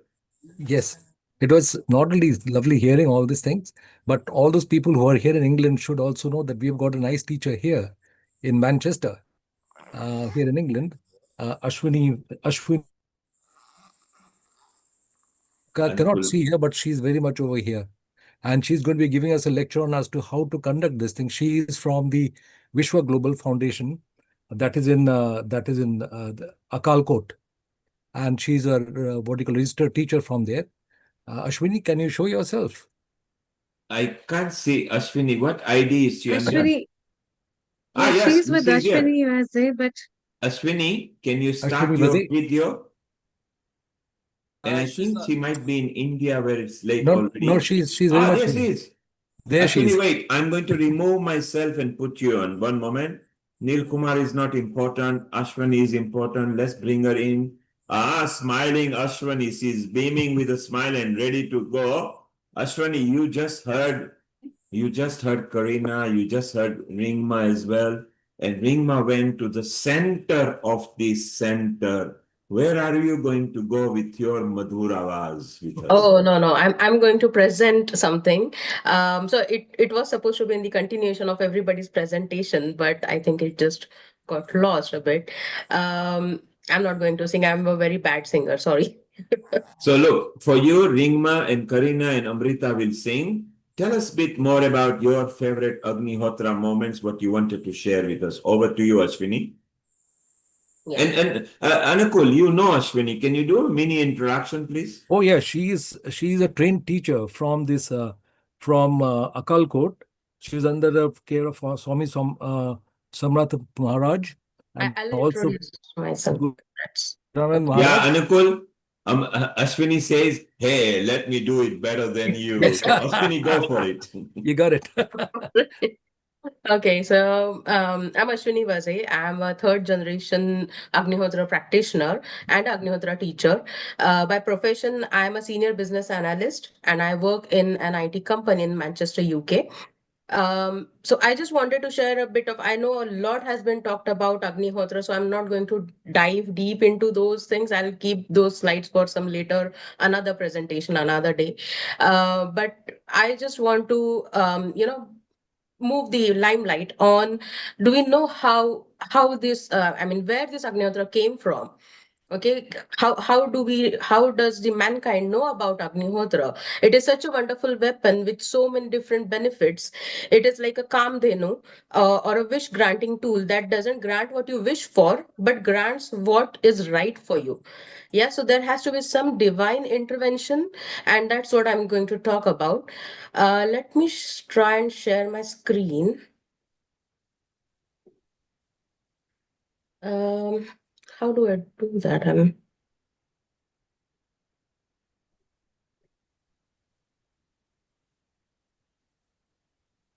How do I share my screen? I'm not able to view. At the bottom there is a share. There is a share.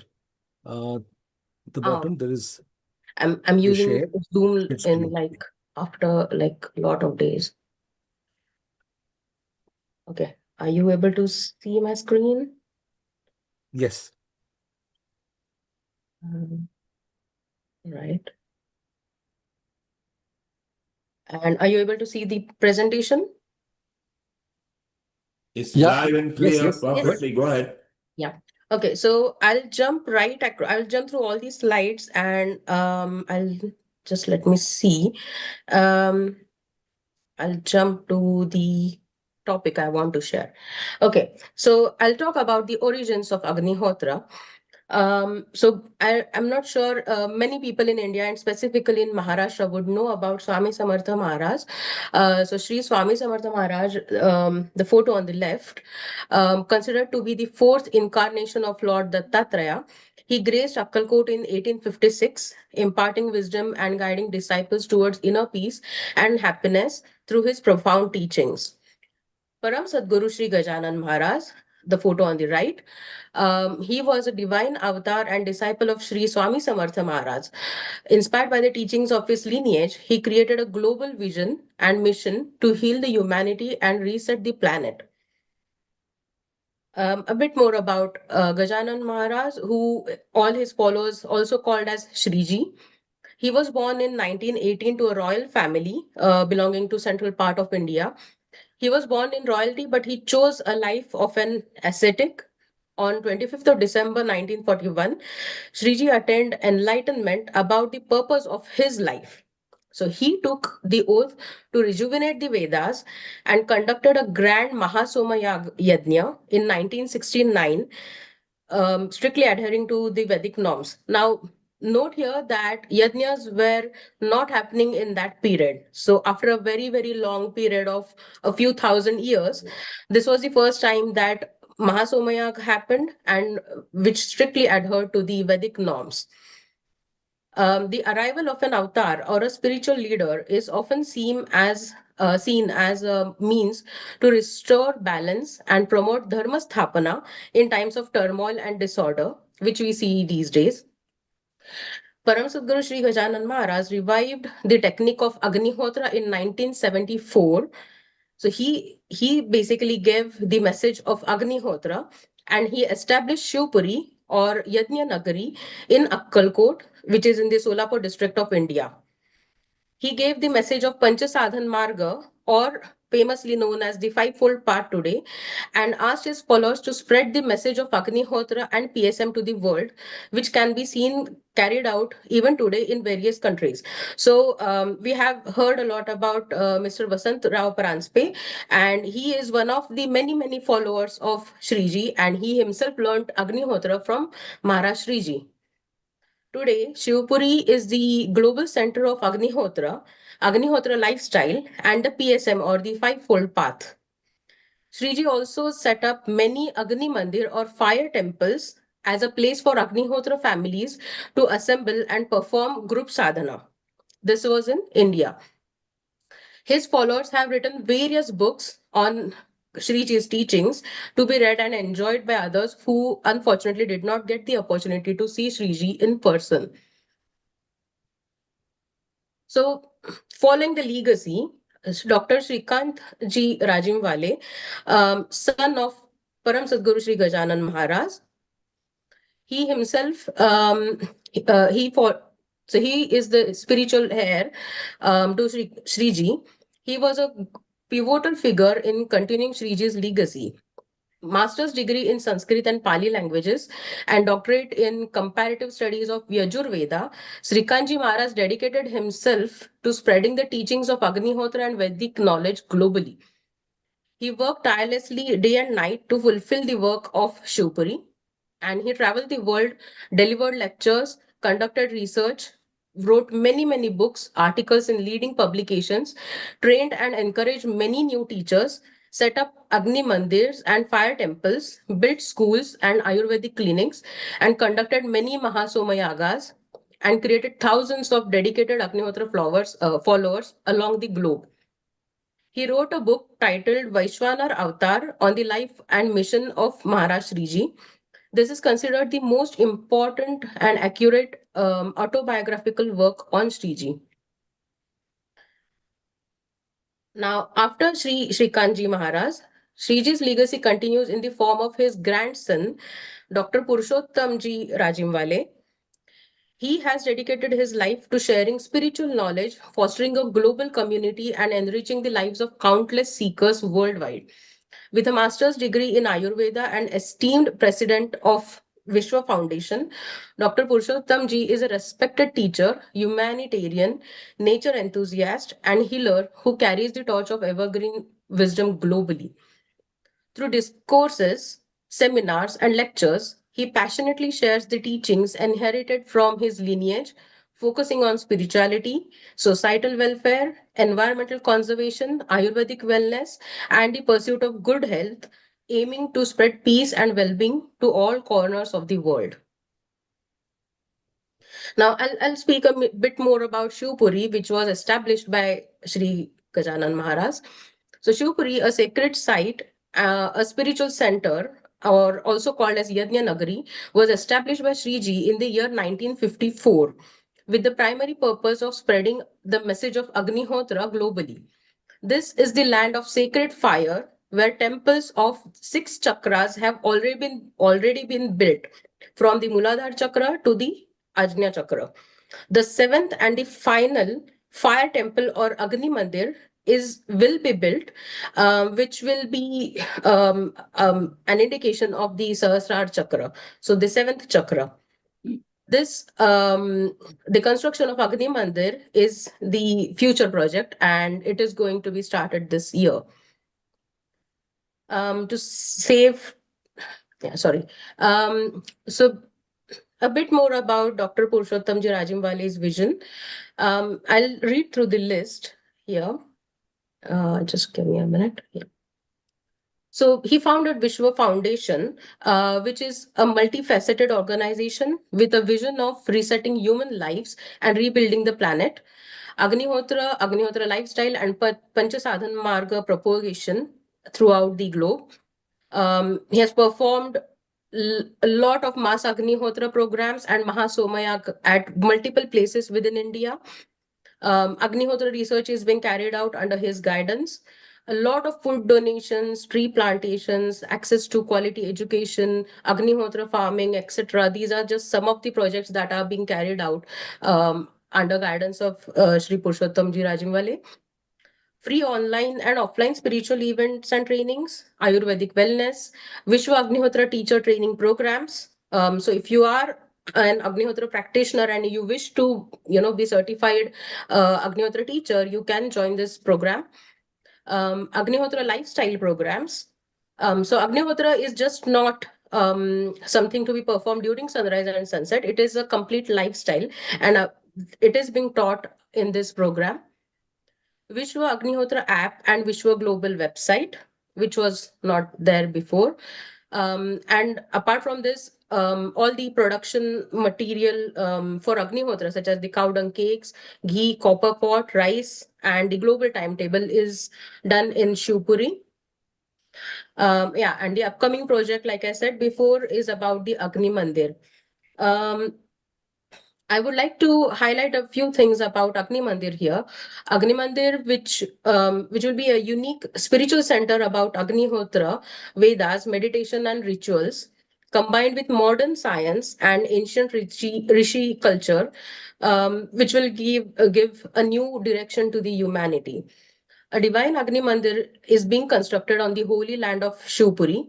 This will be a unique spiritual center where Agnihotra, Vedas, meditation, rituals combined with modern science and ancient Rishi culture will give new direction to humanity.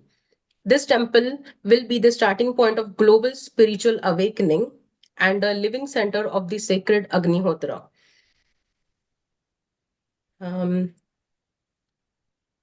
So these slides talk more in detail about Agnihotra. I'm conscious of time, so I'll just jump to the last slide. Yeah, so this is the information about Vishwa Global, which is the global center of Agnihotra, and from where the original message of Agnihotra was given by Sri Gajanan Maharaj. It is in Shivpuri. This is the detailed address. This is the website, and this is my contact in UK, and please scan this app. So so on the Agnihotra app, you can get the local sunrise and sunset timing, the exact local sunrise and sunset timing. Apart from that, you can access various resources such as videos, podcasts, books, e-learning, different music like bhajans, and which were created by different followers of Shriji. And lastly, I would like to stress, and I would like to invite you all to visit Shivpuri. And it is the place where it all started, and I'm sure you will get to experience the divinity of the place when you visit it. Thank you. That's all from me. Ashwini. Yeah. Yeah, many of that's a good set of information, because I think it is see, many of the senior Homa therapy teachers have been in Shivapuri. Yeah. They have met with Sri Gajanan Maharaj, so we know all that. And of course, I've been very good friends with Guruji and with his son also. I know him since he was such a small boy. Oh. So still, it's nice to see some photos from Shivapuri. It's really a nice place. So from time to time when I'm in India, I go there. And Here you see Barry, he lived in India for many, many years when he was young and handsome. And he lived in Shivapuri also for a long time. And of course, Lisa Powers has been there. Parvati has been there. Tom and Kudo have been there. So we know that place. But Yeah, still, it is mainly for people who don't know. I think Dr. Meeta ji is mentioned that this was not known being in India, and so I just wanted to highlight that these things have originated from India, and there is a place where you can go and visit and experience everything. You'll see there's a store. You can see all the books and get all the Agnihotra material and everything. There's Goshala as well. The place where they keep all the cows and things like that. okay, good, thank you. Oh, Thank you. Thank you, Ashwani. Thank you. Ulrich Wonderful. actually goes to India quite often and is connected to so many places. So he's there with him. He was just with Amrita over here just a couple of months back with Anakul, who was there. Anakul, your signal is dropping. So wait for a while till the signal comes. Otherwise, it locks us out as well. So I will invite you to speak. So now, Ulrich, very well done. Time in Poland is coming to 8 o'clock. I think exactly. Sun is set over there. yeah. In UK today, there was no sun. It's fairly cloudy at the moment. So whoever has got the sun, salute to the sun. Sun gives life to many living beings and things on the earth. We do need sun in our life. And it's so beautiful, and we need Agni in our life. Ulrich brought some scientific proofs as well. Hopefully, the Western organizations will take it more seriously and maybe propagate that as a part of the education as well. So, Amrita, maybe time for us to wind up, and shall we go around the screen and just take 1 minute message from everybody to spread the good vibes? And let's start with very early in Australia at the moment, to Lee Ringma. Lee, just before we let you go, can you please hum once again in the center of the center? In the center of the center, there's a light that never ends, shining from our center, a light that never ends, shining, shining, a light that never ends, shining from our center, a light that never ends. Wonderful. Isn't it beautiful? And for you, Ringma, the light will never end. There will always be a spark in your life. You are a wonderful soul. You passed it on to your children as well, who are all very happy about this. So, Ringma, we are very happy. And how do you feel being part of Healing Our Earth family? I'm very honored to be part of it. It's just wonderful to see all international brothers and sisters who are totally dedicated to this. Really, this is a planetary movement to actually save our planet. If everyone performed Agnihotra, our planet would be healed like that. So this is the objective of all of us here, is just to inspire people to perform Agnihotra. And we have various centers throughout the world. Ours is an Australasian center and we supply Agnihotra kits and information. It's always taught free of charge. In Brugoraranya, they supply the whole of Europe. And there's many centers. In America, Lisa Powers supply United States and information, all done free of charge. So thank you for having us. We feel very blessed. And Could Lee you say Ringma, something? you are part of Healing Our Earth forever.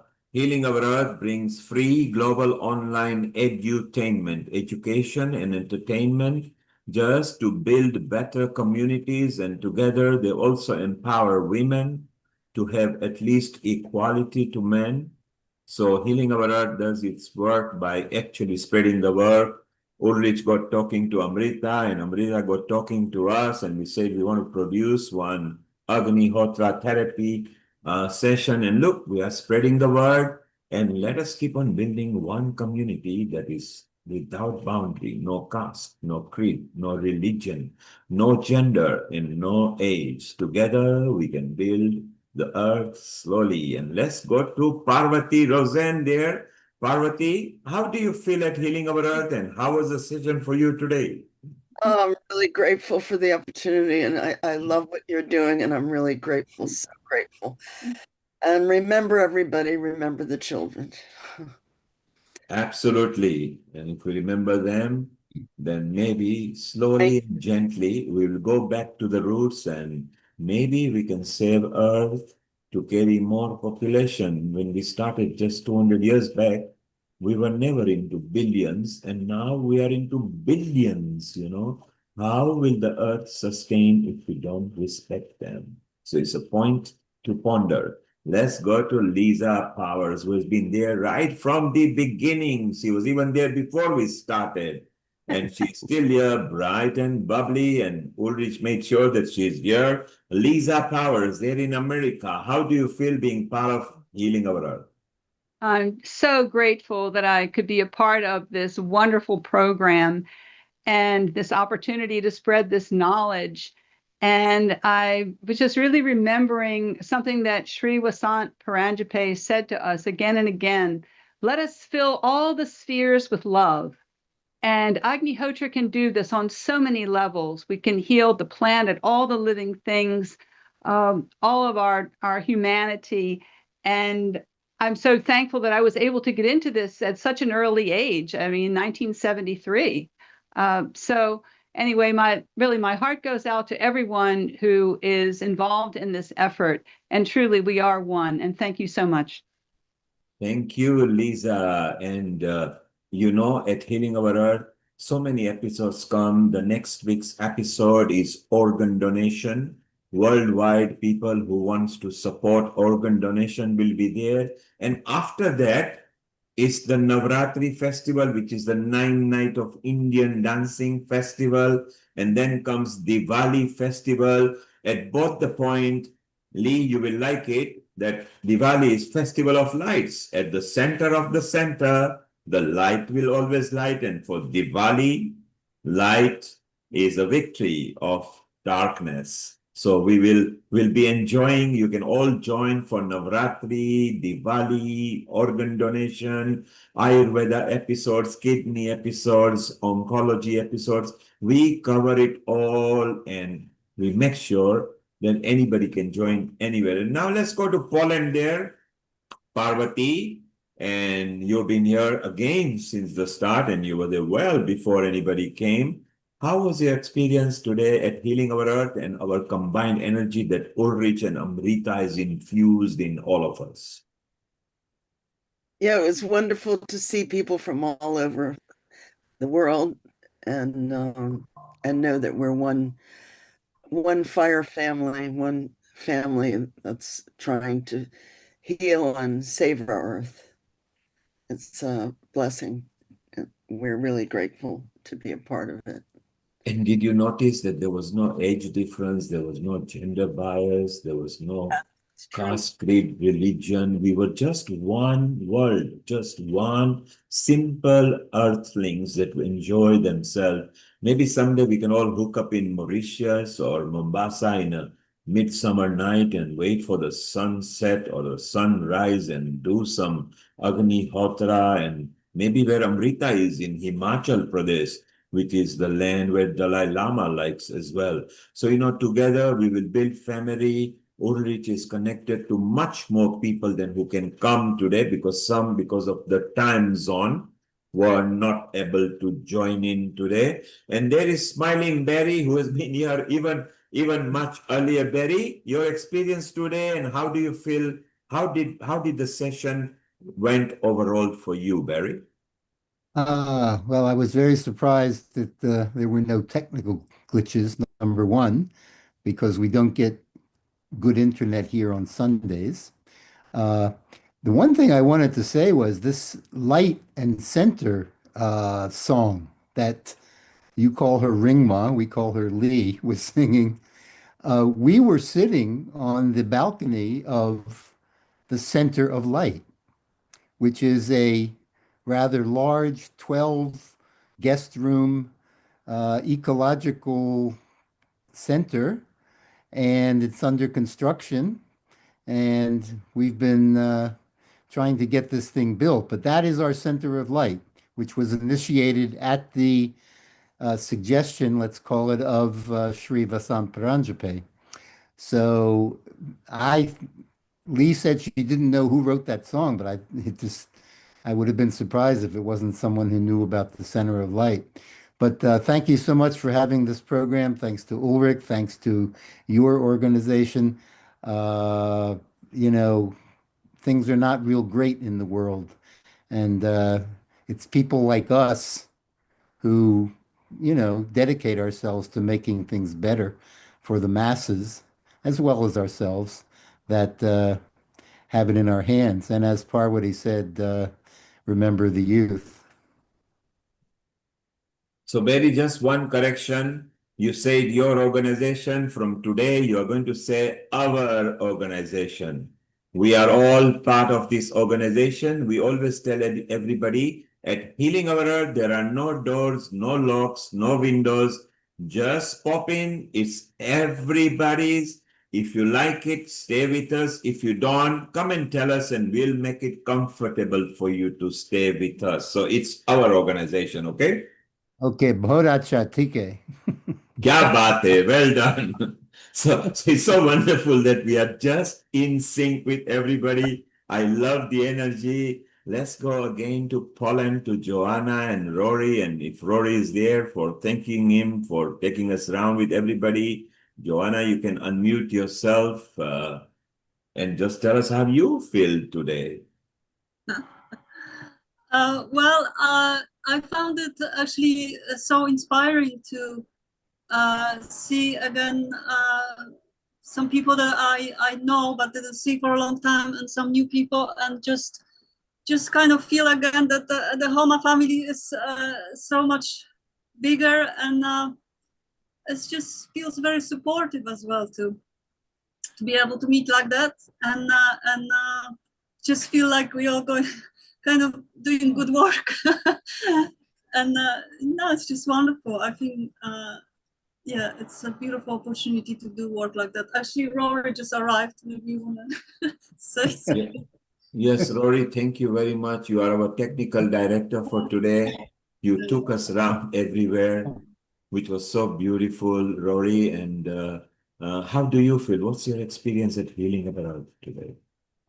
Today has been wonderful. It's always wonderful to hear all these wonderful stories from everywhere around the world, all these Agnihotra people. Amazing stories about protection and healing, farming. It's such a whole, what I love about Agnihotra is such a whole package that's very practical and has very practical uses. And it's such a wonderful opportunity. Thank you so much for giving us this opportunity to showcase all our people around the world, all of us. Even better. Such great work. Rory. Thank you very much to all of you for popping in, because together our combined energy can maybe slightly improve the earth and we can create better communities together. Yeah. So it's so beautiful. So Rory, Joanna, thank you very much. I think Monica, you haven't had a chance to say, was it wunderbar for you or not? Just tell us, how did you feel? Yes, I feel this event to be wonderful, and I want to thank you so much to everybody, and I want to send love to all. Om Shri. How beautiful. Such a nice, simple message, and the energy that each and everyone present over here that exudes is so beautiful. And this is the power of combined energy. And Anakul, I think your signal is very stable. If you can hear us, what are your comments? You've been here since the start. I think the amount of information I got from this has been just amazing. It is such a pleasant thing to hear about all this. But I was just wondering if this Agnihotra itself can give so much of energy. how much does it must be doing when we are doing prana pratishtha for 42 days, continuous yajna for 42 days, when you're doing prana pratishtha for the temple, for developing temples or making temples. I was just wondering how that happens. And just the fact that it happens, isn't it amazing? I mean, that's over a month, well over a month. You're coming to a month and a half, and look at the dedication that people would have over there. Maybe that's why they are very learned and wisdom people. I mean, they are calm, they are cool. Maybe they don't have turbulence in their mind. What do you think, Anukul? Yes, exactly. Because when I've been to some of this during my son's, that Janeo ceremony, the Homa was continuous for 7 days. And there was priests there were 3 priests just running continuously. And then when you got prana pratishtha for 42 days, so I just wonder the type of energy that must be created over there. But seeing the ecological changes, it just tells you how much we are connected to the universe and how our various activities can make the changes. And I was also particularly must say that this particular report that Dr. Ulrich Burke told about his microbiomes, things like that, this time in IIT Mandi, the paper which got the best award was all the same microbial changes with the various Homa procedures that are done in India. And I was quite surprised that there was so much of additional data now which has come out. That was the first the first prize went to that particular paper. So, Anukul, that is wonderful that you, Ulrich, Amrita, and other senior people are planning something for a couple of years from now with the Indian knowledge system. Isn't it beautiful? You've got so many people from different countries who are definitely going to come to that kind of conference. So I'm very proud of you guys, what you are doing, and may you be very successful, because the whole focus on the success is not yourself, is what you can do for others. When we do for others, when we strive for others, when we look at happiness for others, believe me, you become a very powerful soul. You become richer. You don't become poorer. The more you give, the more you will get. For those who don't appreciate, don't worry about it. If you believe in karma, you will see what comes back. So, Anukul, very proud of you. Ulrich always wanted to have this day coming, which is beautiful. So, Ulrich, we need the next version of this Agnihotra, where we can have an enhanced version. More people can join, more discussions with the people. When we discuss with people and share knowledge, our wisdom gently nudges forward. When the wisdom builds, then maybe the earth improves. Lata, your comment, and then Mita, and then Amrita, you will have the last say. Lata, your comment. So thank you once again for a wonderful raising awareness on this. Yeah, I mean, a lot of havens do take place, especially at weddings, and clearing of a negative energy when you move into a new building or a house. So yeah, it's making sense, but I wasn't aware, how deep the scientific explanations refer to it. So it's wonderful to join the dots today. And yeah, I would love to go to this retreat in Poland.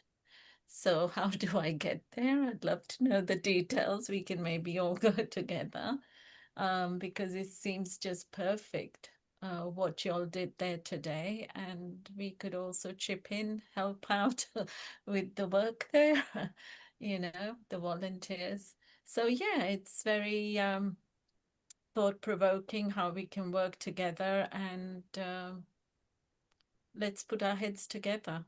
Thank you. So Lata said, let's put our heads together. And Ulrich, if you and Amrita come to London, then we can do it at our rooftop terrace, where we will have no problem doing Havan, and you will love it, because it's completely open terrace. So do pop into London whenever you can. So it'll be beautiful. Sure. Mita, your comment, then I'm going to go to Ulrich and Amrita last, and we can wind up. Over to you, Mita. Yeah.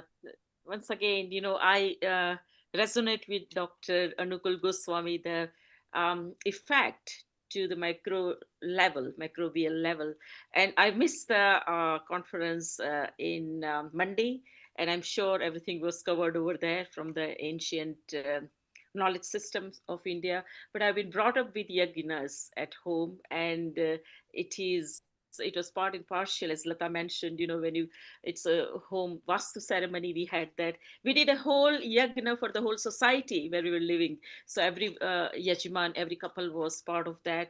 So I've been brought up in a lot of religious ways and manners, and to see that being propagated all throughout the globe, and the right implementation without putting a charge on it is, I think, the best way, as Neil you are doing for this program as well. It doesn't have any charge, and you bring all the nuggets for all different kinds of topics. So thank you so much. And it is just by remotely getting connected with all these spiritual organizations who are doing their bit and are believing that a lot more can be done in future, makes a lot of difference. So when we meet in person, it will be like, very, very auspicious and blissful, to have that exchange of spiritual energy. Thank you so much. Thank you. And now, Ulrich and Amrita, both who produced this episode very successfully. Big congratulations to them. Ulrich, how was your experience? We had so many speakers, so many things happening, and we were wondering what will we do, but we ended up with the Agnihotra Therapy live in Poland exactly at the time you wanted. Over to you, Ulrich. Yeah, thank you.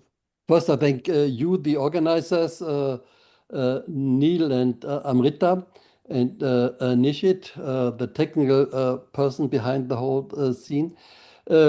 And thanks to all the people here who contributed to today. It was a lot of dedication on their side.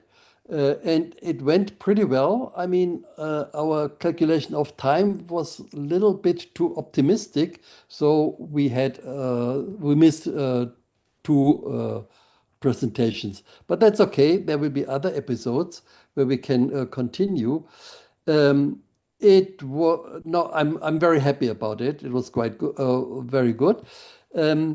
Just one, two comments, because people in India, they say, yeah, we know these havens. Yeah, and in India, often, yes, people do some Homa or Havan at special occasions like a housewarming Havan or a marriage and so on and so on. So people think they know it. Yes, they know some kind of Havan. But this with Agnihotra, it's one different thing.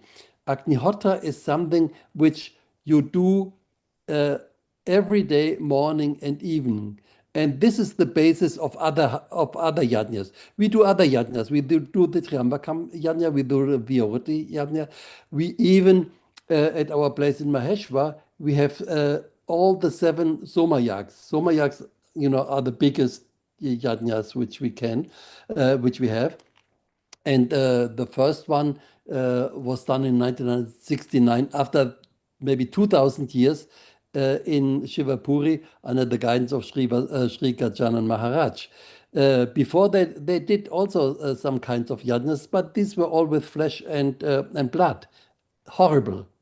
Like in the Bible, when Jesus stopped them having these offerings of bulls, which is just a horrible situation. So Sri Gajanan Maharaj did the first Somayag in Shivapuri in 69 after a long period. And so these larger yajnas, like the Somayag, which is the king of these yajnas, they are really nice. They are very powerful. We love them. We had 7 in Maheshwar. I was there for all the 7. But the thing is, this is something which you can't do yourself. You need to have, say, 20 Rudviks, Pandits, who do the mantras. You need the Yajnaman. You can't do it yourself.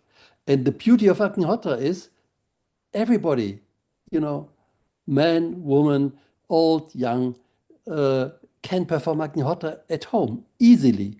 And that's the beauty of it. And if more and more people join, and I hope also this episode will help more people to get information, to get interested, to do a trial. And the more people join, then we will have an energy grid around the whole planet, and the whole planet will be changed. Like Lee mentioned, Agnihotra protects you in a kind of environmental crises. Yeah, if we have this protection all around the planet, this will be a totally different world. And I always say, the aim is to go back to the Vedic time. And in the good Vedic time, which is the golden period of this planet, thousands and thousands years ago, but in this golden time, Agnihotra was performed in each and every household. And let us go back to that. And I think this episode helped a little bit. So I'm very grateful to everybody who joined, who helped. And I'm quite happy about this afternoon. So thank you and namaste.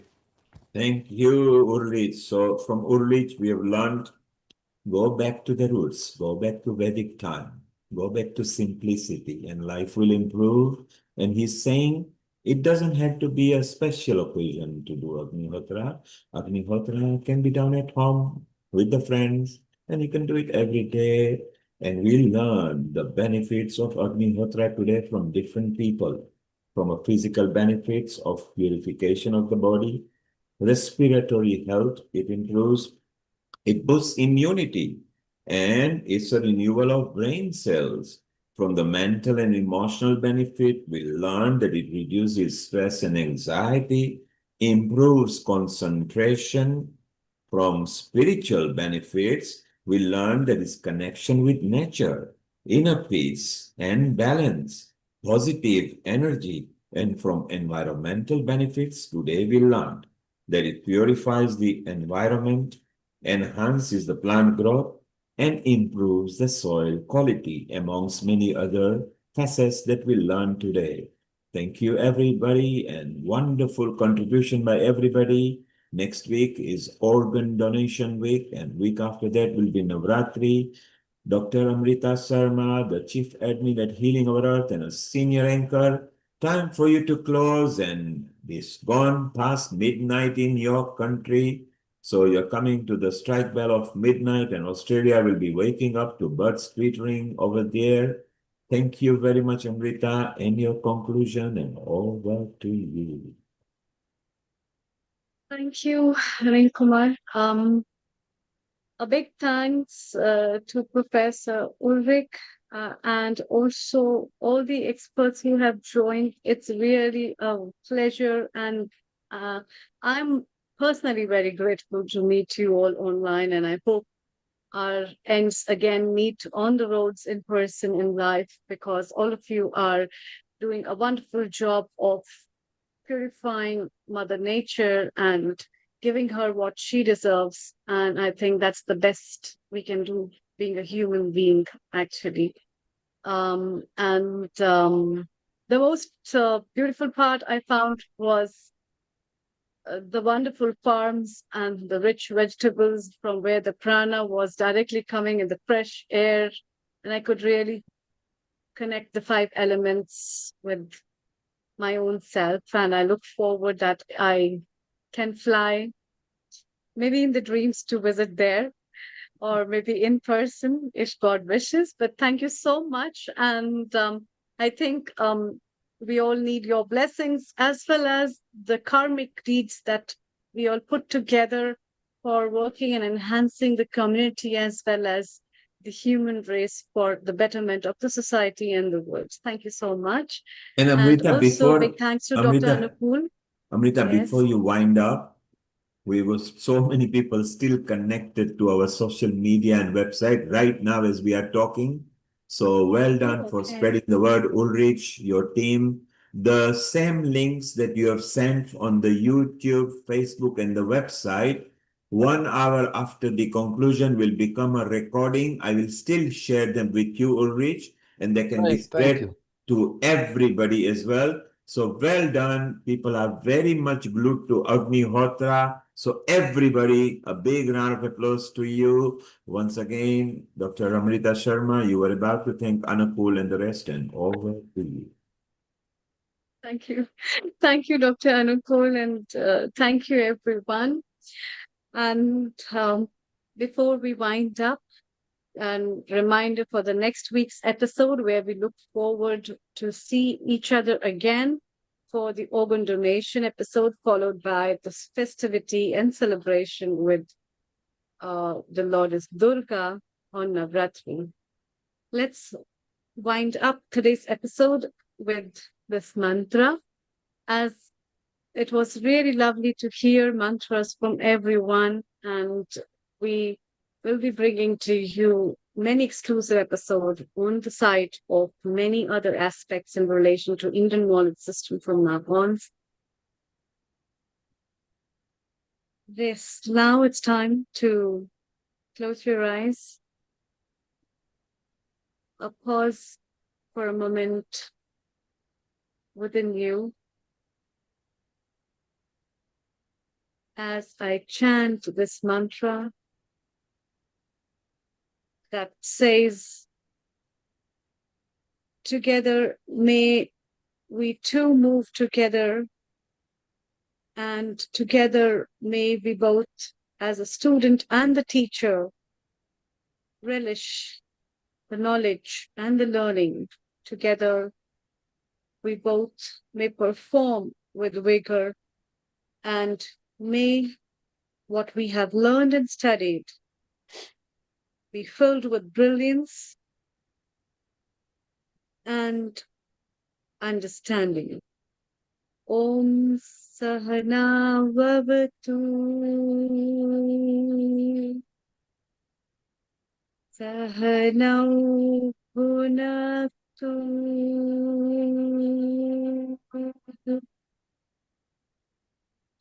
Sahaviryam Karivavahe